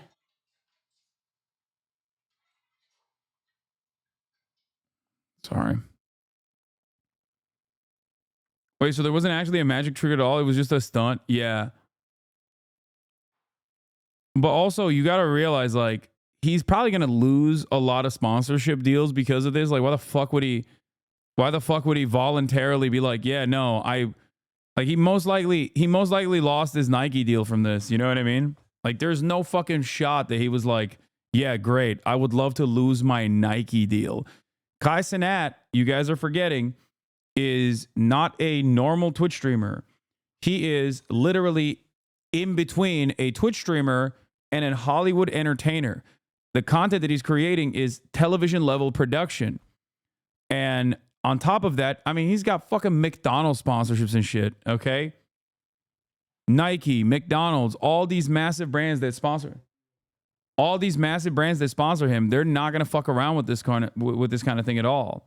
So, you know, a dude appearing in like fucking T-Mobile ads and shit is not going to place himself in a place where, oh shit. Nice. Yeah, it's for Thanksgiving. Just leave it on the kitchen counter.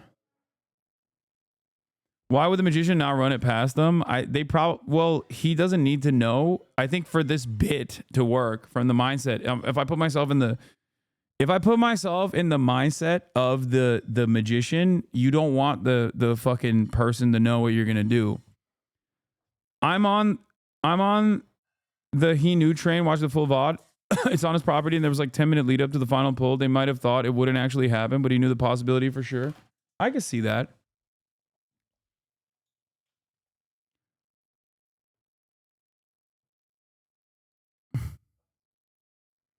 He's not going to lose his sponsors. Why are you overreacting so hard? No, there's definitely a likelihood that he could lose sponsors. People are going to say, you have a massive audience of children and you simulated a hanging. What are you talking about?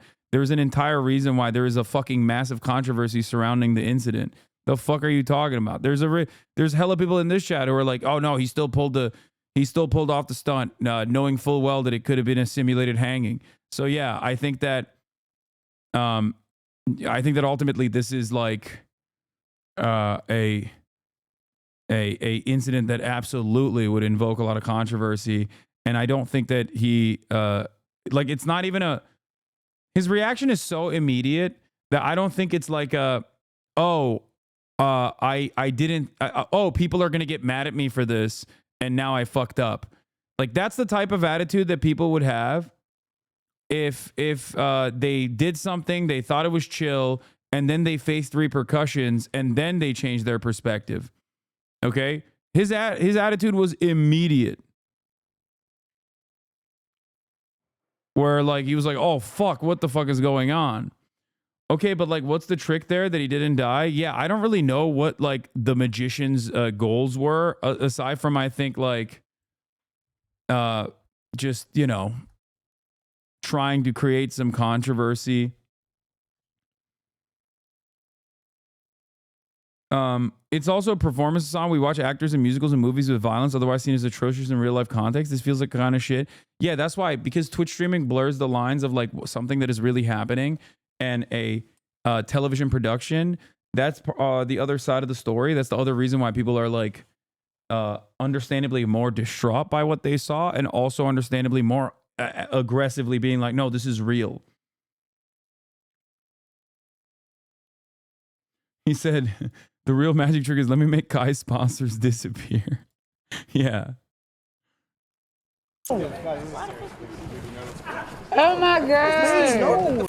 I might get banned. I need you guys to go Oh, my heart hurts. We need to clear the way so that they can get him out. Oh my God. Yo, what? I get banned. Is he good? It's gotta be a prank. It has to be a prank. Max still laying in the box. Bro, I just pulled a... All my life, I didn't mean to pull the wrong call. All my life. Kai's team then's instructed to go back inside. Kai continues to wonder if he was pranked, asking, is Max okay? And then he finds a note from Max instructing him to watch a video where he essentially explains that the whole thing was pre-planned. If you're watching this, that means that something has gone terribly wrong. But what you don't know is that was all according to my plan. You see, at the start of my performance, I said that tonight was all about choices. I took a clip. He was hanging for 7 seconds. Yeah, he hung for a minute, dude. He was, I mean, it was fucking gruesome. I'm not gonna lie. It shocked me. But not just the choices that you made tonight. This dude is insane, okay? Straight up. Like, an actually insane. It was all a part of my master plan. My goal was for you to hang me and therefore get you banned. Like, like, what the fuck? I think, like, in order for this reaction to be sincere, why are you standing in the corner?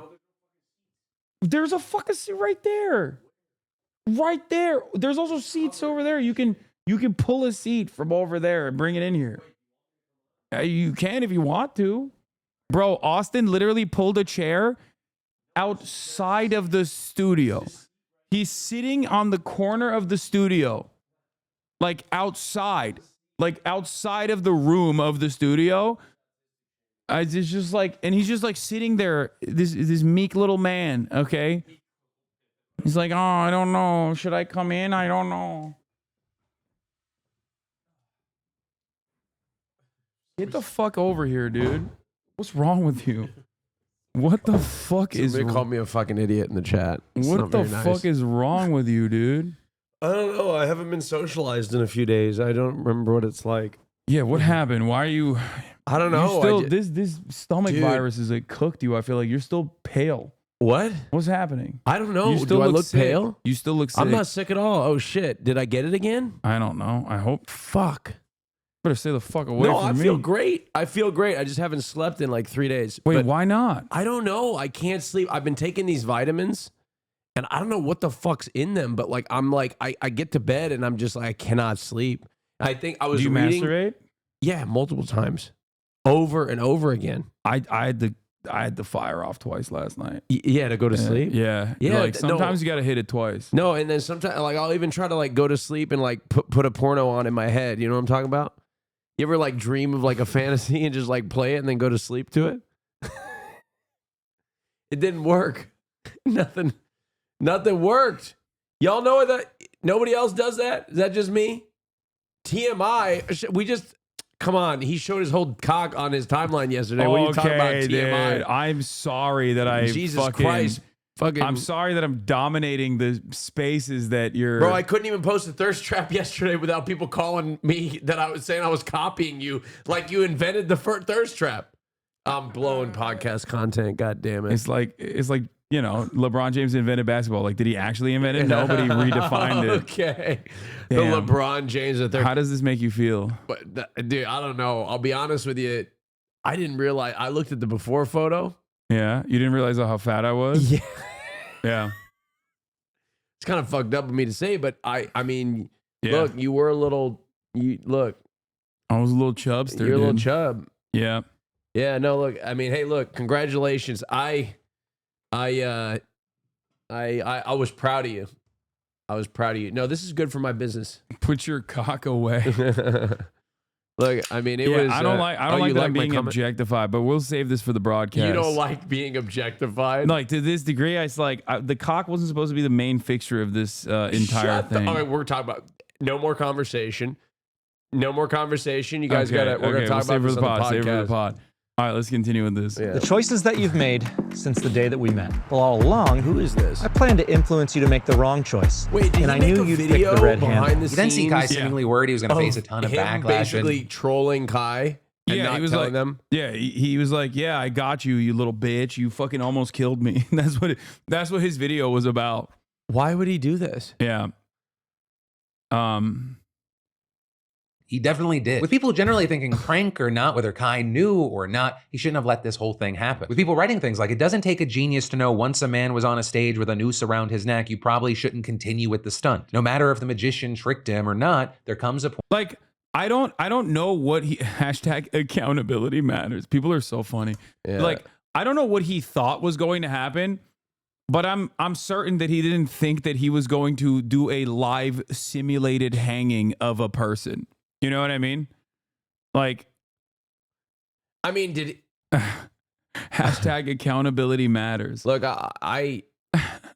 you would think that he's a magician, so he knows what he's doing. What the fuck is magical about hanging yourself? No, magicians do that shit all the time. They do like crazy self-harm shit. Yeah. Like the David Blaine stuff, like all the escape stuff. Like that's normal. Like that happens. It's just, this is one of those. It's the most liberal ass hashtag I've ever seen. Yeah. This is, dude, right wingers love doing that liberal shit though. They're like, Oh, really? I'm doing accountability on HasanAbi Piker. Yeah. He said America deserved 9/11. Stop crying, bitch. Anyway, he's like, and I'll say it again. Yeah, that's what Fox News did to me the other week. They're like, it seems I here know. you're joking about a second 9/11. Yeah. Like, okay, well, you understand that I'm being sarcastic, so why the fuck are you asking me Yeah. if I meant it sincerely, dumbass? All right. Yeah, Jesus. The magic is supposed to be escaping the news. Exactly. Like, it's supposed to be like, oh, see, like, you tried to hang me, but I succeeded in escaping. Like, that type of shit. That's an illusionist. This guy lied to Kai. Wow. Some real Magic Castle shit going on in the chat right don't now. understand. That's an illusionist. So I'm sorry I'm late to the party here, but I saw the video of him hanging himself. At what point, where's the magic? No, I didn't. Like, I'm genuinely like, where's the no, trick? I think it was like a weird. You know what it is? It's like comedy. Okay. Yeah. You can be a very edgy comedian, but if you teeter along this fine line, yeah, with as an edgy comic, like and craft a really funny joke, it's a banger. Shock magic. But if you actually fail to be funny in the process of being edgy, then you come across like a racist piece of shit. Yeah. And I think what he was trying to do was basically that, where he was like, oh, this is an excellent prank. Yeah. And then because he didn't have like a real, it seemed like there was no real like payoff, right? The Yeah. payoff is just what? Everybody- Traumatizing yeah. everyone that watched you be hanged. Everybody panics and you get out of the noose because everybody helps you down. Yeah. So like, Right? He didn't even escape. So I think that because there was no payoff, there was no like real punchline, there was no twist. It was just like a very what you see is what you get type situation. People were like, what the fuck is where's the magic? He was released by somebody else. But like, yeah, chat. There are like, there's a reason why all these like escape artists and shit, like they put themselves in deadly situations, but under no circumstances are they like stuck there and almost die. he could he could have broken his neck, right? Like, the prestige is not where you're like fucking dying. Yeah. Didn't Houdini die of? I don't know how he died. I don't know. It was mind manipulation. That was the magic. He never said he was gonna survive. What? The magic is that he got Kai to assist him in his suicide. Yeah. I guess that was supposed to be the mind read. I knew you were going to go pull the red rope. That's why they told Kai to leave and go upstairs. Kai went upstairs, found a note from Max to click on the YouTube video. The YouTube video was about how he knew. Okay, but that's like, there's probably a better way to do that. Your PSA episode is out. Wait, already? Damn, they released it the night of? That's crazy. Normally, the payoff is you appear somewhere else and magically you're not actually harmed. Yeah, not just by hanging there by the neck and the emergency crew has to get you out. Oh, this is funny. Kai Cenat hung a white man on stream. He's the greatest of all time. How would you feel if a white person hung a black person? Brother, sit down. Let me tell you about the 1800s. That's okay. Okay. It's still traumatic, by the way. That's crazy. Dude, what the fuck? Damn. Damn, it's only got 39 likes. You fell off, bro. I know. It's over. It's over. Dude, it's so fucking over. 200 so views. over. Fucking I'm done. L. I'm done. It's over. My career is over. I'm washed. I'm washed. I'm washed. I'm washed. L. History teacher looking ass. I like your fit. Thank you. Oh, there's a Seth Moulton interview too, which is funny because they gave Seth Moulton what? Like 20 minutes. Who's Seth Moulton?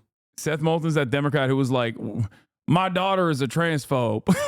Wait, what? Remember after the election, he was like, my daughter hates trans people. Wait, why would he? She's afraid of trans people in college. That's what he said. Wait, was this like one of them pandering to the right or something like that? Yeah. He's one of those Democrats who was like, yeah, I called him a coward, a charlatan, and a hack in the interview. On this episode? Yeah, knowing that he was going to be interviewed after. Yeah. That's awesome. Was he interviewed live? Oh, he called him a dick? 20-minute interview with the New York Times and talked about a lot of places where I think the Democrats are out of touch or just not trusted on issues. And they picked out this quote about trans women in sports. But I do think it was a problem that Harris really just didn't even have a response to this vicious, hateful ad that honestly, Republicans clearly had data to say it was successful because they put $200 million. Okay. We'll get to this in a second. This is some crazy primo react content. I bet his response was that he thinks Democrats should have said we're gonna ban more trans people in sports. Yeah, no, it's great. We're gonna invent his sports solution to ban trans people from. His solution was like the thing that the Democrats didn't do, they should have done even less of, and also they should have actively been undermining trans people. Like they should have just been running around being like, I hate trans people, I hate them. Yeah. Anyway, let's keep going. You need to use logic in your brain and call things off. I'm not saying Kai is a bad guy, but he needs to be held accountable. What do you and mean? Kai Cenat What does anyone ever mean when they say he needs to be held accountable? I hate this. I hate this so much. And someone will clip this and go, Hasan hates accountability. Okay. Explain what you mean. What do you mean? People say this all the time. It was the most annoying shit that liberals used to say in like the 2016 social justice era. Okay. And like, and now the right wingers say it all the time too. And I guess like Gamergate, like right wingers would also say this all the time too. It's like accountability for what? Accountability for what? Okay. It's not just how someone must be held accountable. You have to also respond to the why. Like what is the wrongdoing here? Does there need to be some level of deterrence? Like, oh yeah, Kai Cenat, you can't hang white people on your stream anymore. Is that the fucking accountability? Like, what do you mean? He was like, damn, I really like this. I was gonna do this over and over again, actually. Anyway, it's just, I don't know. People just say it. It really fucking annoys me. I'm sure that there's a valid thing out there for in terms of like accountability for Kai Cenat. You know, but magicians should be arrested for attempted self-harm, illegal in most states. I don't even think that should happen, okay? What the fuck? Why do people... Like... Maybe I'm getting old. I just don't care as much. I don't either. I know. Is it this what getting older like? I just don't have time. Yeah, no, the woke... Like, I woke up... The woke children. The woke children. Dude, like I woke up and my hip hurt and I was like, oh, I don't give a shit. Yeah. I just don't give a shit. Yeah.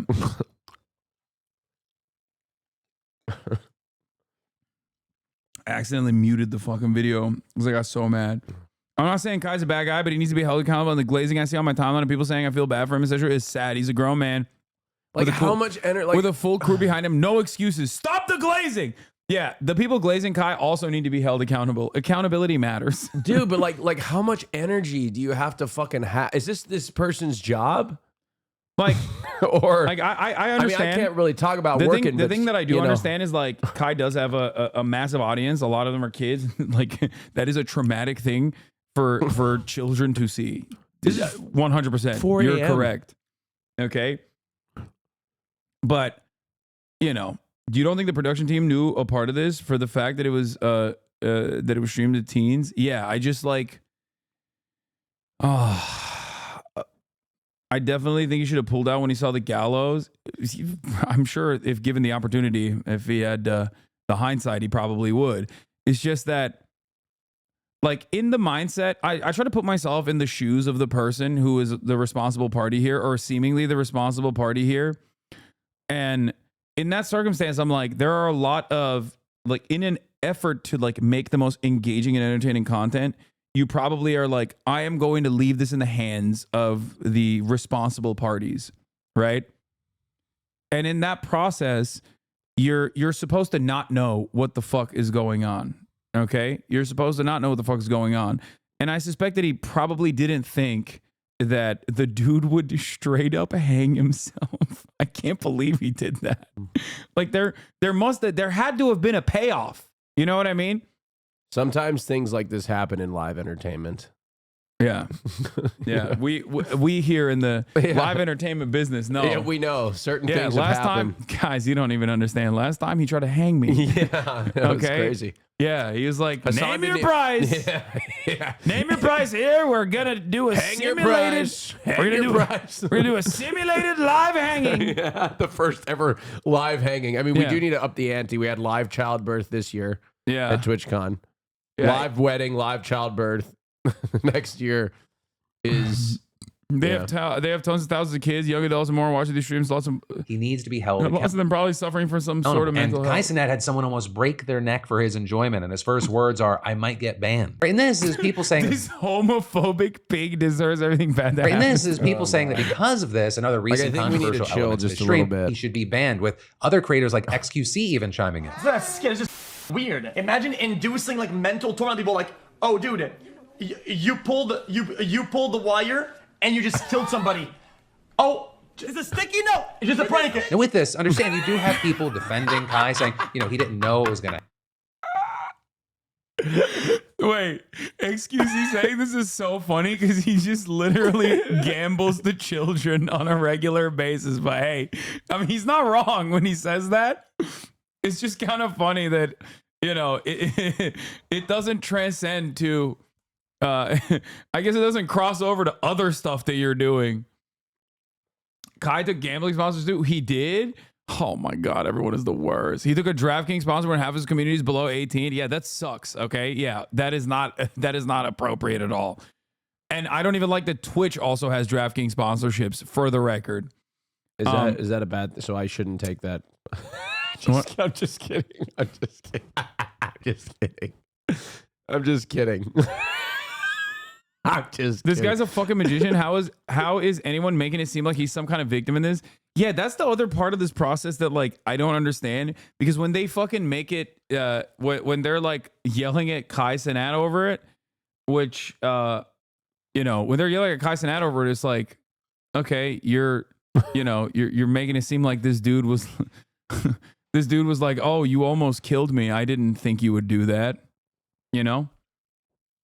To be fair, all magicians are victims of life. First of all, I love the people correcting me and saying, illusionist! If you watch the full thing, Kai and his team did not know that Max was doing this prank. Kai Cenat was set up. A black man is being successful in an industry that is dominated by white males, and they hate that. Ever since he's been breaking records, y'all want to cancel him. I mean, look, y'all. I don't think the guy was like a secret white supremacist he wasn't like, yeah, I'm gonna, like, I think he's just a clout shark. Like, I think he's just a cloud An shark. undercover white supremacist is crazy. Yeah, he's just a guy who wanted to make a big name for himself, I think, and A Nazi he took it too far, you know. Like, I feel like everyone analyzing this situation is looking at it in a very weird way. Yeah, he was a wizard, a grand wizard. Yeah. Oh shit.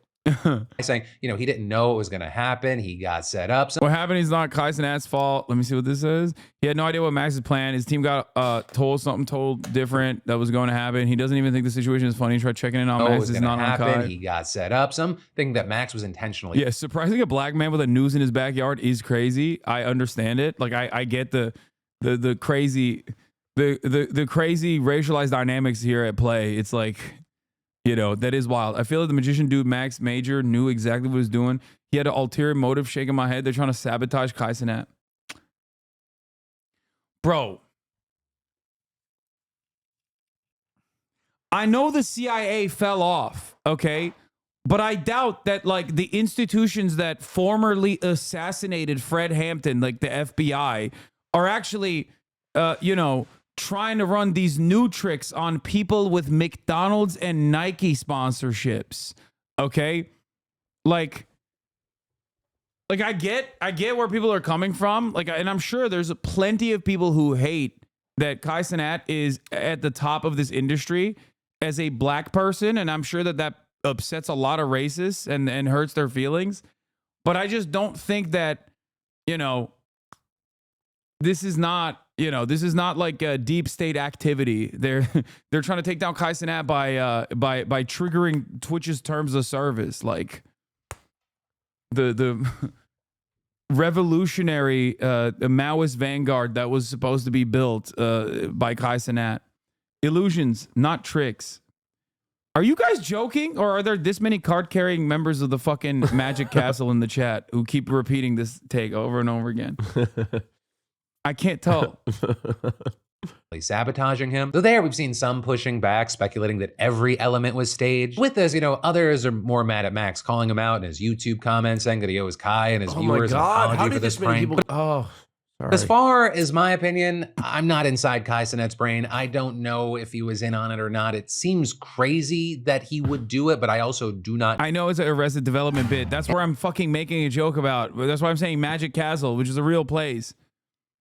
I know him as a person, but I do find myself agreeing with the argument that even just seeing the setup for this would have been enough to kill this, right? I mean that either way you look at it. One, purely on Max's side, right? I think just as a concept, fake accidental hanging prank, fucking loser of a concept, as well as then on the other end, the 50-50 will he get hung challenge, insane concept. Like I cannot imagine how hard it is to come up with new. I'm not gonna lie. I feel like Philly is sitting on the fence on this, but like I kind of get where he's coming from. Because on the one hand, like I do not find myself on either side of this like firmly. Okay? Yeah, no, this is one of those things where it's like I don't think that Kai Cenat personally was like, yeah, it'll be sick. He's going to fucking be hanged or anything. But the very likelihood that that it was still there and it did end up happening is like it's still pretty bad. But overall, I assume that there's a number of different ways that plays out. And I suspect that he did not think that it would end up with him being like this magician guy being fucking hanged. New interesting ideas for 30 days straight of nonstop streaming. But I mean, just like, holy shit, what a spectacular disaster. You know, with that, I gotta ask, what are your thoughts? HasanAbi being normal, calling black people savage and shit? Wait, what? What are you saying? Here, and also let me know if you're familiar with Kai or not. What are your thoughts on the people alleging that Kai was in on it or not? Also, if you didn't know, what are your thoughts about him even participating once he saw the setup? Or with a situation, do you end up falling in the camp of seeing Kai as the victim here? He trusted someone that did something fucked up. Let me know what you're thinking and why. They may be hearing things. Oh, Asman also defended Kai from Asman Gold defended him. Sensitive? People not. Thank God Monica Huld is in here saying, whose side are you on? I don't know.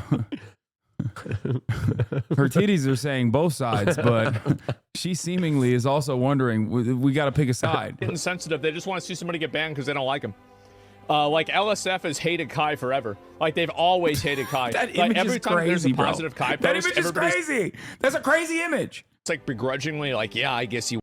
The one thing is that he did look fucking shredded. I did notice that first. Yeah, I noticed that as well. I was like, damn, this magician is fucking I was like, who's this shredded. ripped guy? Oh my god, he's hanging from a rope. Yeah, that was the works really first. hard. That's the first. You know, thing. like, yeah, they fucking like, hate wow, him. look at those And- abs. Oh my god, holy shit, he's hanging. What happened? Illusionist. So like they're always waiting.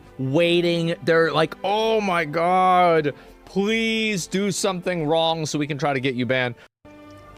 It is kind of crazy for Asman to have his take, though. Like, I would not have expected it. I feel like he would have gone against the wishes of his Reddit, and he didn't. It seems like I feel like his Reddit probably didn't appreciate that. So respect to Asman. He will pop off sometimes like this.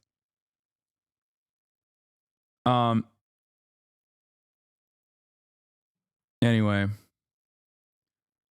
What about them literally taking a dude hostage after? Like, talk about insane preferential treatment if he doesn't get banned. He took a dude hostage? What? The fuck? Wait, who? Who took a dude hostage? The magician he's still causing chaos. Turns out the magician also took a dude hostage on stream. Wait, who did he take hostage? What did he do? This guy's a menace. Who took who hostage? Oh, Kai did? Kai Sanat now gotten the magician's friend and not allowed him to leave till the magician comes back who pretended to hang himself on stream. Okay, wait, hold on. You know, that's stop playing. I'm not. Okay, we have a very different opinion on being held hostage. I think, like, Dumb. Is that a joke? Hold on. So how do you want me to do this?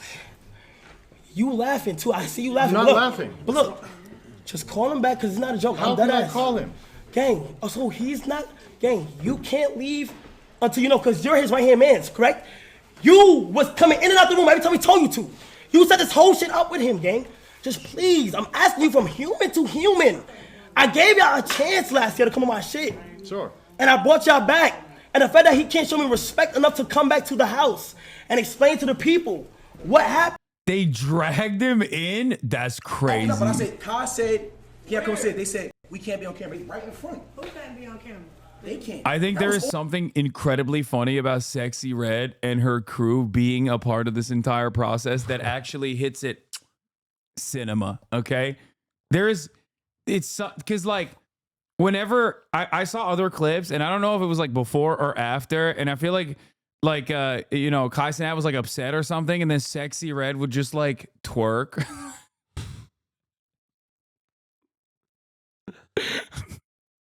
Couldn't have happened with a better person as a guest on the show that night, okay? And like I said, I don't know if she was twerking after the traumatic incident or before the traumatic incident. It was after? She was twerking after?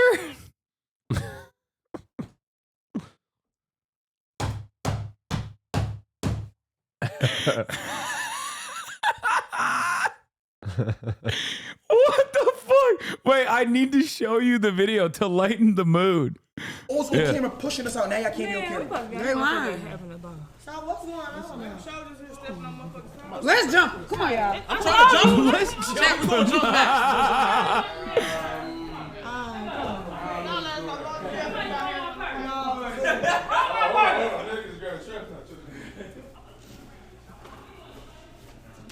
Twerking is my panic response.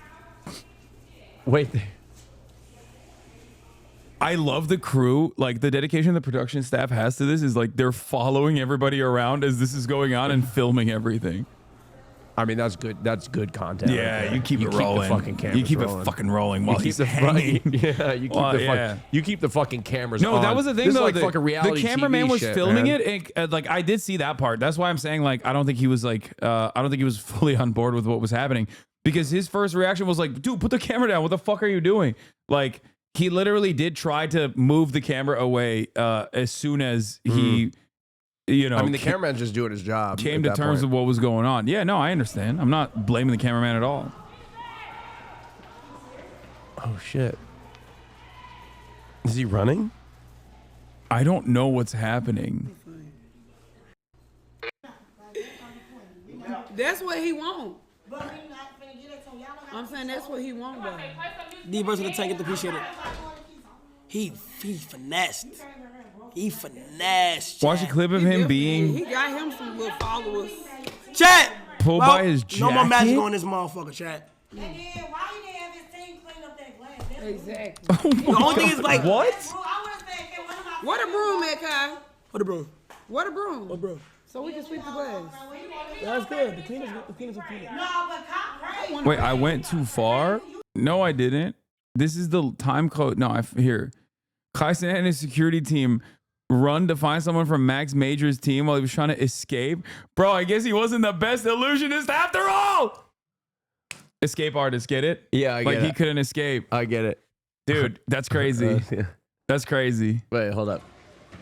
Oh shit. That's okay, dude. You can't do that. That's dude, why do security guys always do this shit? They think that because they're security they could just do everything. You can't do that. You have You just like do everything. You literally have you have more legal liability, okay? You can't do this. And a cop couldn't even do that.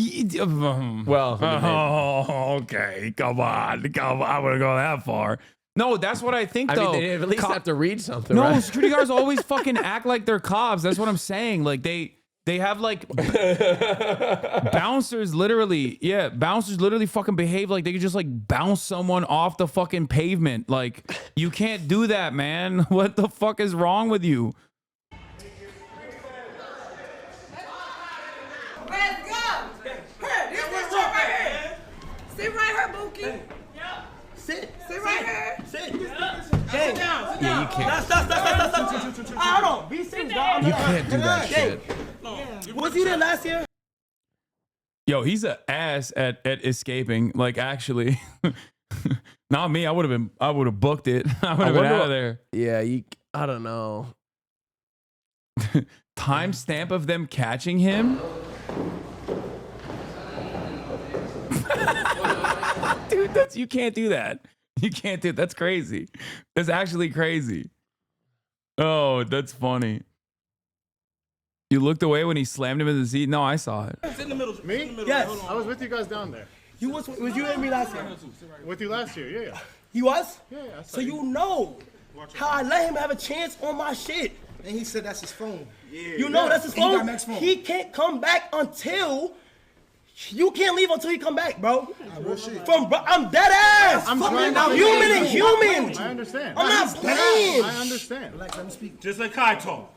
I'm dead ass, bro. Stop doing that. I understand. You tried to leave just now. No, I'm just getting. Word of my mother, you tried to leave. You tried to leave. The fuck are you talking about? Word of my mother's running My car ahead. is parked in front of your house. We said, yo, can you stay to Maxi back? You got Max phone. We said, don't leave. You started. Okay, chat, stop being fucking legal eagles up in this bitch, okay? Not every interaction, I mean, yes, some things are crimes, but they can be managed without it, involving law enforcement. Why the fuck is everyone a goddamn prosecutor in the chat all of a sudden? Okay? This is turning into the fucking Will Smith slap equation once again. This community immediately just like loses sight of normal analysis and like normal human interaction. Yes, what that security guard did was fucked up and inappropriate and unacceptable. Just because something actually fits the legal definition of a fucking kidnapping doesn't mean that this is like, it should be prosecuted as such. Okay, calm down. Lamau is your community though? Yeah, Lamau, I'm also, trying to course correct a little bit. All right. I do think it's annoying, especially because the manhandling shit is really fucking whack.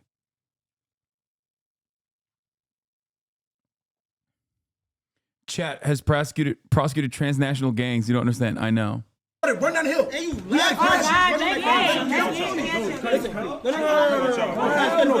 Yeah, chat's pulling this shit. He could have killed him. That's pure out of control rage and violence. They've heard a million jokes about them in the last 3 decades. They are not freshmen in the world of Hollywood and comedy. He lost his mind. Hold on. Listen. No, don't. Yeah, that's no, it is really fucked up that the security guard like detained him. Okay, you have no legal jurisdiction there. Okay, what the fuck? Stop blaming everyone for what a few rad libs say. Yeah, Hasan. Getting 3-guyed. I am. Sexy Red also snorted coke on camera. Listen. So did Trump Jr. Absolutely allergic to critiquing anyone with a substantial audience. This is why no one takes you seriously. Yes, you're right. I think you should you should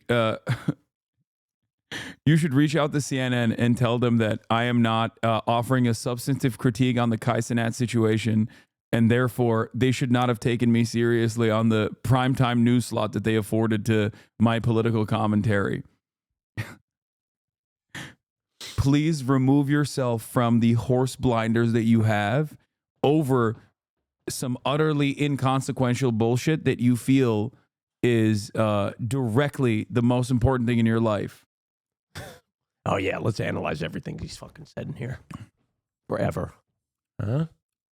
Look, so settlers are allowed to live on stolen land? What are you trying to restart leftovers, or just want to appear more lib? These are lukewarm lib-coated takes to get him his fucking on ass. shit pod save. Personally, I would have fluffed up a bit.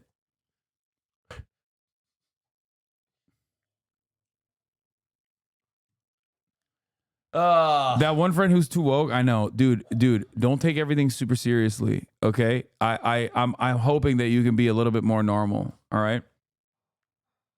Bro, this guy's making me rethink I need to improve my bait. He's not baiting. This person is like, okay, you know what? Hold on. You, my friend, have been awarded the wokest of the day. Congratulations. This is a new award I have where sometimes people will be like, the wokest? Yeah. You've done it. You've hit it. You've hit the angle. Not like utterly unserious Twitch drama being represented as something so significant that like nobody takes you seriously. First of all, I have criticized Kai Cenat plenty of times, as a matter of fact, on criticism-worthy instances. That is part of the reason why he, doesn't really fuck with me all that much. Okay? So that's number one. Number two, the notion that I don't criticize people with massive followings is the funniest fucking thing of all time, especially considering that virtually every single top content creator on Twitch and their audiences despise me specifically because I have criticized them in righteous moments, as a matter of fact, like XQC, or even Asmongold's audience who despises me for criticizing him, Dr. Disrespect, Nick Merckx. Okay. Is he still chirping about trans people in You know sports? what was funny? Yeah, he is. You know what was funny? That's like his. I was talking he's to a Dean about one-issue this. voter. I was talking to Dean about this in Texas, where he was like, "Dude, you have a very different situation where you have government ops." That's what's funny about this, where motherfuckers think I'm afraid of like a large content creator when I have fucking congresspersons as my ops. What the fuck are you saying? Wake up, dumbass! Like, I can't go back to Turkey. Stupid. That's kind of funny how I can go there. Do you think they'd let me in? Yes, especially if you want to get hairline reconstruction surgery. Well, hold on now. Why are you airing? I'm just saying, like, why are if you that's airing out like- my if drama that's like like- that? if that's a thing that you why would you airing, wanna- why are you putting me out like that in front of everybody? Yeah. Look. Yes, I am open. I will probably reconstruct my hairline at some point. Yeah, dude. This is the funniest thing that has ever happened, by the way, as a consequence of this. After magician Major Max pranked Kai Cenat with a dangerous magic trick tonight, Kai Cenat has decided to ban all magicians from his future That's stream. a very bold. He put a ban on magic. No more magic. Harry Potter, no shot. Wait, hold on. Show that. What's that picture? Wait, I mean, I don't know if that's against the rules to show the Yeah, photo I don't again. want to, hyper focus on that. I wasn't Yeah, allowed to watch Harry Potter as a kid. Wait, really? I saw a Connor tweet that was really funny about it. Hold on, where? Let me see if I can find it real quick. Connor eats pants once again. The dark arts have no place on Twitch. Thank you, Kaisenat, for stepping up. Oh, the dark art. Oh. Oh, Jesus Christ. Anyway. This was after, by the way, Con trying to be serious. Oh, this was what I was talking about. This was what I was talking about. I wouldn't even joke like that. Damn, man. Fuck my red pal. Fuck my C. On Twitch. Oh, my God. Let me go this.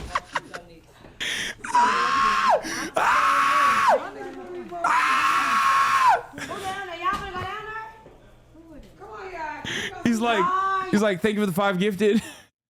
Meanwhile, Sexy Red is just showing her ass. Oh, dude. This is what I needed to do. I needed to do a subathon in the month leading up to the election. You probably could do a subathon. That's your life anyway. Yeah. And you know how you do a subathon, Hasan? What? You literally do what you do now, except you just put a camera in your room. Yeah, that's what it You would. literally you could do a subathon. That's what I'm saying. I should have done a subathon. And I'm talking about I'm talking about Israel bombing Gaza, and then you have to like show your abs and just like dance in the corner while I'm doing that, and also simultaneously saying thank you for the gifted. Oh man! Oh Jesus Christ! It's pretty funny. I mean, the juxtaposition is hilarious. Oh, y'all doing too much. You got food? Yes. Yeah. Don't worry.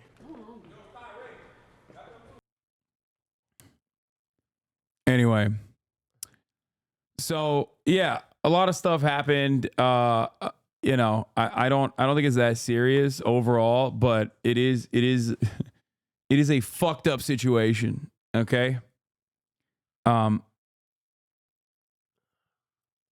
Show Arrested Development clip. No, I didn't get super involved in this because Kai's sad face surrounded by ass is so funny. That's what I'm saying. Like, it didn't spike.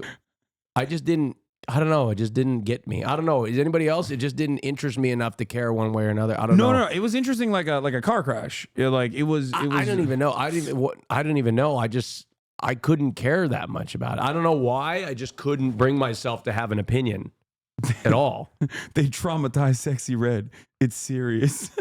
But I do feel like that's a reflection of my age. Because I have noticed, like, now that I'm 31, I feel like something has changed and I just don't care as much anymore. Maybe I'm depressed or it's just getting older. Mr. Beast, Asmongold, now Kai, third bigwig streamer that gets a pass from me in the last 2 months. When has Mr. Beast ever gotten a pass? Especially in the last, what are you, dude, why do I do commentary? You know what? I'm gonna shut it off. Okay. There you go, guys. Now you can fantasize about what my position is. There's no reason for me to do commentary on anything, honestly, because you've already decided you've already hallucinated what my position is on any number of different things. Fuck it. Oh my God. You know what I realized? What? Why I'm like, don't care anymore What? about many things. What? Because Trump is president? There's that, but like I was so obsessed with the election for like a year. Like I need to refine my life's purpose again. Yeah. Like there's nothing. I had like an entire regimen routine. I would get in, I would consume the news. I'd read about stories. I'd track the polls. You know what I mean? And now there's no polls to track and everything is lost and we're all going to die. And I just feel very doomer. I need to like find life's purpose again now that the election's over. I like that. I also, in that chatter's mind, I actually did not have a 2-hour conversation with Asmongold where I tried to gently walk him through the steps of why it was like, gently walk him through the Donnie just texted me. Gently walk him through the steps of why what he said was like super racist. Well, yeah, but these people choose like little things. But nah, yeah. You're getting one guide or 3 guide.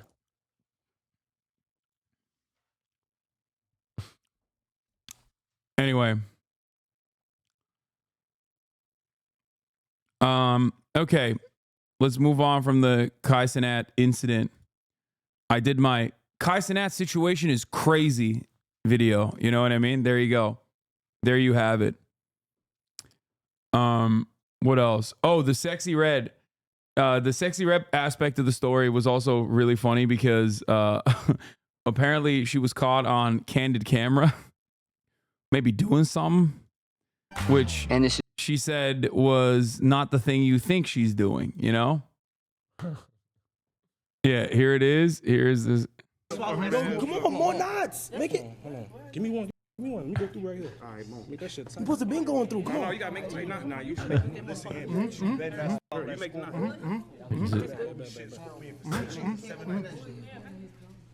Come on, tight. Come on. Come on. I mean, I don't give a shit. I don't fucking care. Wow, I can't believe it. Wait, did she just admit to it? No, she said she was rolling wood. Like she was marijuana. Wait, there was nothing. What are you talking about? No, you don't understand. Is a different type of. A woman would never lie. Are you saying? It's called believe women. You know what? Sexy red, I believe you. Yeah, exactly. I believe you. I mean, maybe marijuana is legal, and that's exactly what you were doing. That's how I smoke my marijuana through my nose too. Dude, what the fuck's the production team doing, by the way? They're like tracking her too. They're like they should have zoomed in. Oh yeah, the compression on the video does make it look weird. Yeah, it's the compression on the video. Yeah. You know what? Honestly, if Donald Trump Jr. can do it, so can she. That's all I can say. It's funny because it was 20 minutes before the guy hanged himself, and the main cam had them tying him up. Oh, man. It's an illusionist. She licked the paper. She rolled a blunt, man. Yes, I agree with you. She's definitely licking a paper, and that's what she's doing. That's not a baggie. That's not. No, I believe her. That's not a bag. I believe her. That's not a baggie. I believe her too. Yeah. She's an illusionist. I believe her. Yeah, believe all women. Okay. Come on. Yeah, this is the last Job, part. Michael's oldest brother. So, this is the magic trick, huh? Illusion, Michael. Trick is something a whore does for money. Or can be. Job recently started the Alliance of Magicians, an organization that blackballs any performer who reveals a magician's secret. Yeah. And now Kai Cenat is a part of that organization. He's blackballing all magic. Did you see the China Arcane edit? I suspect that the straight up girl on girl sexual intercourse does not exist. Are you still in this fight, Violet?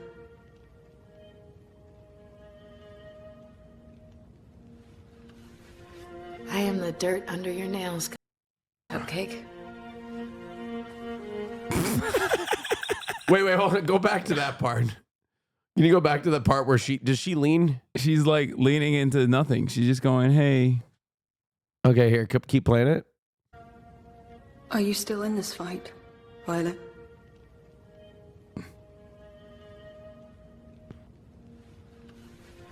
I am the dirt under your nails, Cupcake. Look at what she fall over. Nothing's gonna clean me out.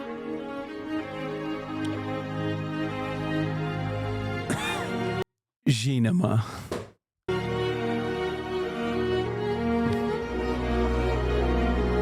Dude, don't show this to Republicans. They're going to love this shit. They're going to be like, we need Chinese-style censorship right now. They're taking homosexuality out of video games.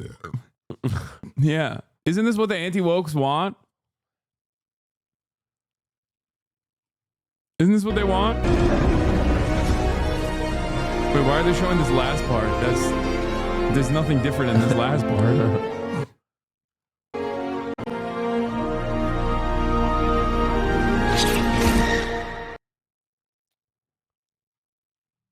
Yeah, this is the amount of like girl on girl action that is excellent. How do they edit this? They just didn't show any of the gay stuff, I think. I assume that they just like they just completely took that part out cuz there's like she eats her out. What? Yeah, straight up. What? That's crazy. Yeah. That's crazy. I don't watch it. Is this anime? Arcane, yeah, it's really good. I don't really it's watch so anime. fucking good. I just There's a yeah, new- I heard that they also were gonna do like way more like unrestricted gay sex. No, I'm not even kidding. Like they were as opposed to what? As opposed to like her just eating her pussy. I think they were gonna show like Unrestricted I gay assume sex. like they would have shown like nipples and shit, maybe like sucking on them a little bit, you know? But they just like kind of show her going down and like were you know, hoping for more? I mean, it would have been. I would Were you have hoping for a hated little it. nipple What, you action? think I'm homophobic? I love that shit. No, dude. I know. Inject it into my veins. You know, No, I don't know. give a fuck. I know. Do you think it would have helped the story a little bit more? No, I think the amount of like it is gratuitous. I Yeah. will say that much. It is definitely gratuitous. The amount that they've shown thus far. Like I don't know. Like, do you think that China cutting out the scene of her eating her pussy did that? Do you think that impacted? No, it didn't. Like, It Do you didn't. walk away with a different story, or do you feel something different when you walk away from that story? The if creator you said missed that the they- eating your pussy part. The creator said that they let the studio make the scene without riot input, and what they got back was I don't know French why people. I'm advocating for them to cut out the. I don't know why I'm No, being no, homophobic. it doesn't- I'm it- just curious. It like definitely narratively doesn't do anything else. Even though they are in a like gay relationship. Next time when And they do, Caitlyn has sex with like another girl as well. She betrays Yeah. Vi for a little bit. Like she's on some rebound shit. So Okay. like, she does get some rebound pussy. Which no, you know, this is what needs to happen. Okay, the next time they make this show, okay, they need to deliver a very critical part of the story while she's eating her pussy. it is a bit So fan she needs to be service. like going down on her and then like say Yeah. I love you for the first time in the middle of eating her pussy. So like China can't cut that out. Yeah. Also, the real homosexuality featured was the Right? relationship between That's Victor not a and spoiler. Jace. I don't know. I haven't fucking watched this He shit. doesn't. Yeah, he doesn't know what the I don't fuck he's fucking talking know. about. If that happened, then I'm sorry. But that's exactly the real what should the real happen. gay love that was occurring was actually happening behind the scenes where they didn't show it because they're fucking cowards. But it was Jason and Victor. They were gay as hell, dude. Holy shit, they were Like- so gay. Like man gay? yeah, yeah, no, yeah. Victor and Jace, yeah, they're both men. Nice. What were they doing? Specifically. Yeah, they just had a bromance that was definitely beyond. They also embraced each other a little bit, you know? Dude, I cannot exist in like very like I went to a last Christmas break, I went to a what are those line dancing bars? Like cowboy bars? Or something? Yeah, dude. And the amount of like fragile masculinity in one room is so, I just can't handle it anymore. I just can't do it. It's so, everybody's so just afraid to look gay.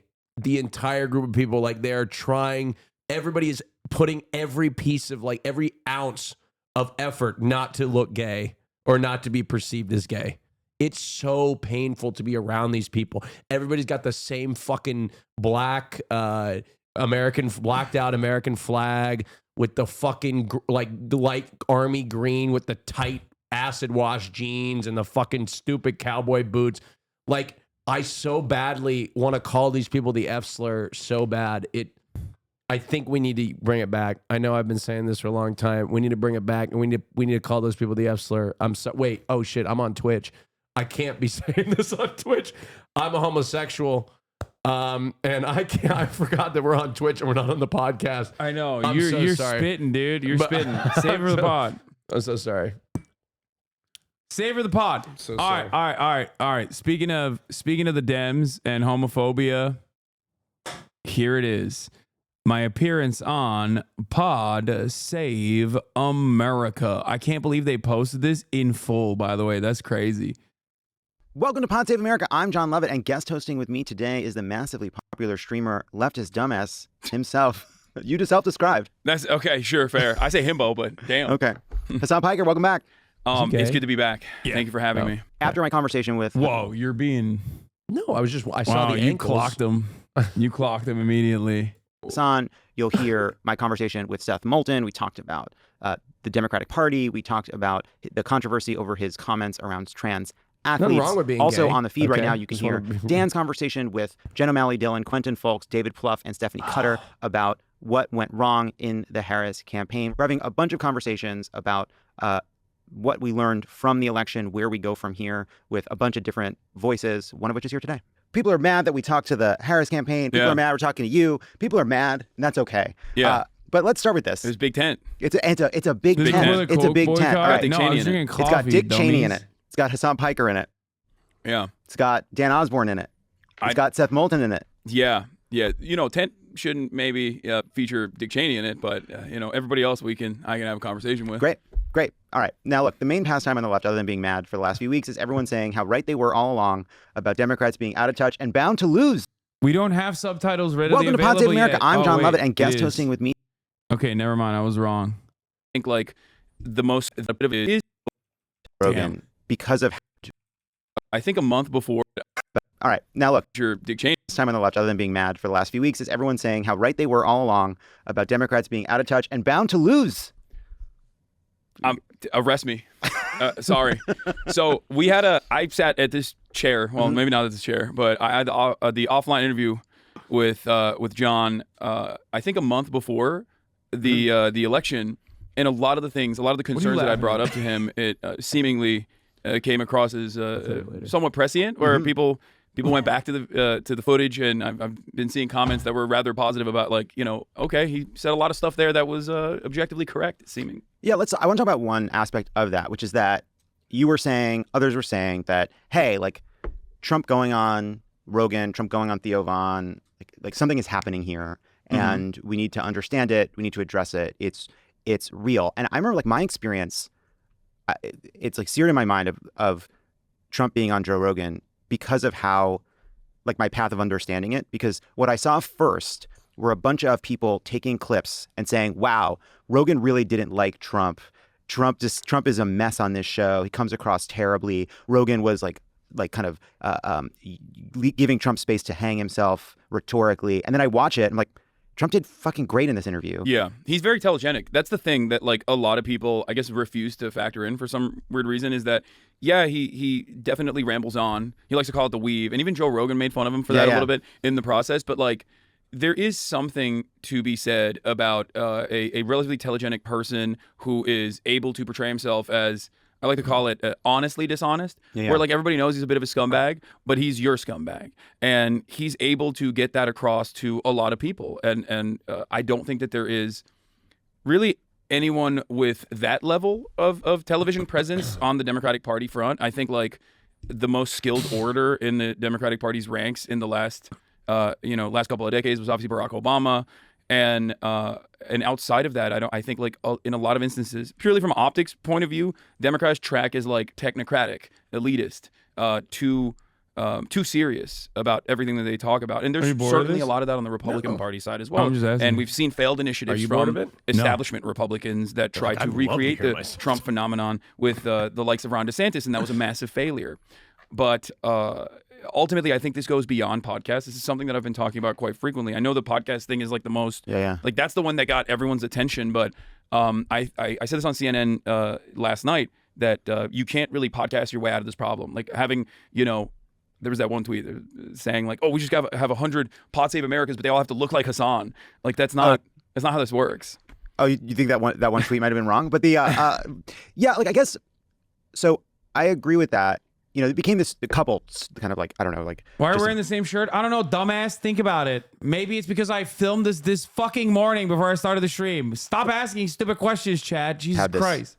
Devastating loss to Trump, and everybody's looking for these sort of little explanations that all feel they just feel silly. Oh, we need a Joe Rogan of the left. And even saying I don't even want to talk about how stupid that is anymore, because even that has become stupid. But I do agree that like people are like, oh well, she should have gone on Rogan. All right, yeah, sure, I think so too. That would not have changed the outcome of this election.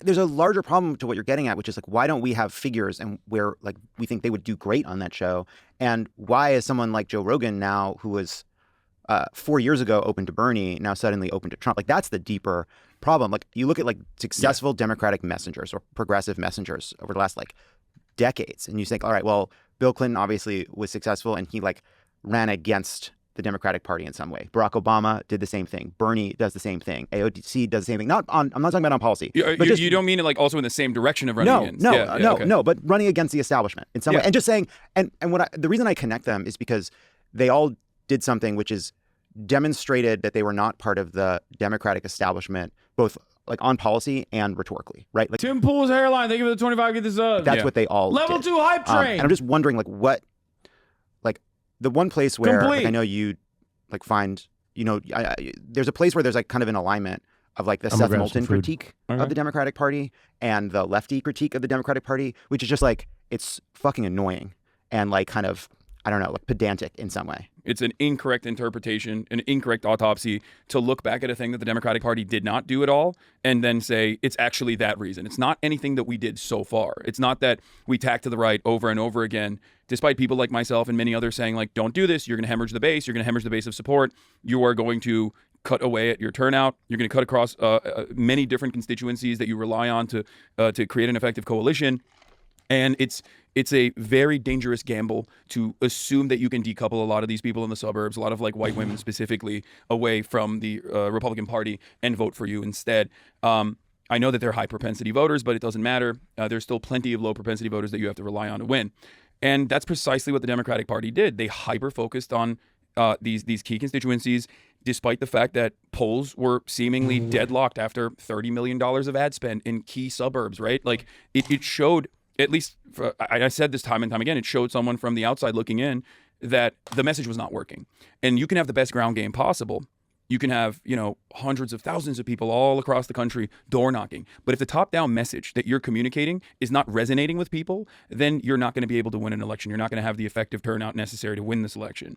And that is precisely what happened. Now, does that mean that Trump's messaging was good? Of course not. It wasn't. It was actually pretty bad. And I would even go so far as to say the anti-trans ads were actually a distraction and not good. It was only effective in the DC bubble, I think, and the consultant bubble and the media class that saw those ads and were like, oh my God, this is an incredible ad. Like, they really ruined Kamala Harris. Kamala Harris had a silly answer to an ACLU questionnaire, okay? That just shows that she is not the most experienced politician. This was all the way back in, I believe, 2020, right?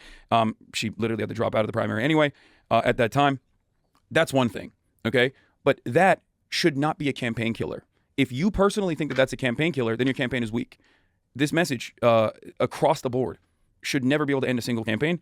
Then Teflon Don is real. I mean, the man had the grab him by the pussy tape come out as the October surprise in 2016, and he still won. And since then, there's been a litany of different controversies, including but not limited to straight up undermining American democracy by doing January 6th. And yet people are still voting for him. And one must ask the question, why? And I think overall, the same exact problems that persisted in 2016 when the economy was seemingly very good, right? Especially as opposed to like the post-COVID economy and its recovery. People were still very frustrated with what was going on. The notion that in the wealthiest nation on earth, we have 600,000 people sleeping outside every night. The idea that I think we should send every single person in the work camps and every single person in my chat, which I assume is coming from Discord. Sorry, every single person in Discord and every single person in my chat right now that is coming from Discord that's like, I bet you're drinking Coke right now in that glass and not iced coffee, to work camps. We should do that. You guys need to, you need to get to work. Okay, you're done. You're done. We need to purge the freaks.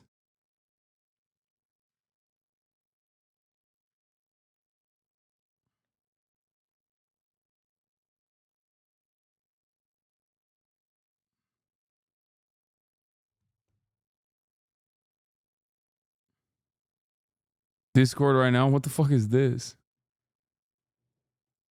We have the concept of medical bankruptcy is an insane phenomenon that doesn't exist in any other OECD nation. Like the fact that 40% of the American public don't, or 60% of the American public doesn't have $400 in emergency spending. Like, these are all very real economic anxieties. I'm using that term specifically because it's one thing that people like to hyper focus on, that that creates volatility, that creates instability, and it creates a base of angry people. And if the Democratic Party is not addressing that anger and addressing their material problems and earnestly telling them, like, we're going to fix that shit, okay? And the other side is looking at that anger and saying, we're going to channel your anger. You have every right to be angry. And you know who you should be angry at?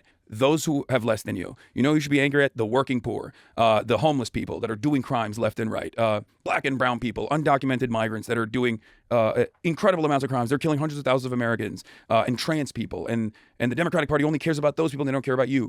And that message resonates with a base of support, not because they are intrinsically evil. That message resonates with a base of support because they're angry. And one of the two major parties is not even remotely interested in addressing that anger and trying to tell them what the solution to that anger actually is and what the real problem is. So I want to like break that into kind of how we like the Democratic brand, how we message and all. But also like on the policy front. So Joe Biden wins. He tries to kind of build consensus with Bernie. He brings in AOC. He goes to the left on antitrust. He does the Inflation Reduction Act. He does a post-COVID relief bill. He cancels as much debt as he can legally, even though the court is trying to stop him.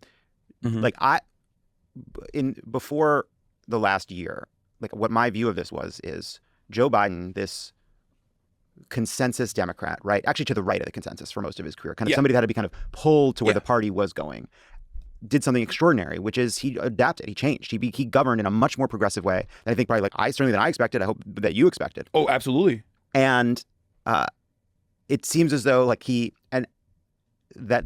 whether it's because people didn't feel it or people didn't believe it or the way Democrats talk about policy is ineffective, like it didn't seem to matter in terms of how people viewed like the Democratic response to the economy, right? They were so angry about inflation. They were angry about a bunch of other issues, and it really didn't matter what Joe Biden said, what Kamala Harris said. They were held responsible. And I'm just wondering how you explain that, right? Like, it seems as though Joe Biden tried to listen to this exact critique, and it didn't matter.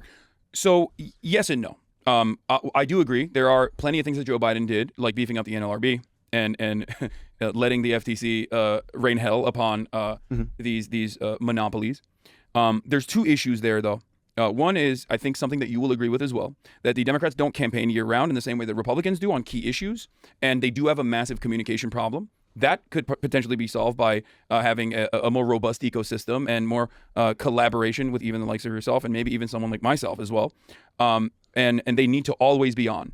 They need to always be counter-messaging against the anti-immigration sentiment. I went back and looked at my commentary from February of 2021 when the story of the Customs and Border Patrol Haitian migrants getting whipped by horseback Customs and Border Patrol people, officers was in the news. And I remember talking about how the Republicans are going to keep hitting the immigrants are doing crime note over and over again because that's the one thing that they have. And it's built around a complete falsehood that undocumented migrants are responsible for incredible amounts of crime. It's not correct. There is no data to suggest this. The data actually shows the exact opposite. Undocumented migrants are your neighbors. They contribute to the economy in very meaningful ways, and they very rarely take anything in return. Why is the Democratic Party not pushing this counter narrative? And they never did. Instead of pushing that counter narrative, which is based in truth, and talk about how undocumented migrants are responsible for less crime per capita than natural born I was on Fox. U.S. citizens are.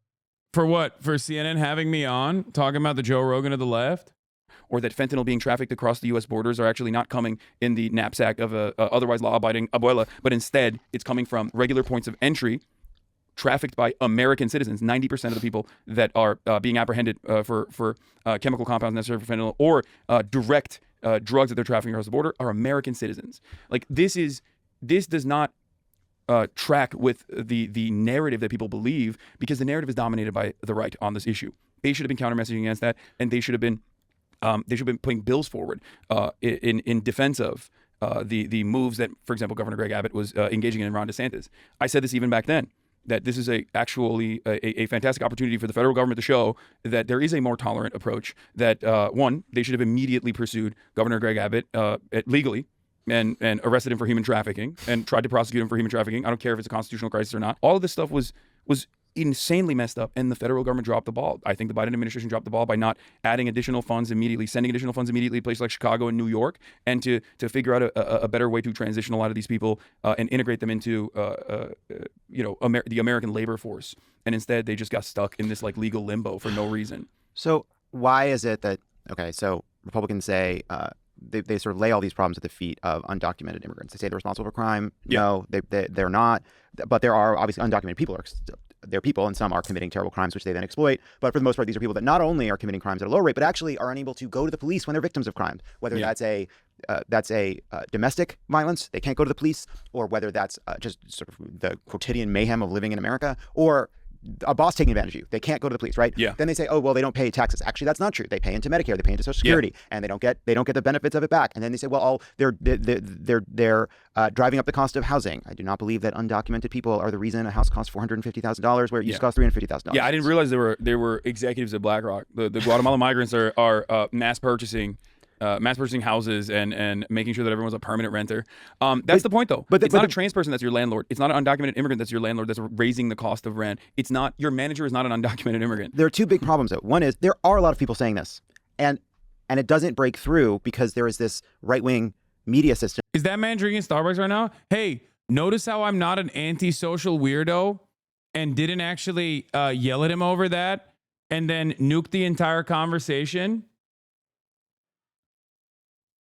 You should probably also follow suit. Here's a lesson for many of you in the chat, many young, like-minded individuals who want to be activists. Okay? It's called Be Normal.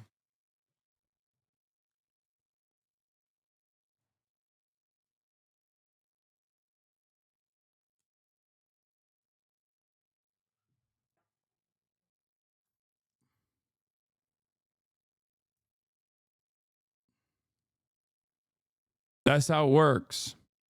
That puts out this one story. And the second problem is, like, Democrats really don't have trust on this issue with the people that they're trying to persuade to see it our way, which I think goes to the point you made before, right? Which is, why is it that Donald Trump can meander around the country rambling, committing what in any other era would be, if not like campaign ending, This argument that a lot of people are defending immigrants and it's just the right wing making this narrative is such cope. Wait, what do you mean? No one is defending immigrants. That's the problem. Campaign harming, ridiculous state. Pick your battles is probably a better way to put it. No, be normal and pick your battles. You're right. Pick your battles, but also be normal. Be normal is very important. And gaffes, sure. That he can basically be in like a strategic mess. But Kamala Harris has to hit every point exactly right. She says the wrong thing on The View, or there's a bad interview from 2020. Those things can be campaign ending. And I think, to your point, it goes to something deeper, a kind of a lack of a core vision or motivating mission for the current Democratic Party. Yeah, something that is an understandable, easy to communicate, simple policy that you can put your campaign around. So we agree on the messaging front a little bit, at least, or the asymmetry of how much right-wing media dominates the ecosystem, the media ecosystem in general, all the way from independent outlets down to traditional media, where, as far as I understand it, 73% now, I think, of all news watchers are watching Fox News. 73%. That's an insane percentage. That's an insane number, right? So outside of that, though, I think here is the disagreement that we will have. That while Joe Biden did a bunch of stuff that I agree was positive, it was simply not enough. And that was something that I was always very critical on as well. If you see a homeless person and you chuck them 2 pennies and they're sitting on the corner of the street, like, yeah, technically their material wealth improved by a decent percentage, but he's still going to be mad at you because you just gave him 2 pennies. Why doesn't the homeless person understand that their situation is much better? That is not an effective way to communicate to Americans that, like, no, you don't understand. Inflation is actually under control, that the economy is rebounding, even if it's objective truth, because they, like, most Americans don't understand what inflation is, and they don't understand that prices are not going to go down in that circumstance. And besides that, and I factor this is not just the vibe session communications, but I'm also talking about specifically, like, even the IRA or many of these other like parts of the legislative agenda that Biden put forth that was more progressive than I expected, from more progressive than even the Obama administration in many respects. But one, they didn't do a good job of communicating any of those victories, in my opinion. They did not. They did not actually like go to the media regularly to show these victories and to showboat and gloat a little bit. Two, a lot of that was also held up in gridlock because we didn't whip votes well enough within our own party. And I think that there was a lot of punishments that should have been dished out to the likes of Joe Manchin and the likes of Kyrsten Sinema, rather than offering a Green senator an opportunity to be a prominent fixture of the Democratic Party. I think that a lot more punishments should have been issued towards these people that use the moment in the spotlight to specifically play the role of a rotating villain in the Democratic Party, which has happened time and time again, all the way from Joe Lieberman to the Maggie Hassans of the world, the Kyrsten Sinemas, the Joe Manchins of the world, and the problem solvers caucuses within Congress in general. These guys need to get whipped into shape. Yeah, I just like I wish I believed that. I just wish I believed that. Like, no, but think about it. But I just like I don't know how much more you could have gotten out of Joe Manchin or Kyrsten Sinema. Like, Joe Manchin basically was telegraphing the whole time, like I'll walk away. And Joe Biden kept him in the tent. That got judges through. That got Austin, I'll fight you if you order food from a BDS listed place. Why are you trying to trigger people in the fucking Discord? Sitting over there within striking distance. This motherfucker, bro. He like literally sat his ass down over there. Act 3. Like, I do not believe, like, I think we agree on a lot. I just don't believe that there is a version of the Joe Biden presidency that could have been more successful on legislative policy. I don't see that. You're not going to appreciate what I'm about to say then. Hit me. Use the IRS and also the SEC and maybe even the FTC to investigate as to why Joe Manchin's brother owns a coal mine and whether there's a conflict of interest there. Investigate why Joe Manchin's daughter is selling pharmaceutical products to the state of West Virginia when Joe Manchin is directly at odds with any sort of bill that passes that would lower the cost of pharmaceuticals. So you want the president yes. to politicize these agencies yes. and use them to go after people? Because you want to know why? Tell me why. Hey, tell me why. Because they're doing it at the behest of not only the American people, their interests, but they're also, and this is probably going to frustrate everyone in this audience, but here's the thing that I get very frustrated about. Wide range of listeners across a broad ideological spectrum. Here's what really frustrates me. What frustrates you? The way the Democratic Party operates. They love norms. They love institutions. They love civility. They care about bipartisanship for the sake of bipartisanship, as though that is something that some do, some don't. Yeah, sure. But for the most part, the broad communication coming out of the Democratic Party is that these are the things that they care about. These are the top line issues. We got to protect democracy. We got to preserve our institutions. The problem is the other side doesn't give a shit about that. So I think I want a Democratic Party that fights for me and others who are marginalized, other people that like desperately need help. And I know that the Republican Party is never going to do that. I'm not one of those guys who's like, oh, well, at least the Republicans are kind of listening to what I have to say or are communicating, channeling the anger that I feel. Like, I don't care. They're charlatans. They're significantly worse than the Democratic Party. I don't like the Democratic Party for their closeness to the Republican Party. I want them to be a party that actually fights for the working class, for all Americans unconditionally, regardless of ideology. And you can't do that through bipartisanship with an otherwise like hostile entity that is the Republican Party.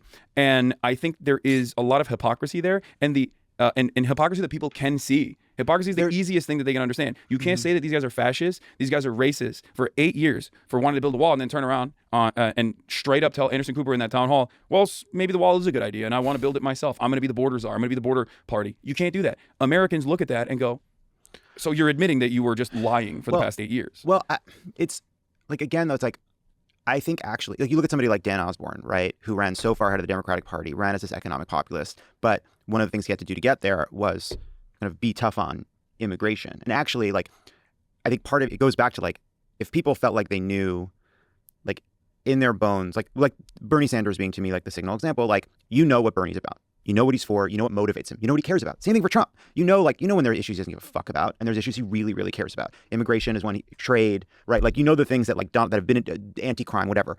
That there are things that have been in Donald Trump's like kind of brain slowly losing plasticity that are like kind of solid in there. And for Bernie, we know why he's in politics, and that gives a politician the space to kind of challenge orthodoxies in the party or kind of run counter to it to signal to the people you need to signal to. Now, like, you say, oh, you can't call them fascist and then also work with them.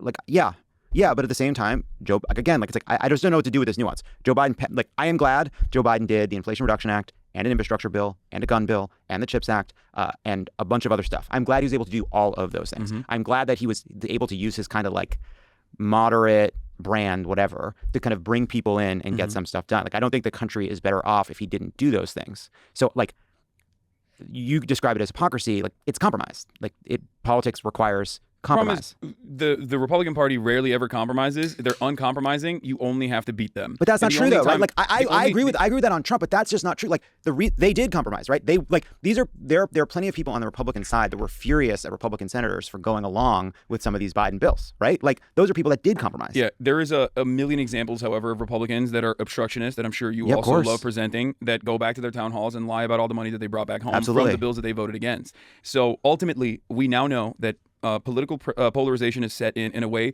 that never really existed in American history until the last couple of decades, right?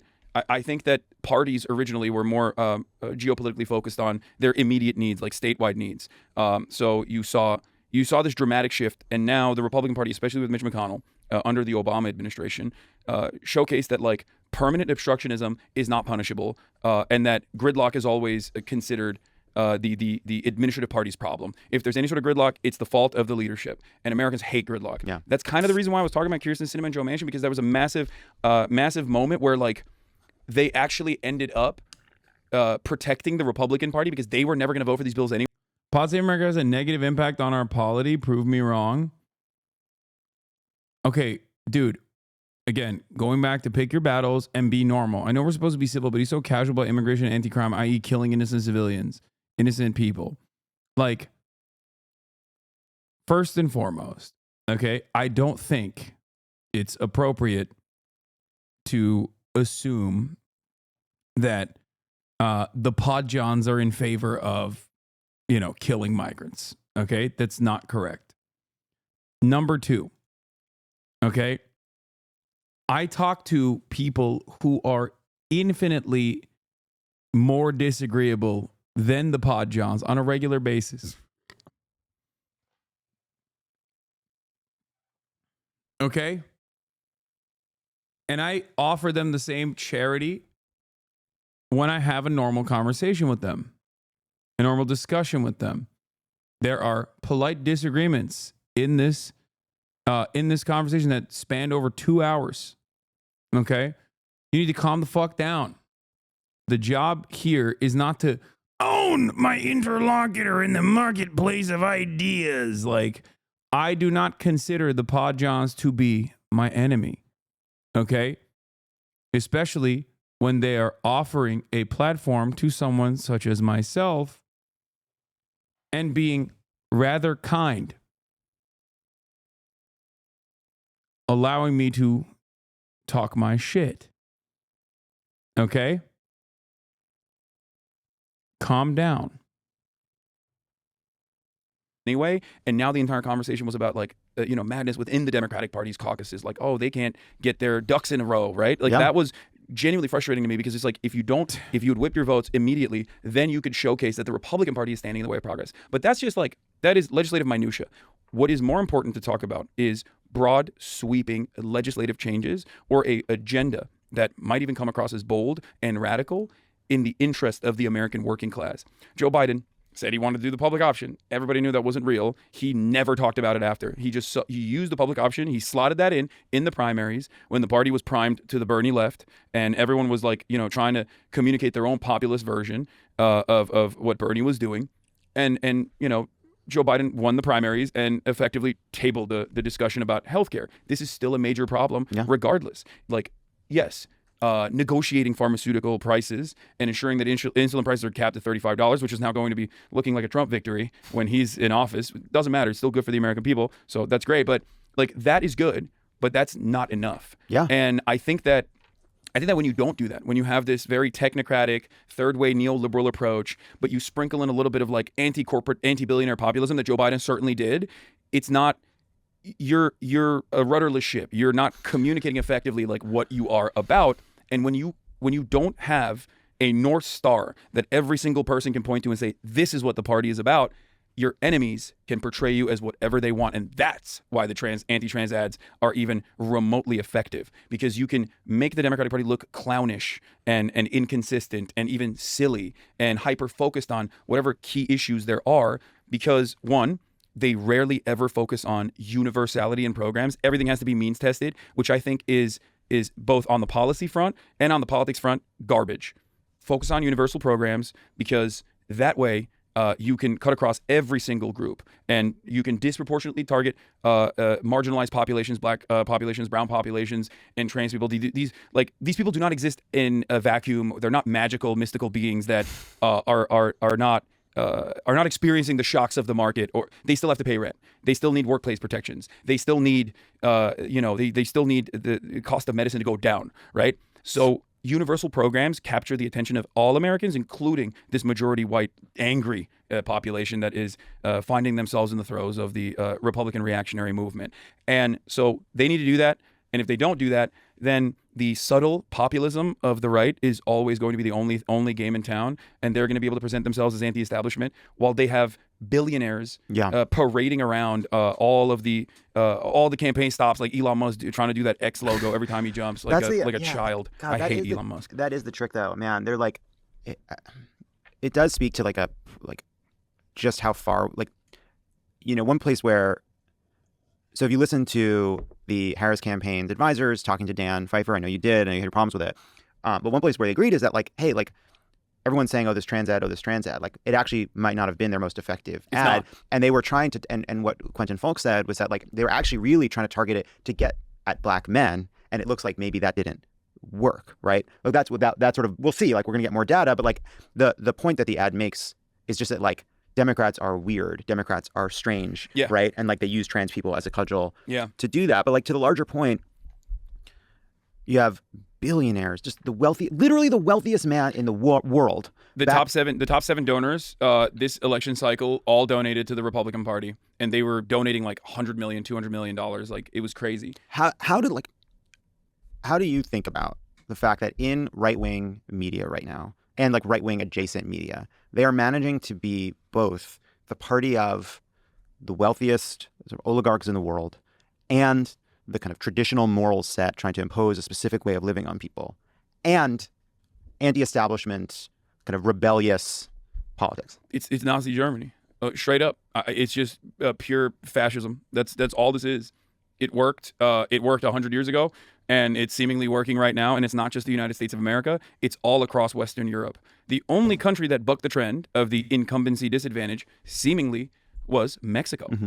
One must ask the question why an old doddering man who was still, relatively telegenic, even though he believed in wood elves, duendes, was able to get a tremendous amount of popularity and then become the transition candidate that actually passed the torch to a younger woman. Claudia Sheinbaum. I'm of course talking about Mexico. I'm talking about AMLO is the old man. Claudia Sheinbaum was his spiritual and ideological successor in the Morena Party. Why did that happen? Why was AMLO so popular? And why is Claudia Sheinbaum also incredibly popular? Why did Claudia Sheinbaum win the election with even larger margins of victory than AMLO did? It's because they expanded the welfare state, they increased minimum wage, and they made a whole bunch of decisions that genuinely improve the material conditions of a lot of people in Mexico. And that's something that people will never forget. We talked about the black vote for a second. As far as voter patterns goes, older black populations, older black voters as a voting bloc, is a more reliable voting bloc for the Democratic Party than younger black voters are. One must ask the question why. That is because people remember the last time the Democratic Party did something for black people, did something bold, expended social and political capital for black people. And that is something that people do not forget. If you give people things, they will not forget that. That's why there was a lot of dummies who thought, oh, Trump's back, we're going to get some stimmy checks. It's not going to happen, but they still remember that because they think, oh yeah, Trump gave us stimmy checks. Mm-hmm. I mean, well, Joe Biden expanded. I mean, I know. And by the way, I'm not pushing back on any of this because I don't agree with the sentiment. I just I am trying in the weeks after this election to just question these sort of statements, because then it's well, Joe Biden expanded the child tax credit, made a huge difference for millions of children. No, absolutely. The expansion of the child tax credit was fantastic, but it didn't continue. It was so successful and it didn't continue. do you think American people know why that happened? I don't. Who's at fault if American people don't know why that happened? I think some of it is Democrats, some of it is the mainstream media, some of it is the right-wing media, and some of it, by the way, is the left. It is the media of the left, right? Like the first couple years, there's been so many moments where my great frustration, I think, in the way politics is talked about is often people do not want to do the work of figuring out who's actually responsible, right? Like Republicans will shut down Don't worry, I addressed the left point as well. Government and mainstream sources will say Washington gridlock continues, right? Or Joe Biden will be stymied in some way, or Barack Obama will be stymied. Now? Why did Barack Obama? Wait, what? Fuck the USA. Fuck the USA. Let's go. You suck now. You suck now. Shut up, Dankus Canadian. Enjoy the fucking tariffs, okay?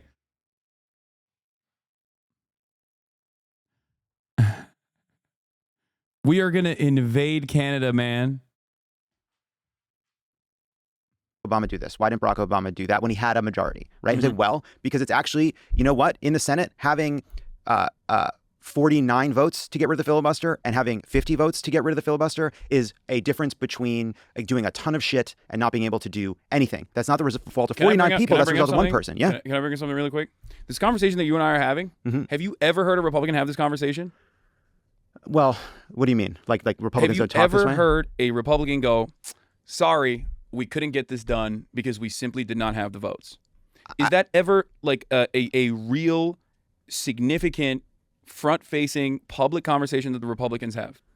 I mean, I feel like you want the answer to be no, but like, I do think the answer is yes. I can't recall a time. Maybe no. I'm asking you. No, I think on their side, like they have over the last decade slowly but surely gotten rid of the people who are pointing out the actual things that stand in their way, right? They went after Kevin McCarthy. They went at and sometimes that works. Sometimes that leaves them like pretty well stuck. I mean, like Donald Trump was president for 4 years. He wanted to repeal the Affordable Care Act. He didn't have the votes, right? There was a big conversation about why he didn't have the votes. That there have been the Republican base like furious with spending bills that were passed, right? What did Donald Trump do after when John McCain struck down the Affordable Care Act? What did he do? He took out the individual mandate regardless. He did. Well, he did what the same thing a Democratic president would do. Do as much as you can legislatively, and when it fails, use your executive power, which is what Biden has done on student loans and a bunch of other issues. Yeah, so my point is, he still got the most significant aspect of his, agenda across, and in the process, he utilized the bully pulpit to laser John McCain nonstop and effectively bully John McCain in a way that I've never seen a Democratic president turn around and communicate about Joe Biden. I'll hear it about the left, about how they're naysayers, how they're spoilers. I never hear it about conservative Democrats. And I think it's the coalition. We talk about that. It's the coalition that you want to have, is my point. And I think Democrats, win or lose, want to win by their own like established policies and the way that they want to win. And they're willing to lose if necessary, as long as they still maintain the overarching attitude that they have. I just think that is, or maybe they're just bad and wrong. Well, I just think that I think people need to be persuaded. I think people need to be. Biden student loan. This man's Delulu. I mean, he did abolish a bunch of student loans with the executive power. He did do that. He should have gone further, but he did do that. Persuaded. Like David Plouffe talking to Pfeiffer yesterday. He's like, look, you go to a swing state. You got a certain percentage of liberals and progressives. You got a certain percentage of conservatives, and you got this vast swath of moderates. You need them. Now, I think where you're right is like there is something about a Democratic establishment figures that feel more comfortable with a Liz Cheney. We're going to get to the genocide stuff in a second. Don't worry. At the table. A big chunk of this conversation devolves into talking about with Israel. Sitting at the table. It's gross. And that the disagreements with Liz Cheney are more kind of are acceptable, and the disagreements to the left are less acceptable. But one must ask the question, why is that acceptable? Liz Cheney is anti-LGBT. Liz Cheney is anti-abortion. Liz Cheney is anti-Democratic Party. Liz Cheney is the daughter of a rabid, warmongering, terrorist sociopath, Dick Cheney. And yet there are Democrats who are more comfortable with her than people who also would totally be on board with the Democratic Party, but I don't know, have maybe sometimes identical opinions of Liz Cheney on even LGBT issues. Like Joe Rogan is a great example of this. Yeah. The Democratic Party has consistently utilized and weaponized in the most cynical ways possible identity politics. And I say this as someone who is infinitely more progressive than the average Democrat on these issues. They just use it. They use it against Bernie. They use it against every single person, and now they're dropping it themselves. That makes every Democrat look like a silly fool. That makes it does. In the eyes of Americans, they go, you called us racist, you called us transphobic, you called us crazy, and now you're saying, okay, my bad, we got to drop this woke shit. Like, of course people are going to go, all right, I guess like I'm primed into now believing the Republicans. Like, you're pushing your base towards being more open-minded to right-wing policies. That's the only thing you're doing. And that's how, and that's the only thing you're doing when you don't actually claw back a lot of the things that the Republicans, the former Republican administration engages in. Like, Democrats are very good at, trying to fix the deficit. They're the only real deficit hawks, right? Republicans certainly don't care. They only use it as a weapon to wield, to communicate against the Democratic agenda. But outside of that, like, on foreign policy, Joe Biden said he was going to be an effective foreign policy leader. He did NATO. He kept talking about, NATO Jack, AUKUS, as though that was going to be. He loved talking about AUKUS. Yeah. Like, I've never been more. Oh, dude, there's a Ryan Ruth mention coming. Or I've never been more like nervous in politics, like other than the day before an election, than when Joe Biden was still in the race and he did that press conference. And he was like, he talked about AUKUS. It's like, no one knows what the fuck AUKUS is. Yeah. Okay, that's a deep cut. That is a deep cut. But like, Joe Biden was like, I'm the, adult in the room, Jack. I'm going to bring back America into the global stage. The way that the American public sees that is like, there's war in Ukraine, right? And that's not even Joe Biden's fault. Like, I understand that. That's Vladimir Putin decided, I'm going to do the insane thing. I'm going to invade Ukraine. That's psychotic, right? But the way that people see it, they're like, why are we giving money to Ukraine when we're not fixing the potholes? Why are we giving money to Ukraine when the ISPs suck here? What the hell's going on? Why are we giving money to Ukraine when we don't have healthcare? We have homeless people everywhere. And then on top of that, they see that instability as like something that is Joe Biden's fault. Fair or unfair, doesn't matter. They attribute it to Joe Biden. Same thing with Israel-Palestine. They look to what is going on and they're like, this is insane. Like, why Biden will come out and say, or used to come out and say, we're going to do a two-state solution. Benjamin Netanyahu the next day would be like, fuck the two-state. What do you mean? How about no state? Literally the next day. And Biden kept trying to do this thing where he was like finger wagging, where he's like, I'm going to give him a heart-to-heart, real man-to-man. For a lot of Americans, they saw that as like, you're weak, you're old, you're weak, you're feeble, and you're getting dog-walked by an American ally in a very public and very embarrassing way. And there's a metric ton of violence that's happening on top of that. Like, he ironically destroyed the goodwill that a lot of people had coming into his administration with the last, I guess, like post-Afghanistan withdrawal. Everything was bad after that with respect to Joe Biden's foreign policy. It also just like it's also tied to. I still defend the Afghan withdrawal, by the way, and I think the Democrats also dropped the ball on that too, because they should have stood 10 toes down and said that was the right thing to do. We exhibited political courage. And for the record, Republicans tried to do the 13 of our best soldiers died in Afghanistan thing over and over again, the cynical thing that they tried to do. Republicans are shameless. Democrats are less so. No, they should be shameless. I'm describing what the issue is. Yeah, I mean, part of this though too, like they cut a bunch of stuff here. I said Democrats should have said 67 soldiers died in Afghanistan under the Trump reign versus the 13 that died under, like, there's a reason why no soldier should die, but there's a reason why, this is significantly limited to casualties because we pulled out. You were on Waters' show. They lost because. Yeah, I saw. We'll look at that later. Like, huge policy problem in how the Biden administration has responded. They cut it because it's an hour and 50. The conversation took 2 hours, Chad. It was supposed to be 30 minutes. I think that's the reason why they cut a bunch of stuff. They cut my Ryan Ruth joke too. To the war in Gaza. But on that issue, a bunch of foreign policy issues, a bunch of domestic issues, some of the problem has been Joe Biden gave State of the Union, which was good. And everyone's like, okay, that's what happened, right? Okay. But other than that, he has been such an ineffective communicator and it has gotten so much worse over I'm glad that they cut out some of my jokes. I definitely made a bunch of jokes that probably what? Uh-huh.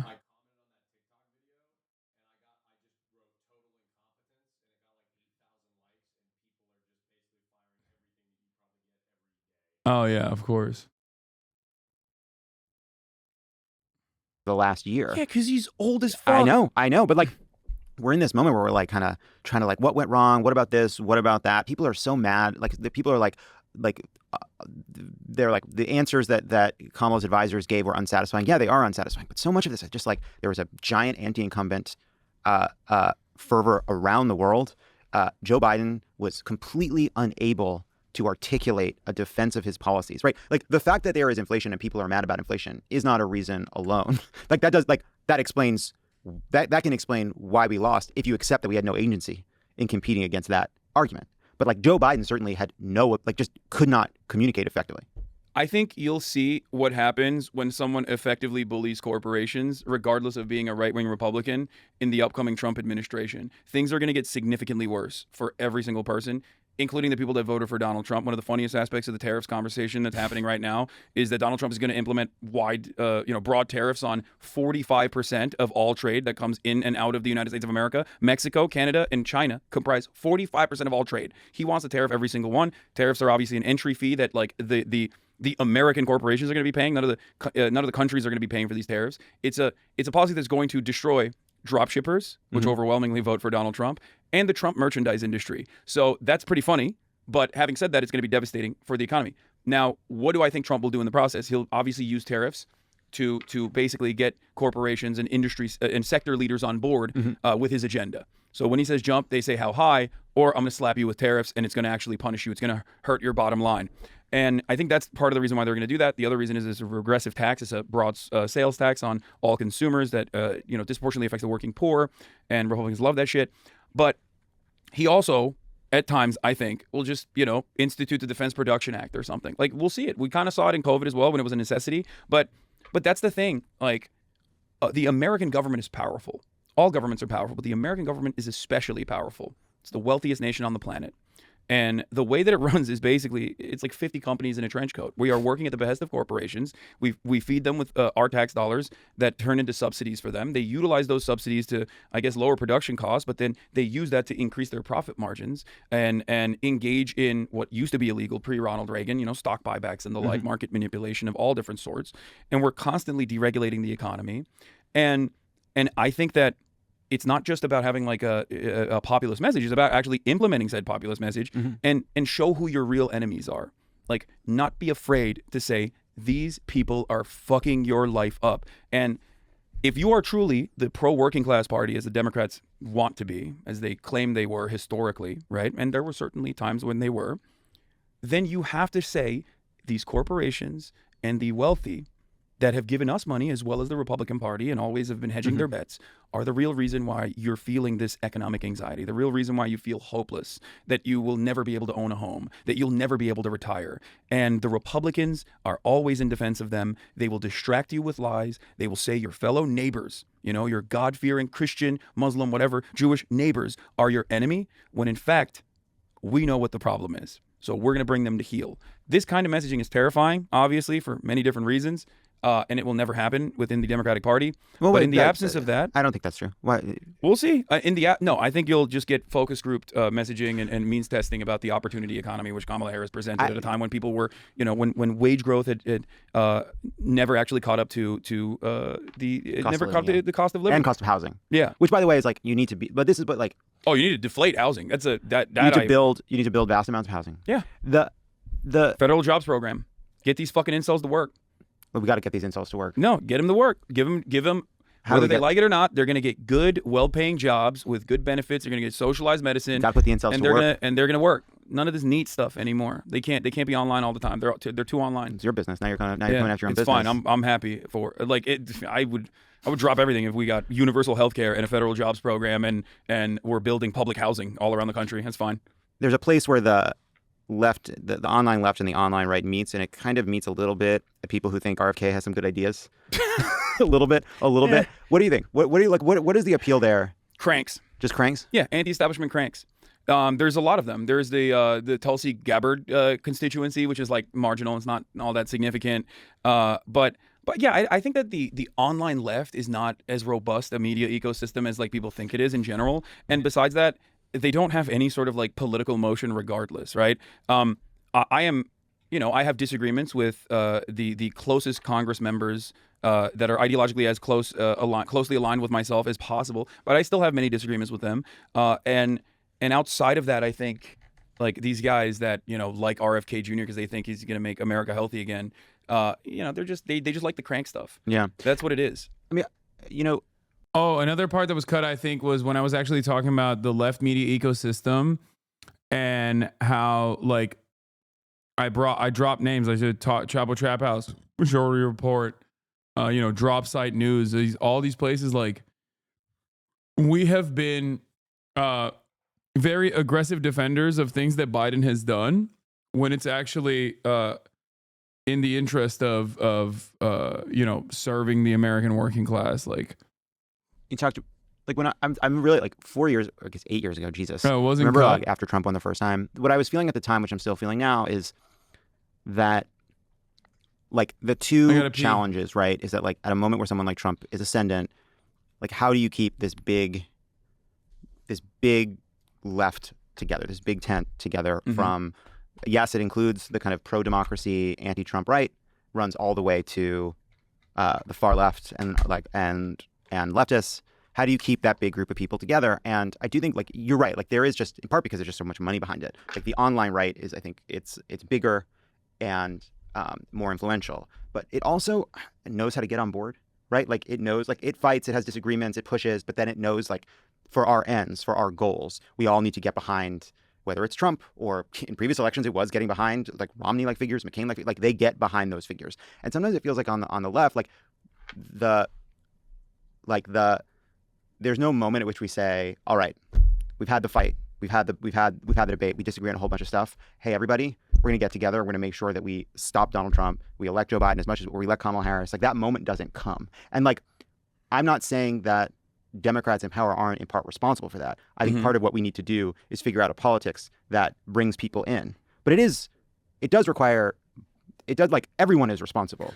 Yeah, I think just as I was very critical of Bernie Sanders' campaign, despite, still loving Bernie, because he was nowhere near as aggressive as he could have been in the primaries, and it, definitely should have probably gone on more like independent media route in a similar vein to Donald Trump.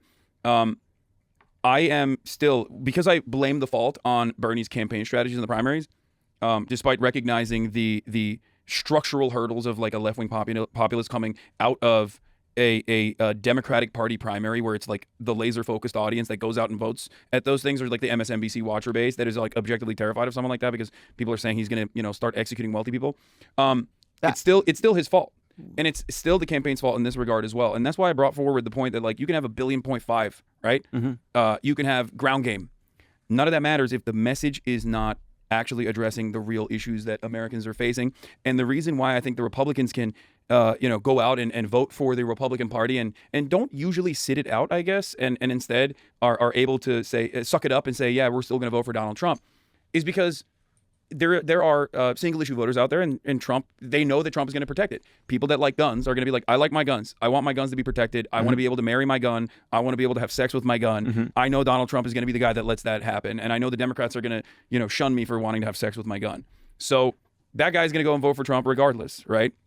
On the other side, though, if your top line communication and your major policy prescriptions are like, we have to preserve these institutions, we have to preserve civility, and we have to preserve democracy at a time when Americans are like, I don't give a fuck about democracy, just lower the price of eggs, then there's no way that I could outflank the Democratic Party and get people to vote for Kamala Harris in a way that sticks, in a way that is going to be successful, no matter how much influence I wield. But it's not, yeah, I'm not even just talking about, yes, take your point. Most people are just not voting. That's the problem. But the challenge, right, is that, like, there are, like, these three, let's say you say there's these three kind of media ecosystems. There's the right-wing one, there's the kind of mainstream one, and there's the left one. The one on the right is built to attack Democrats. The one in the middle is built to attack Washington and politics, and the one on the left is built to attack Democrats. It is. I mean, like, I think they're trying to pressure Democrats to be a more moral and just version of itself. I think I probably spend more time shitting on the Republican Party than the Democratic Party, but yeah. But I'm saying when we're talking about, like, when the right is talking, when right-wing media, it is trying to be a team player, and it is attacking Democrats and supporting Republicans. The middle is attacking both, and the left is attacking Democrats and Republicans. There is no place, right? There is no, like, big kind of fun, exciting media environment. Yeah.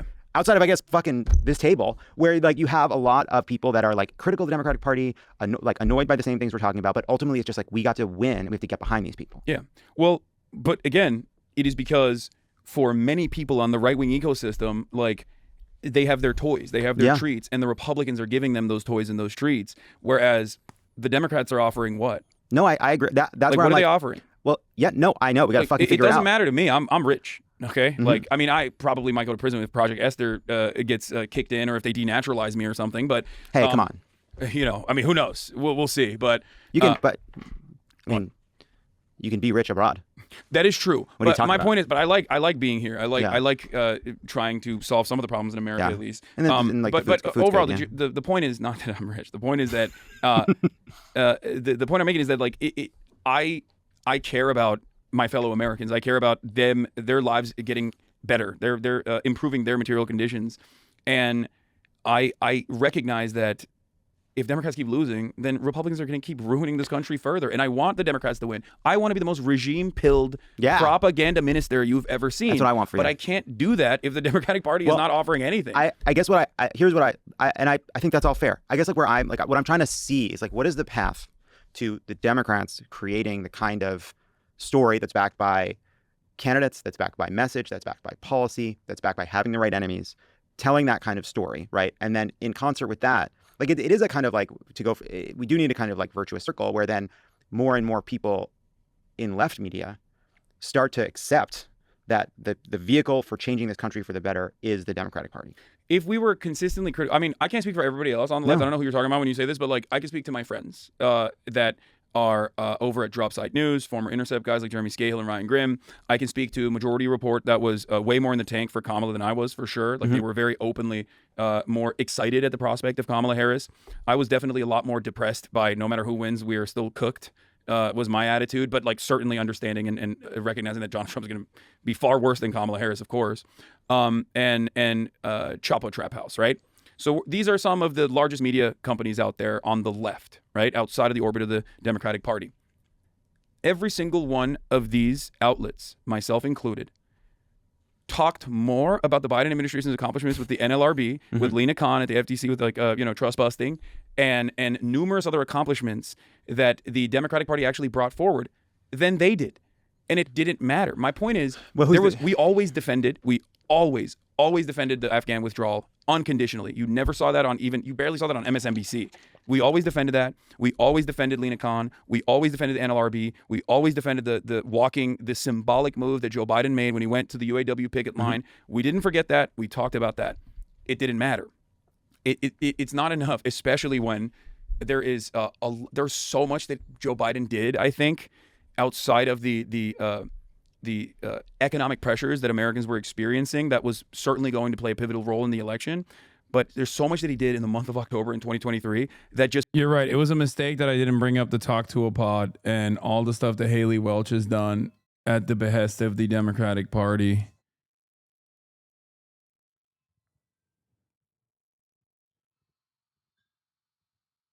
Doors open.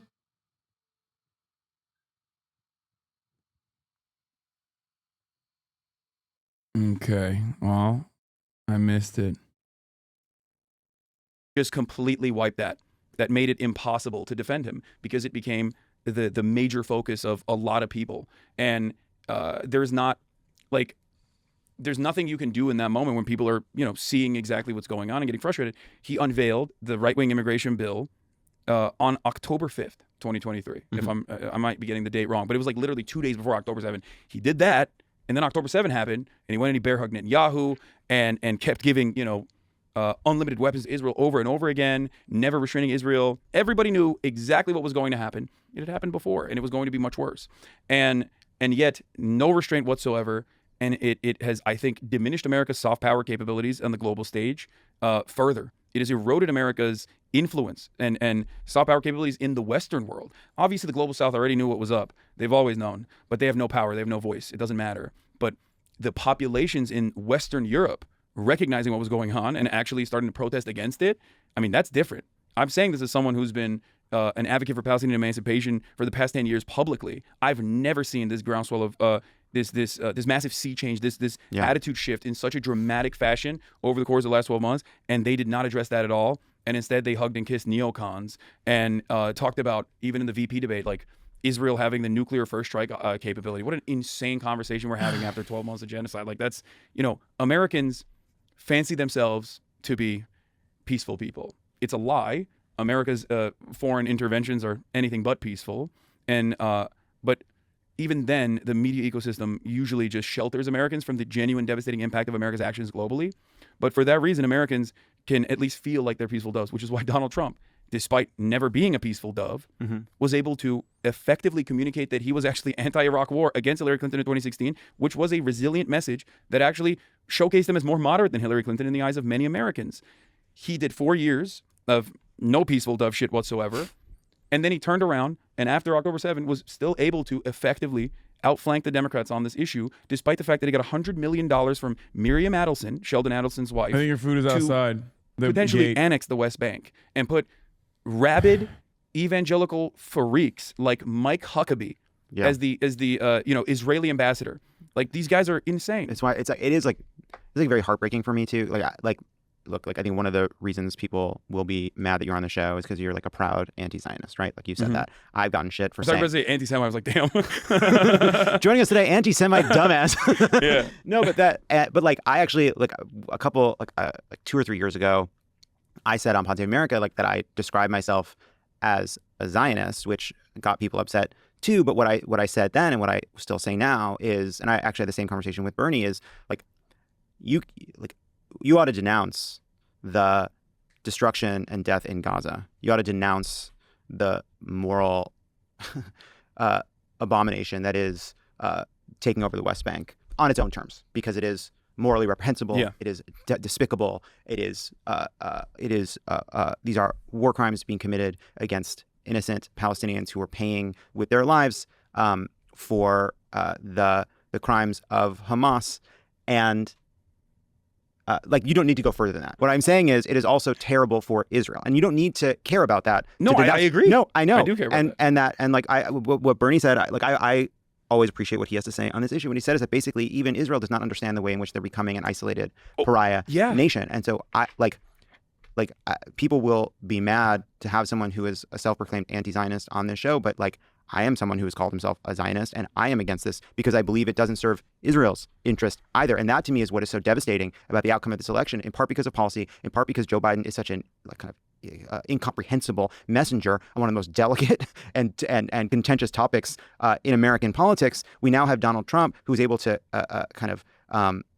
elide what his actual views would be on this issue. And we have seen what happens in Israel when you have someone like Trump in power at a moment of crisis. And now there is Trump back in office here. And if you are concerned about the lives of Palestinians, if you're concerned about continuing instability and violence and death in that region, this election has just made everything so much fucking worse. American foreign policy being so uniparty on this issue is genuinely frustrating.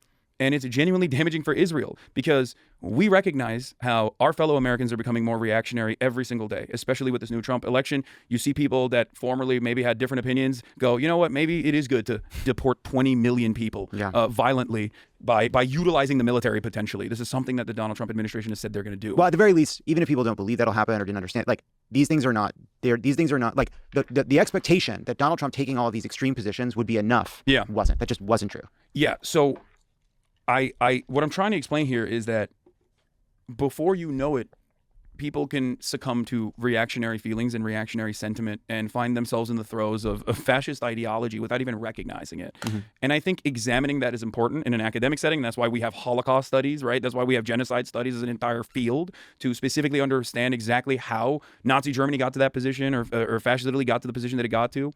And I think that, you might even disagree with me on this, but like that's where Israel is. That's where Israel is at right now. They have become an incredibly angry culture, an incredibly angry country that has succumbed, especially since the assassination of Yitzhak Rabin, who wasn't exactly a great guy for Palestinians either. I mean, he was known as the guy who deliberately tasked the Israeli security forces in breaking the hands of children for stone throwing, right, in the first Intifada. That guy was the off-ramp for peace negotiations with Palestinians, and they assassinated him. And his assassins and people who are backing his assassins, like Itamar Ben-Gvir, like Bezalel Smotrich, are now firmly a part of the Israeli establishment, the current governing Israeli coalition. government. It's kind of crazy that people have the audacity, people who read Wikipedia pages have the audacity to claim that I don't know what the fuck I'm talking about when it comes to foreign policy. and that I'm out of my element. Like, it is kind of wild that they just rely exclusively on mainstream narratives and the fact that people just genuinely don't know anything about this kind of shit. To just basically say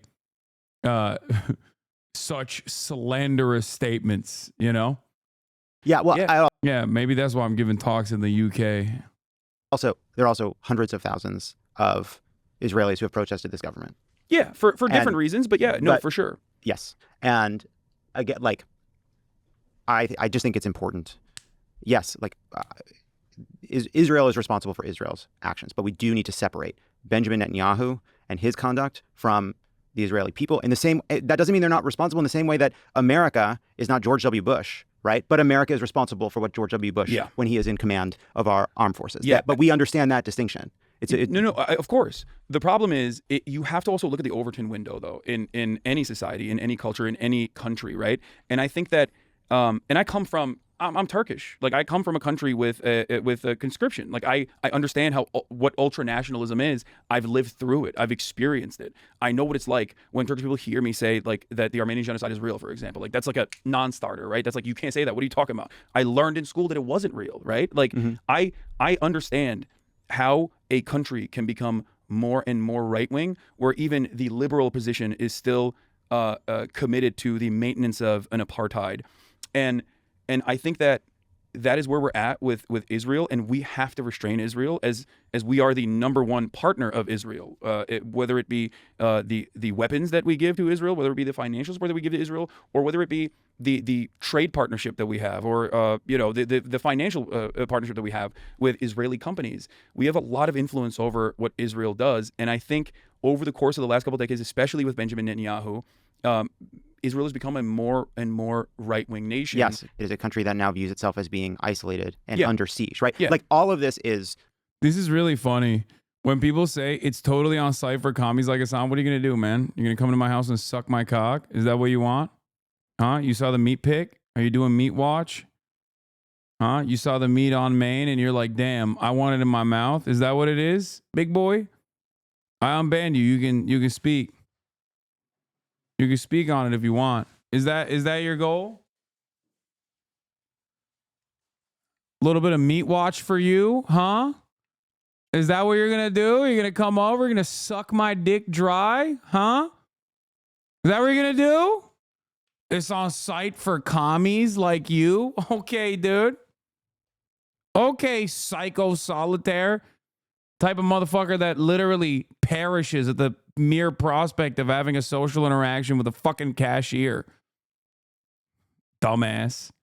Like, we have moved in the wrong direction in a bunch of, like, this is all gotten to be so kind of hopeless. Israel faces recrimination from around the world, feels isolated, feels like it needs to turn inward to protect itself, views itself as being it's going under the Rhodesia route. attack. Well, it's like the question right to me is like, how do you break that cycle? I agree it requires a ton of American pressure, but it also, I think, like the turn, like anti-Zionist fervor, like to me, like anti-Zionism itself is not a path to where we ultimately need to go, which is a peace and Palestinian self-determination, right? Like that's what I believe in. Like that's what I care about. That's where I want this. Like Israel as a country that no longer feels constantly under threat. Palestinians being able to live in peace and safety without being under occupation, in control of their own destiny. And to me, like that, like it's become a kind, like that is a two-state solution. And anything that drives towards that, I think is ultimately the direction we need to go. Right now, we're moving in the opposite direction, which is why this all feels so hopeless to me. Well, I mean, look, I used to be of that same mindset maybe like a decade ago as well, where I resort to the likes of Avi Shlaim on this, or Ilan Pappé on this, in terms of like my analysis of it. But like the settlement operations in the so-called peace process that were, again, funded by America as well, and still funded to this day by like the likes of CUFI, Christians United for Israel, which is the oftentimes not talked about part of this equation that is significant, and dare I say more significant than whatever Jewish Americans think about Israel. Like it's the right-wing evangelical Christians that are the number one funders of the settlement project. But it's also like the consequences for the expansion of settlements. Yeah, well, that's... And the use of settlement, like what was once expanding settlements as part of a negotiation tactic towards what would ultimately have been a solution is now just a plan to take over the West Bank. Yeah, no, it's developing Bantustans, which they did. And my point is that that has made it virtually impossible for a two-state solution to exist, which is why I think that like Israel already maintains sovereignty, and that as an apartheid state, what needs to happen is to abolish the apartheid.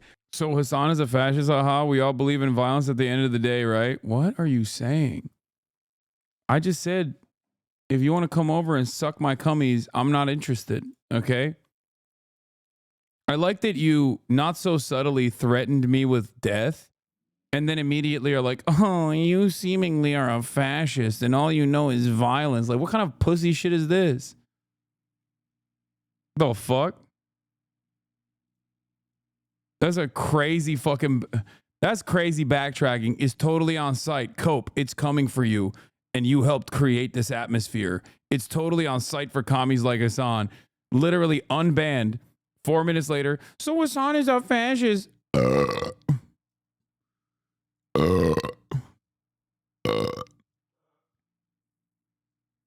We all believe in violence at the end of the day, right? Fucking idiot. Bitch.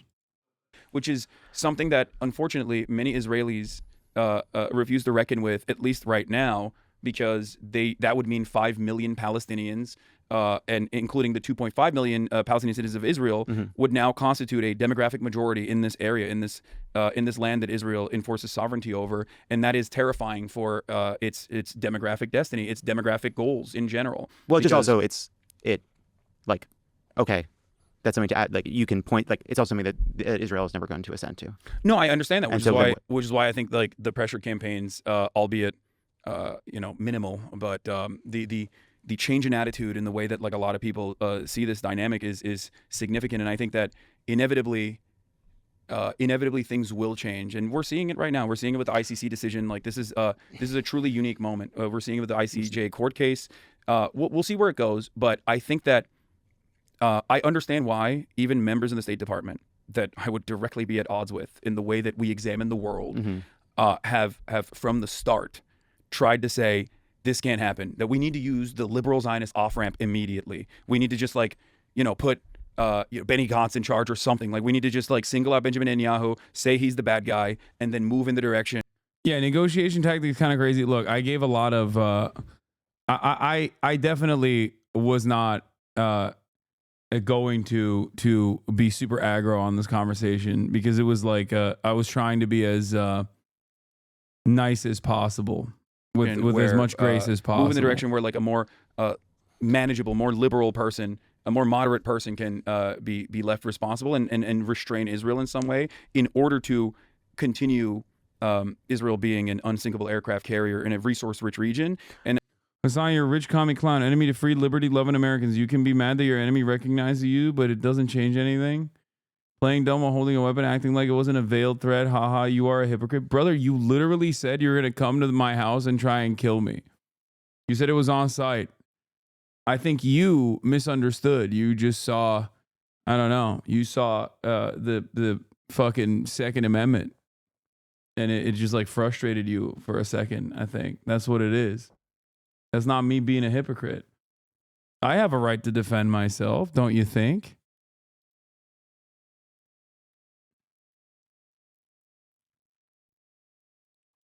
And they didn't even listen to that. Like, the but top also of because the, it was the top of the administration because just didn't even listen to that. Well, because Netanyahu is an obstacle to any kind of peace. I mean, this is we have the PFP law. You need to see this. Oh my God, that's what you look like.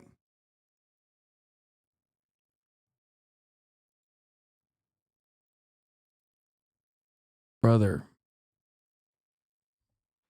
please have a family, raise your kids. You should not be on fucking Twitch crying in a person's chat like this. Go talk to your fucking kids, man. The fuck are you doing? I never said I was coming to your house. Cope, kid. Why are you acting like you didn't say it's on site for commies like you? Cope, it's coming for you, and you helped create this atmosphere. And now you're like, I didn't mean it. I didn't mean it. There's a reason why your kids are probably embarrassed of you, big dog. It's because, you're doing this shit. Don't do this shit.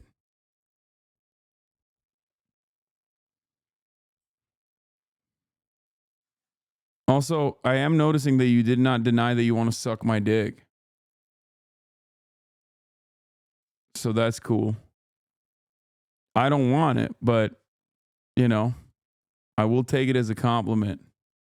We have been in moments in the recent past where Palestinians and Israelis were at the table and peace seemed within reach, right? And that seems very far away right now. We were. And that seems very far away right now. But to me, that still seems closer than a single state. And to me, there's that sort of a future of heading towards that is a future of a lot more chaos and violence and terror and horror. And so I come back to my view remains that the future, that the only hope is some kind of a two-state solution. As far as that seems right now, people want to say otherwise, fine. But I think they're gonna annex the West Bank. I think that's what I think is gonna happen. But let's move. Trump's gonna let it happen. This is the thing.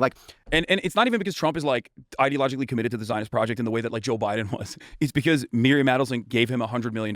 That's it. Trump doesn't give a fuck. Yeah, he doesn't give a shit about anything. He's just these guys gave me money. I'm gonna listen to her, and that's it. And that was really funny because that's what he's talked about in the anti-Semitism conference that he put together. If you recall, he was like, "I've done so much for you Jews. Why won't you vote for me?" That's what he kept saying. He's like, "If I lose, it's because of you Jews." I know. And it was insane because in his mind, he thinks that's the only thing that American Jews care about. It's the dual loyalty trope. But you also can't do that trope in a woke way on mainstream media either. When you are, I'm not saying you're doing this. Yeah. I'm just saying you also can't do that in a more woke way when you're talking about Israel in as many liberal outlets do sometimes when they talk about you just want Israel to perish, I think, and you're probably anti-Semitic and that it's just Israel has demographic concerns. It's okay, well America has demographic concerns. America has white demographic concerns. That's a non-starter for me. You know what I mean? I don't care. Yeah, I mean, there is also a ton of anti-Semitism. And that was, I think, important point that I wanted to land there as well. Am I being too subtle, or is it coming across? I mean, this is not the best audience to ask because you guys know what my perspective is, but.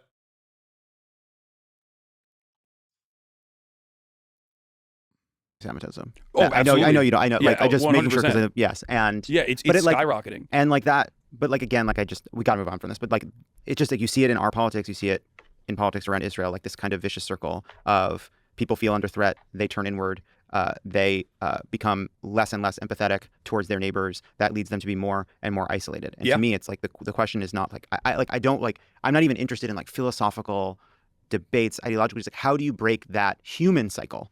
Right. And I think on our side, it starts with just a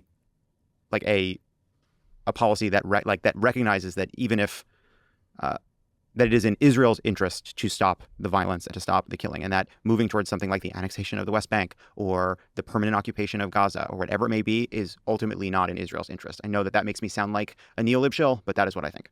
No, I understand where you're coming from. I don't disagree with you. I think that's why I was trying to bring it back to American politics.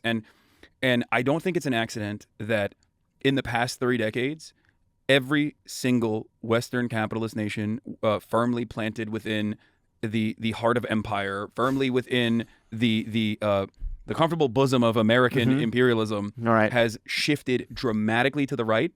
And in that process, I think, or leading up to that, there was a lot of austerity, a lot of clawing back of social safety nets, a lot of privatization that took place that some people call the enshittification of the economy or the enshittification of everything. And in that process, I think people got more and more angry.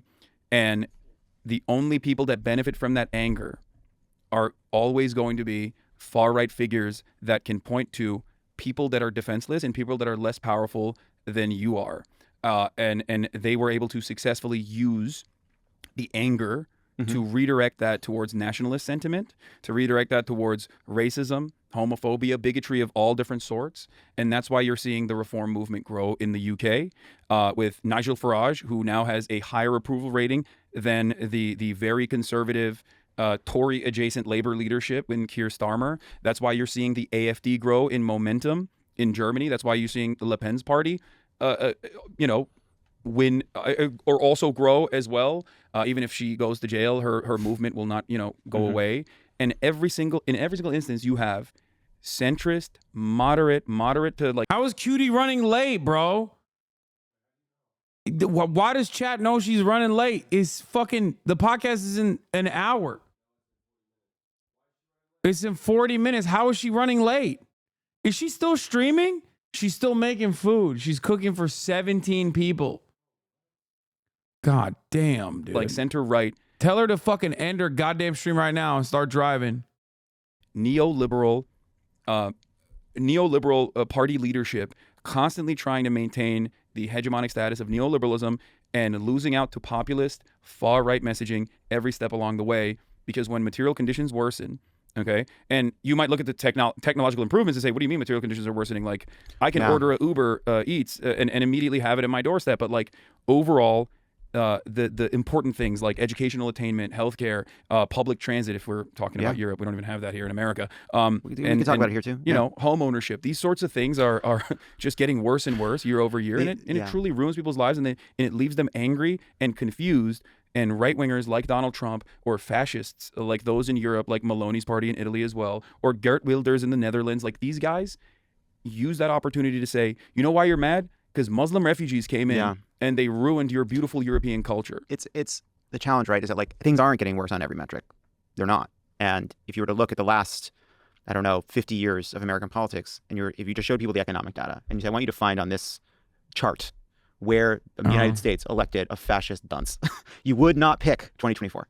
You might pick 2008. You might pick 1992. You might pick after the stagflation of the 70s.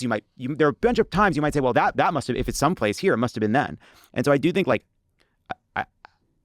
we have to. I think housing is a big part of it. I think people being furious that life didn't seem to come. Like people are, I think, traumatized by the pandemic in ways we're still kind of. It's hard to see and hard to find in polling, right? I think there's like a deep anger about like, hey, wait, things never got back to normal. I don't feel normal. Costs didn't come back down. Life seems worse in measurable and immeasurable ways. And I do think part of it is like, yes, it's material, but it's also, I think, spiritual. It is. There is something. I think that there was a bargain people were making when all the restaurants where they knew the owners closed and they were replaced by fucking Panera Breads and Subways and chains. And when their supermarkets became chains and the Walmarts came in, right? When people like to blame Walmart, but Walmart is both a symptom and a cause, right? I think like there was a bargain people made. And the bargain was, I'm going to give up on like the kind of dignity and community and sense of place and belonging that I used to experience in my town for this cheap stuff. Yeah, but treats. It better be fucking cheap. Yeah, it's treats. not. But I think people are very bad at understanding what they want. And people, I do think that there's this collective feeling of like, hey, we traded something away to these corporations.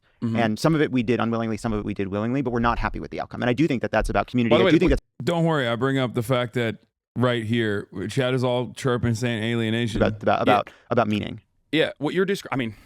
You're describing alienation, but I am. But like, but that is a big but part in of the it. Marxian sense, not like alienation in the normal understanding of it. But like, yes, you're right. Americans feel isolated. Everyone feels isolated. Everyone feels alienated. They feel alienated from their labor, and besides that, there is no sense of identity. And I talk about this quite frequently. Actually, our consumption is the only marker for identity. Yeah. Even guns is a very important political identity for a lot of Americans. That's consumption. That's no different than an expensive Gucci bag. Okay, it's actually more expensive in many instances, and the culture that surrounds it is still ultimately at the point of consumption. And when there is a hurdle in front of that, whether it's cost or because you just simply can't go and buy it at the store or whatever during COVID and the lockdowns, everything falls apart because we're a very fragile nation that is built on this idea that like as long as I get shit for cheap, I'm fine. I don't really care. As long as the cost of eggs will go down, 20 cents or $1, I don't care if 20 million migrants get deported, is the calculation that some people made. And many people said it's not going to happen anyway.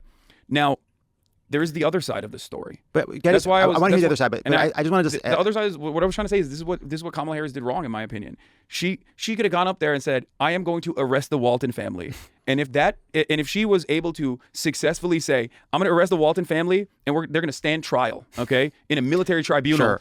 And that is going to make egg prices $5 cheaper. Eggs are going to be 10 cents again. Americans would have voted for that. That's my point.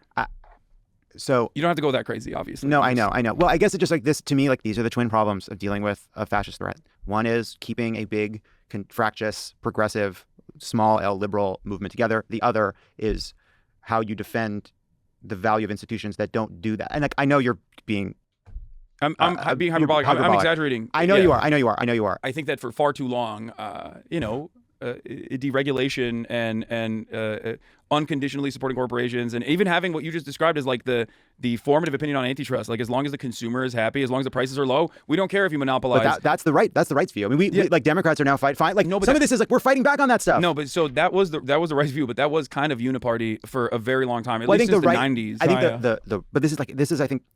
Conservatives had an ideological view of this. Yeah. The Bork view of this. They came in and they said antitrust doesn't mean what it says in the law. It doesn't mean what it says in people's experience of what a monopoly does. It's this one specific definition, which makes it really hard to stop mergers. Yeah. And Democrats said, wait, hold on. Like, kind of, Democrats just didn't have a strong view on this. It just wasn't a motivating. It wasn't. I know, but why didn't they? Well, I think I think there wasn't. I think that I think the intellectual academic left had to catch up to the damage this was doing. I think Democrats just didn't focus on it, didn't care about it. I also think there is money from donors. Of course. I'm not. I know you don't need to rhetorically cue me up. I know. But that, like, I think sometimes it is. I think it is not people saying, "Oh, I wish we would go after these giant monopolies more, but I got this donation, so no, now I'm not." But it's a culture, a kind of pro-business culture, right? That like kind of pervaded Democrats since the '90s. That made conversations about this kind of thing harder to have, which is different now because Lena Khan is now the chair of the FTC, right? Elizabeth Warren created this Consumer Financial Protection Bureau, right? Like, there has been a shift, but it is both a not enough and not a shift in people's actual understanding of what the Democratic Party because is there's no immediate gratification that comes from that. I know. And the immediate gratification that is supposed to happen could happen potentially with wide sweeping legislative agenda changes overall, or like clearly communicating a pathway towards like a more just outcome for healthcare, for example. Like, that's not something that we're invested in. Like, things that touch people's lives immediately is going to yield very positive benefits. I will say this. I think as far as like Lena Khan or the Consumer Financial Protection Bureau, these are fantastic things that happened under the the watchful eye of the Biden regime. Well, Barack Obama and Barack Obama as well. The problem here, however, is that once again, I think out of genuine fear, maybe that they would disrupt or upset the Tony West coalition of the Democratic Party. All of these like major donors that donate to the Democratic Party, they didn't do a good job even explaining what they were doing. And I'll tell you why. Just real quick, I just want to give you an example of the IRS, right? Joe Biden funded the IRS. Every dollar that goes to the IRS, I think, is like, what, $7 extra or 30, up to 35, if I'm not mistaken. I don't know the exact numbers, but like every dollar that you spend on the IRS, you get 35 in return in America's coffers, right? Mm-hmm. That's massive. That's fantastic. Republicans hate that. Yeah. They hate the IRS. And many Americans also hate the IRS as well. They hate paying taxes, partially because they don't see anything in return for it. And even though the IRS getting more funds actually retrieved a lot of tax dodgers that were refusing to pay taxes, and on top of that, their investigations concluded that I think Coca-Cola had evaded taxes to the tune of $16 billion. Right, one company. Mm-hmm. I never heard that from the Biden administration. They never went out and said, this is why we funded the IRS. Yeah. Not because we want to come after you and your trailer, okay, in the trailer park with our armed agents or whatever. Republicans, on the other hand, were like, 85,000 armed agents are coming to your house. Yeah, they're going to kill you. They're going to take away your children, and they're going to take your guns, and they're going to take your trailer park. I think we paid for not having an effective communicator in the president. Like, I think we paid dearly for it's that. not just the president. I know it's not. I know it's not just the. I know it's Pete Buttigieg is attack dog. Sick him on every television show. I do think part of the challenge is a lot of people are talking about what these agents would actually do. It just doesn't get covered, doesn't get attention, just doesn't matter. People don't cover this kind of stuff. That's part of it. I'm not saying there aren't Democrats. I agree with you. Like, Democrats need to have a kind of combative. Like, if that's anything we take away from Donald Trump becoming president, is that, like, clearly we need somebody. People want a fighter. They want a fighter. They want a fighter, and like. And you can't fight for opportunity economy and $50,000 in tax credits for startups. That is not something to fight for. You need to be a fighter, and you need to fight for things that are universally good and that people want: healthcare, fixing the housing market, things like that. Well, she did do that. Yeah, I just I agree with you. But again, even her communication on that is like, so much of the Democratic Party is now officially captured by what we would look back in the past as like unimaginably right-wing economic policies, like tax cuts. And tax cuts and a public-private partnership. When I hear those words, I'm like, I'm not regime-pilled. Yeah, I want to be regime-pilled. I want to champion the social democratic regime. I want to make the Democratic Party look like. I want to make the Democratic Party make Olof Palme look like a fucking revisionist right-wing reactionary. Okay. That's what I want. I want trains. I want trains. I want better public transit. Better transit. I want more. I want socialized housing. Like Okay. but you're stopping. I don't know, there. but like what do you mean? We can't get into it. We can't But we got yeah, out of time. I mean, We've but, gone but so what long. I'm saying is like we need to, I am for building millions upon millions of houses everywhere. Mm-hmm. That's what I'm for. Yeah, but no public-private partnership. Build it with federal, publicly funded employees, and build it as a mechanism to claw back the insane housing market prices, to lower them by force. Okay, that's what I think. All right. I think if you said that, a lot of Americans would be like, I like that idea. I think if a Democratic politician got up there and said, we are gonna employ millions of Americans, we're gonna have a national jobs program to employ millions of Americans building millions of houses, I think that'd be very popular. I agree. Yeah. Okay. All right. You're regime pilled as well. I am regime pilled. Now, I did go on your feed yesterday to see what you've been up to. Oh my God. And Here we can we go. just put this up? I think I know what you're gonna post. I was looking for what your reaction was to the Harris campaign podcast, and I just found this, and I just thought, is this what the Joe Rogan of the left would post? I think Joe Rogan posts sexy Donald pics of Trump. himself. Donald Trump wins, and you're like, I think I know what I need to do. I need to post whole. Yeah. You getting good Yeah. reactions to this? Is this getting you what you need? Well, I wanted to show my progress. It's Mhm. been a while. That's like from 2021 Yeah. till now, and I mean, I do talk about my fitness journey quite Yeah. a bit. You do Pilates? What? You do Pilates? No, I train. I weight train, and then I play basketball. That's What what are you doing for cardio? Nothing? Basketball. Basketball? Yeah, I play basketball 3 times a week, sometimes 4. And that's been very good. I also track my macro nutrients. I track all my calories. What does that do for you? What do you mean? It's that right You think there. that's what it's doing? Picture on the right. That's You think how so? I got there. Oh. Yeah. I use Manjaro. It's awesome. Oh, nice. It's awesome. I have family members that use it as well, and it's been cool. very helpful. Yeah, I don't have to think about it anymore. Well, yeah, it's great. It's fantastic. Do you feel like it's stopped your other addictive tendencies as well? I'm a better driver. Isn't that weird? Isn't that weird? Maybe because you're not on your phone or something? No, I think it's because my I'm not spending so much of my mental energy on diet, and so I'm just a little bit less kind of spent and I don't know, impulsive. Yeah. Around other things, and so I don't feel some need to get home 2 minutes faster. It's hard to explain. I Okay. don't feel as much of a I need understand it. to find justice on the roads. I understand. Does that it. make sense? Yeah, you asked me. No, I 100% get it. You asked me why you track your calories or whatever. But I get a lot of comfort from the rigidity of my schedule, my Yeah. regimen, and I don't even think about it because it's just a habit that I have at this point.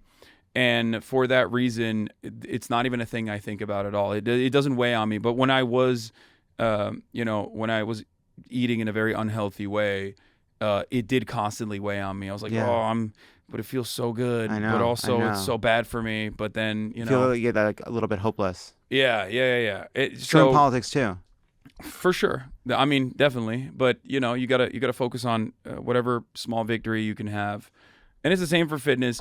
And like I said, going back to the Joe Rogan of the left conversation, this is definitely Manjaro is Ozempic. Something that I talk to my community about quite a bit. And there's a lot of people in my community that have also gone on their own fitness journey. I've been able to inspire them to do this as well. And I think it's important to be physically healthy. I do just to close this out because we've gone on too long. But there is something about in terms of meaning and a spiritual I think there's a reason that there's been an appeal of people like the Jordan Petersons of the world and some of the kind of more self-help right-wing types. Yeah. And I do think there are a lot of people out there looking for not just sort of answers in politics, but answers about why does I feel unfulfilled, working, not working, whatever it may be. I feel like I'm missing community and the kind of leadership that would come from community. Bro, this is what she's doing. That's why she's late. God damn.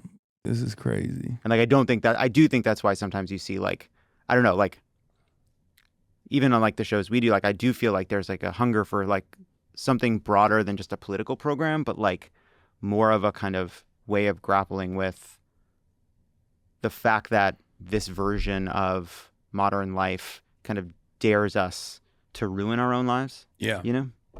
I offer that in my broadcasts every day. I mean, I talk about my own personal journeys, and I offer advice. I used to have an advice segment as well. I haven't done it in a while, but like, I'm going to bring it back. And that's why I also like collaborate with other content creators, even if I don't align with them politically, agree with them politically at all. But, there are plenty of people that I know who are my friends, who I think, as long as they're like relatively charitable and good and kind people, even if we don't agree on everything politically, it doesn't matter. I find myself in these bro spaces a lot. I've been on almost every single podcast that Trump has been on. Yeah. And many of them are run by my friends, like Impulsive. My buddy Mike Malak is Logan Paul's co-host. Not the biggest fan of Logan Paul, but I love Mike. Mike is a fantastic human being. He has an incredible journey of overcoming addiction, and he wrote about it as well. He had a New York Times bestseller. Bradley Martin with the Nelk Boys. I don't really know the Nelk Boys, but like Bradley Martin I like a lot. He owns Zoo Culture. He's a real meathead. And that's and Andrew Schultz as well. I've been on that podcast too. Like a lot of these podcasts I've been on as well. And like these guys and their audiences are receptive to what I have to say.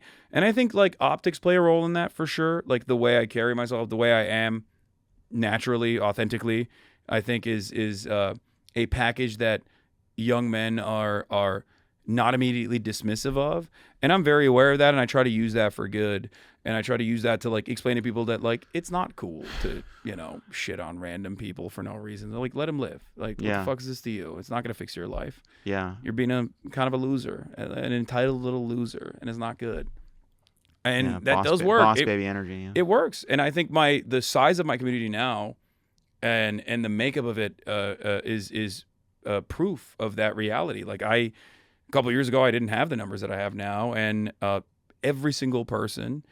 virtually every single person in my audience will tell you that like there is one key issue that I have dramatically changed their opinion on, whether it be American foreign policy, whether it be the way that they viewed trans people and were transphobic, but now they're not, or even racist opinions. So that's what I try to do to the best of my ability in my little corner of the internet.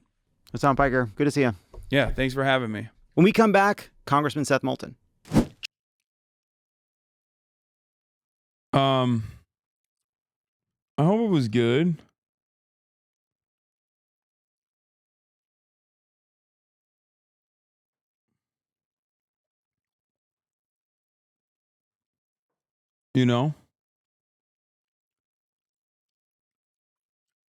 I think it was decent. I mean, I definitely toned it down a bit, especially on the Israel's front. And there was a bunch that was cut out, I think, from that conversation too. But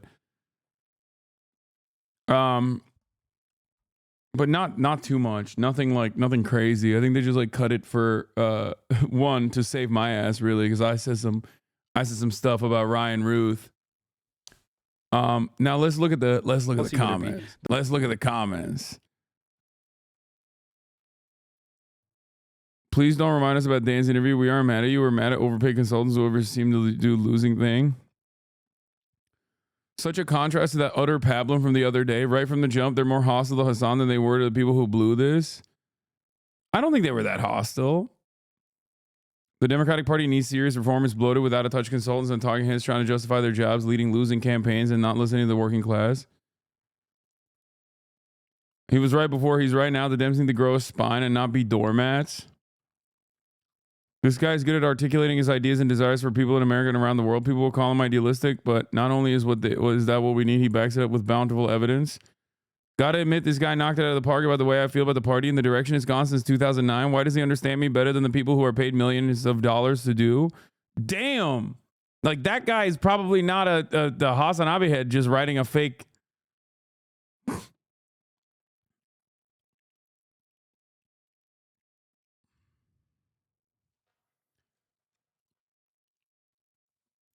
So glad you have Hasan on, because mainstream Dems watch and listen to you. Must understand the obvious truths Hasan articulates. This Hasan guy seems to really know what he's talking about. Glad to see someone accurately diagnose the Democratic Party's issues. Where has the party of FDR gone?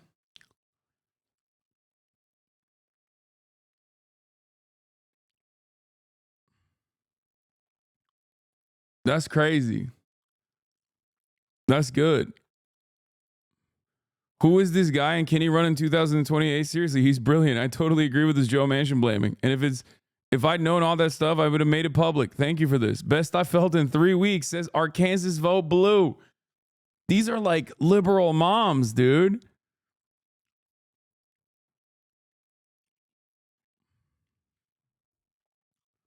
God damn.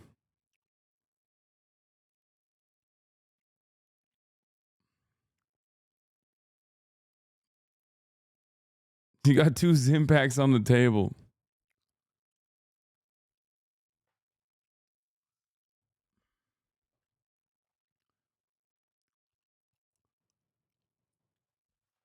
Yo, can you get the door? I don't know. It's probably my mom. Yeah. Oh, yeah, it's Gabe.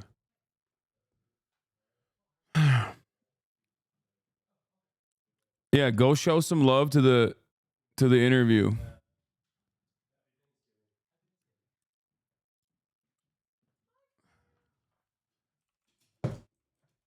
Thanks for having me on. Comment. Boom. That's crazy that this is like popping off. Dude, the PODJOHN's, the audience loves it. Oh, really? Yeah, they love it. Damn. I watched the whole thing. You did not watch the whole thing. You're such a liar. Why are you I was lying? listening to the whole thing. Why do you lie all the time, dude? I was listening to the whole thing in the other room. You're really doing a disservice to I the was just gays, bro. secretly You're doing anti-gay propaganda. Secretly ordering on the BDS list and delivering so much BDS food to them. I don't even know what BDS stands for. Boycott, divestment, and sanctions. Oh, okay. Just sitting secretly in a corner, mischievously ordering BDS food. Everyone is praising the same leftist garbage. Please send him to run for office. Another win. This is I like that the Republican is a Republican PODJOHN watcher. The fact that John is more combative with Hasan, who had nothing to do with the Democratic strategy than Dan in his discussion with the Harris campaign, is the exact problem with liberal media when Hasan's approach of talking about real material. I thought John was not that combative. I thought John Lovett was not that combative with me. Maybe it's because I'm so used to people being unimaginably combative with most of the things I talk about that, like, I didn't think that way at all. Lovett was very agreeable, but it took every bone in his body to not shout you down, and I think anyone who watches PSA can clock it. Maybe I'm so used to people... Yeah, I'm so used to people just being like, dude, you're a fucking terror-loving anti-Semite that wants to kill every Jewish person. Shut the fuck up. I hope you get deplatformed and kill yourself in the process. Is like my normal, I would say the median naysayer. Somebody said I'm the type to eat at Chick-fil-A. Yeah. Yeah, he does all the time. All the time. I got a lot of points. I'm the type to use my points at 10:30 or 10 a.m. on a weekday for a nice breakfast burrito. Okay. D viewers are commenting now. Yeah, they'll swarm it and try to fucking massage the narrative as quickly as possible. Be like, he sucks. I mean, for those of you saying that it's homophobic, ask yourself this: who's homophobic? Are they homophobic or homoerotic? I'm getting joy, a gay man from their chicken. Kind of gay, don't you think?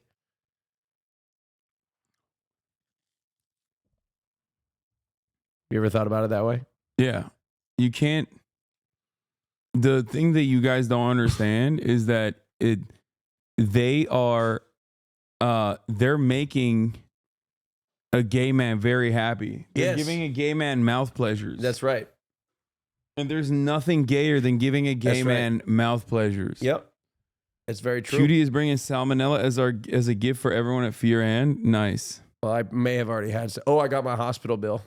I'm going to share it on the podcast. Save it, bro. God damn. damn. It's a cliffhanger. I'm going to share it on the podcast. Is literally nobody going to talk about Pod Save America platforming Hasan's hog? Yeah.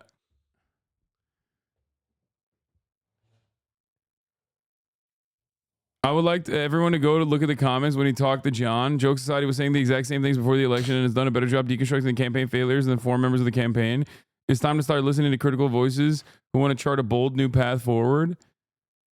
He's very quick to call for sending people to jail, but I do agree with him that Democrats need to stop letting Republicans get away. This was months ago this is before the election when I did a podcast with them. And like, it got a lot of play.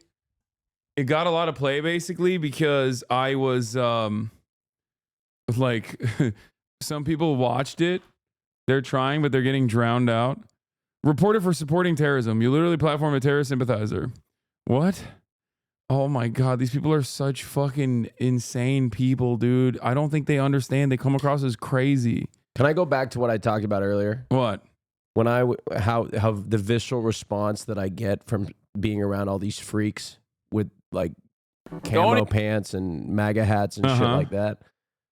Part of me wants to resist that and take that energy and do some introspection on the way that the Democratic Party has conducted itself and how these people have been lost because of the shortcomings of the Democratic Party, as opposed to. What do you mean? Like, elaborate?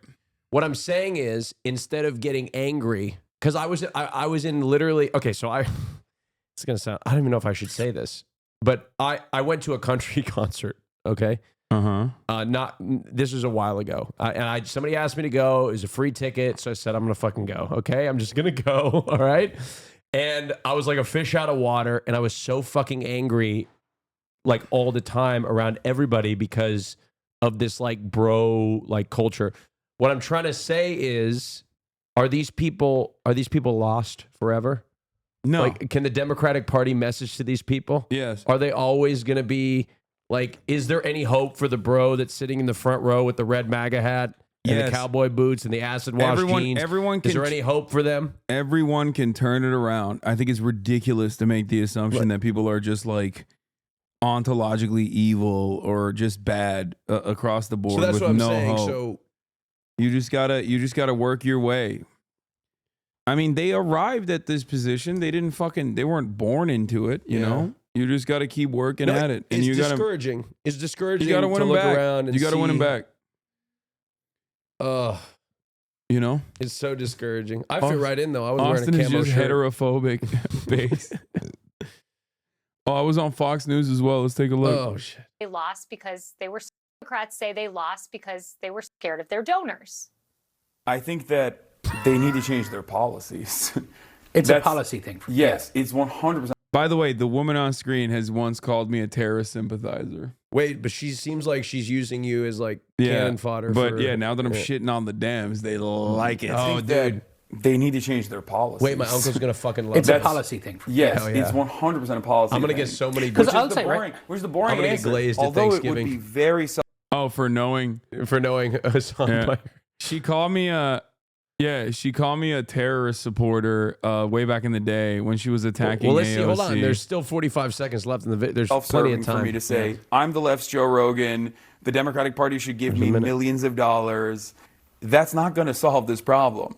What will solve this problem is if the Democratic Party actually adopts real left-wing economic populist messaging instead of purposely avoiding that stuff because they're terrified of upsetting their corporate donors. Left-wing pop. I mean, man, this list of excuses is getting longer than Hillary's infamous scroll of scapegoats.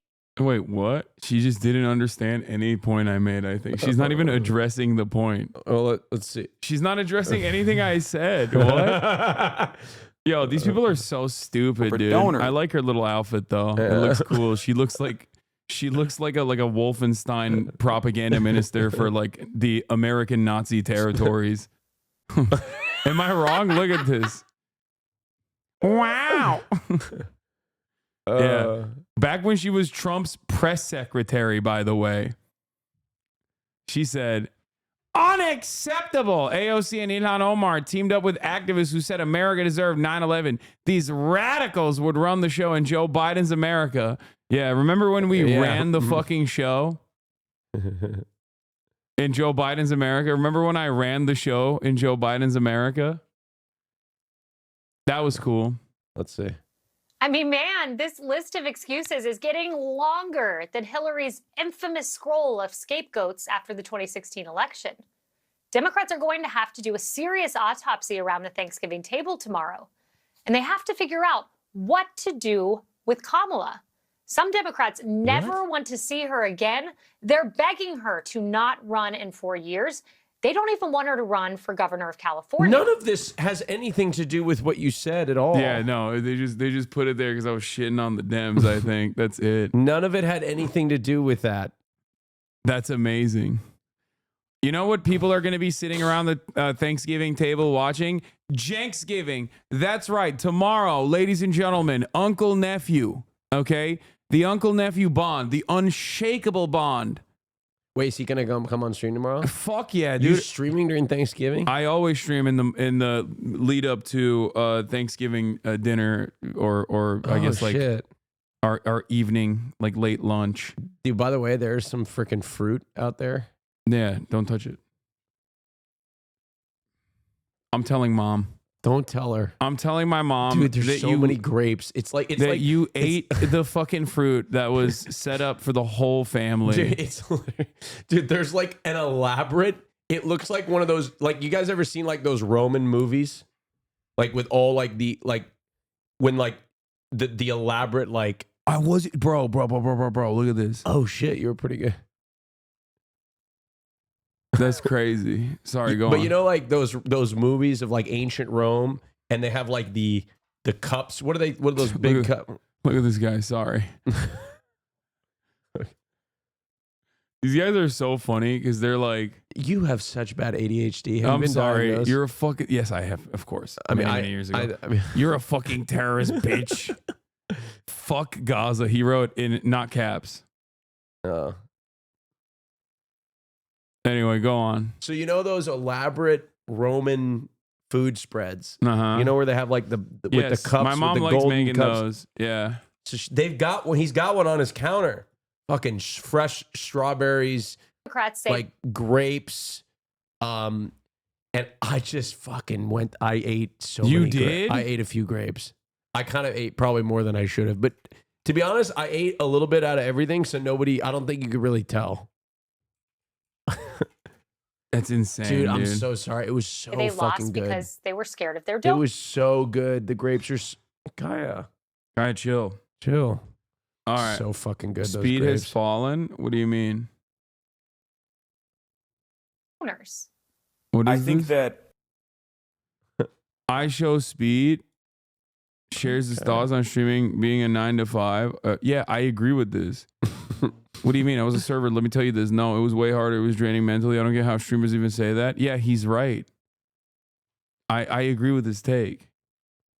I disagree. I think being a mother is the hardest job in the world. Dude, fucking let's go, dude. You're right. That's the best. That's Anyway, the most difficult job. All right, that'll be all for tonight. We are going to I'm going to end it here, and we're going to shoot a pod.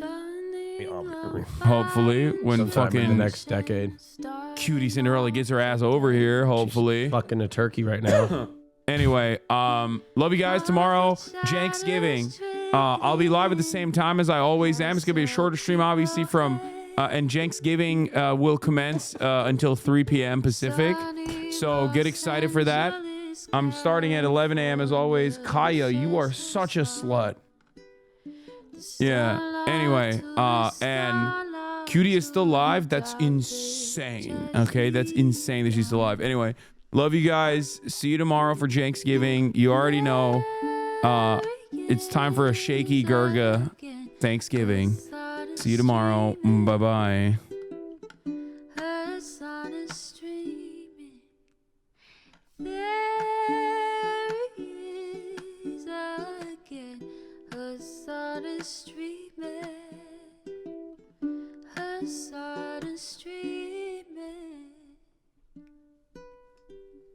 Reviewing the P.O. box, Uncle Uger's face.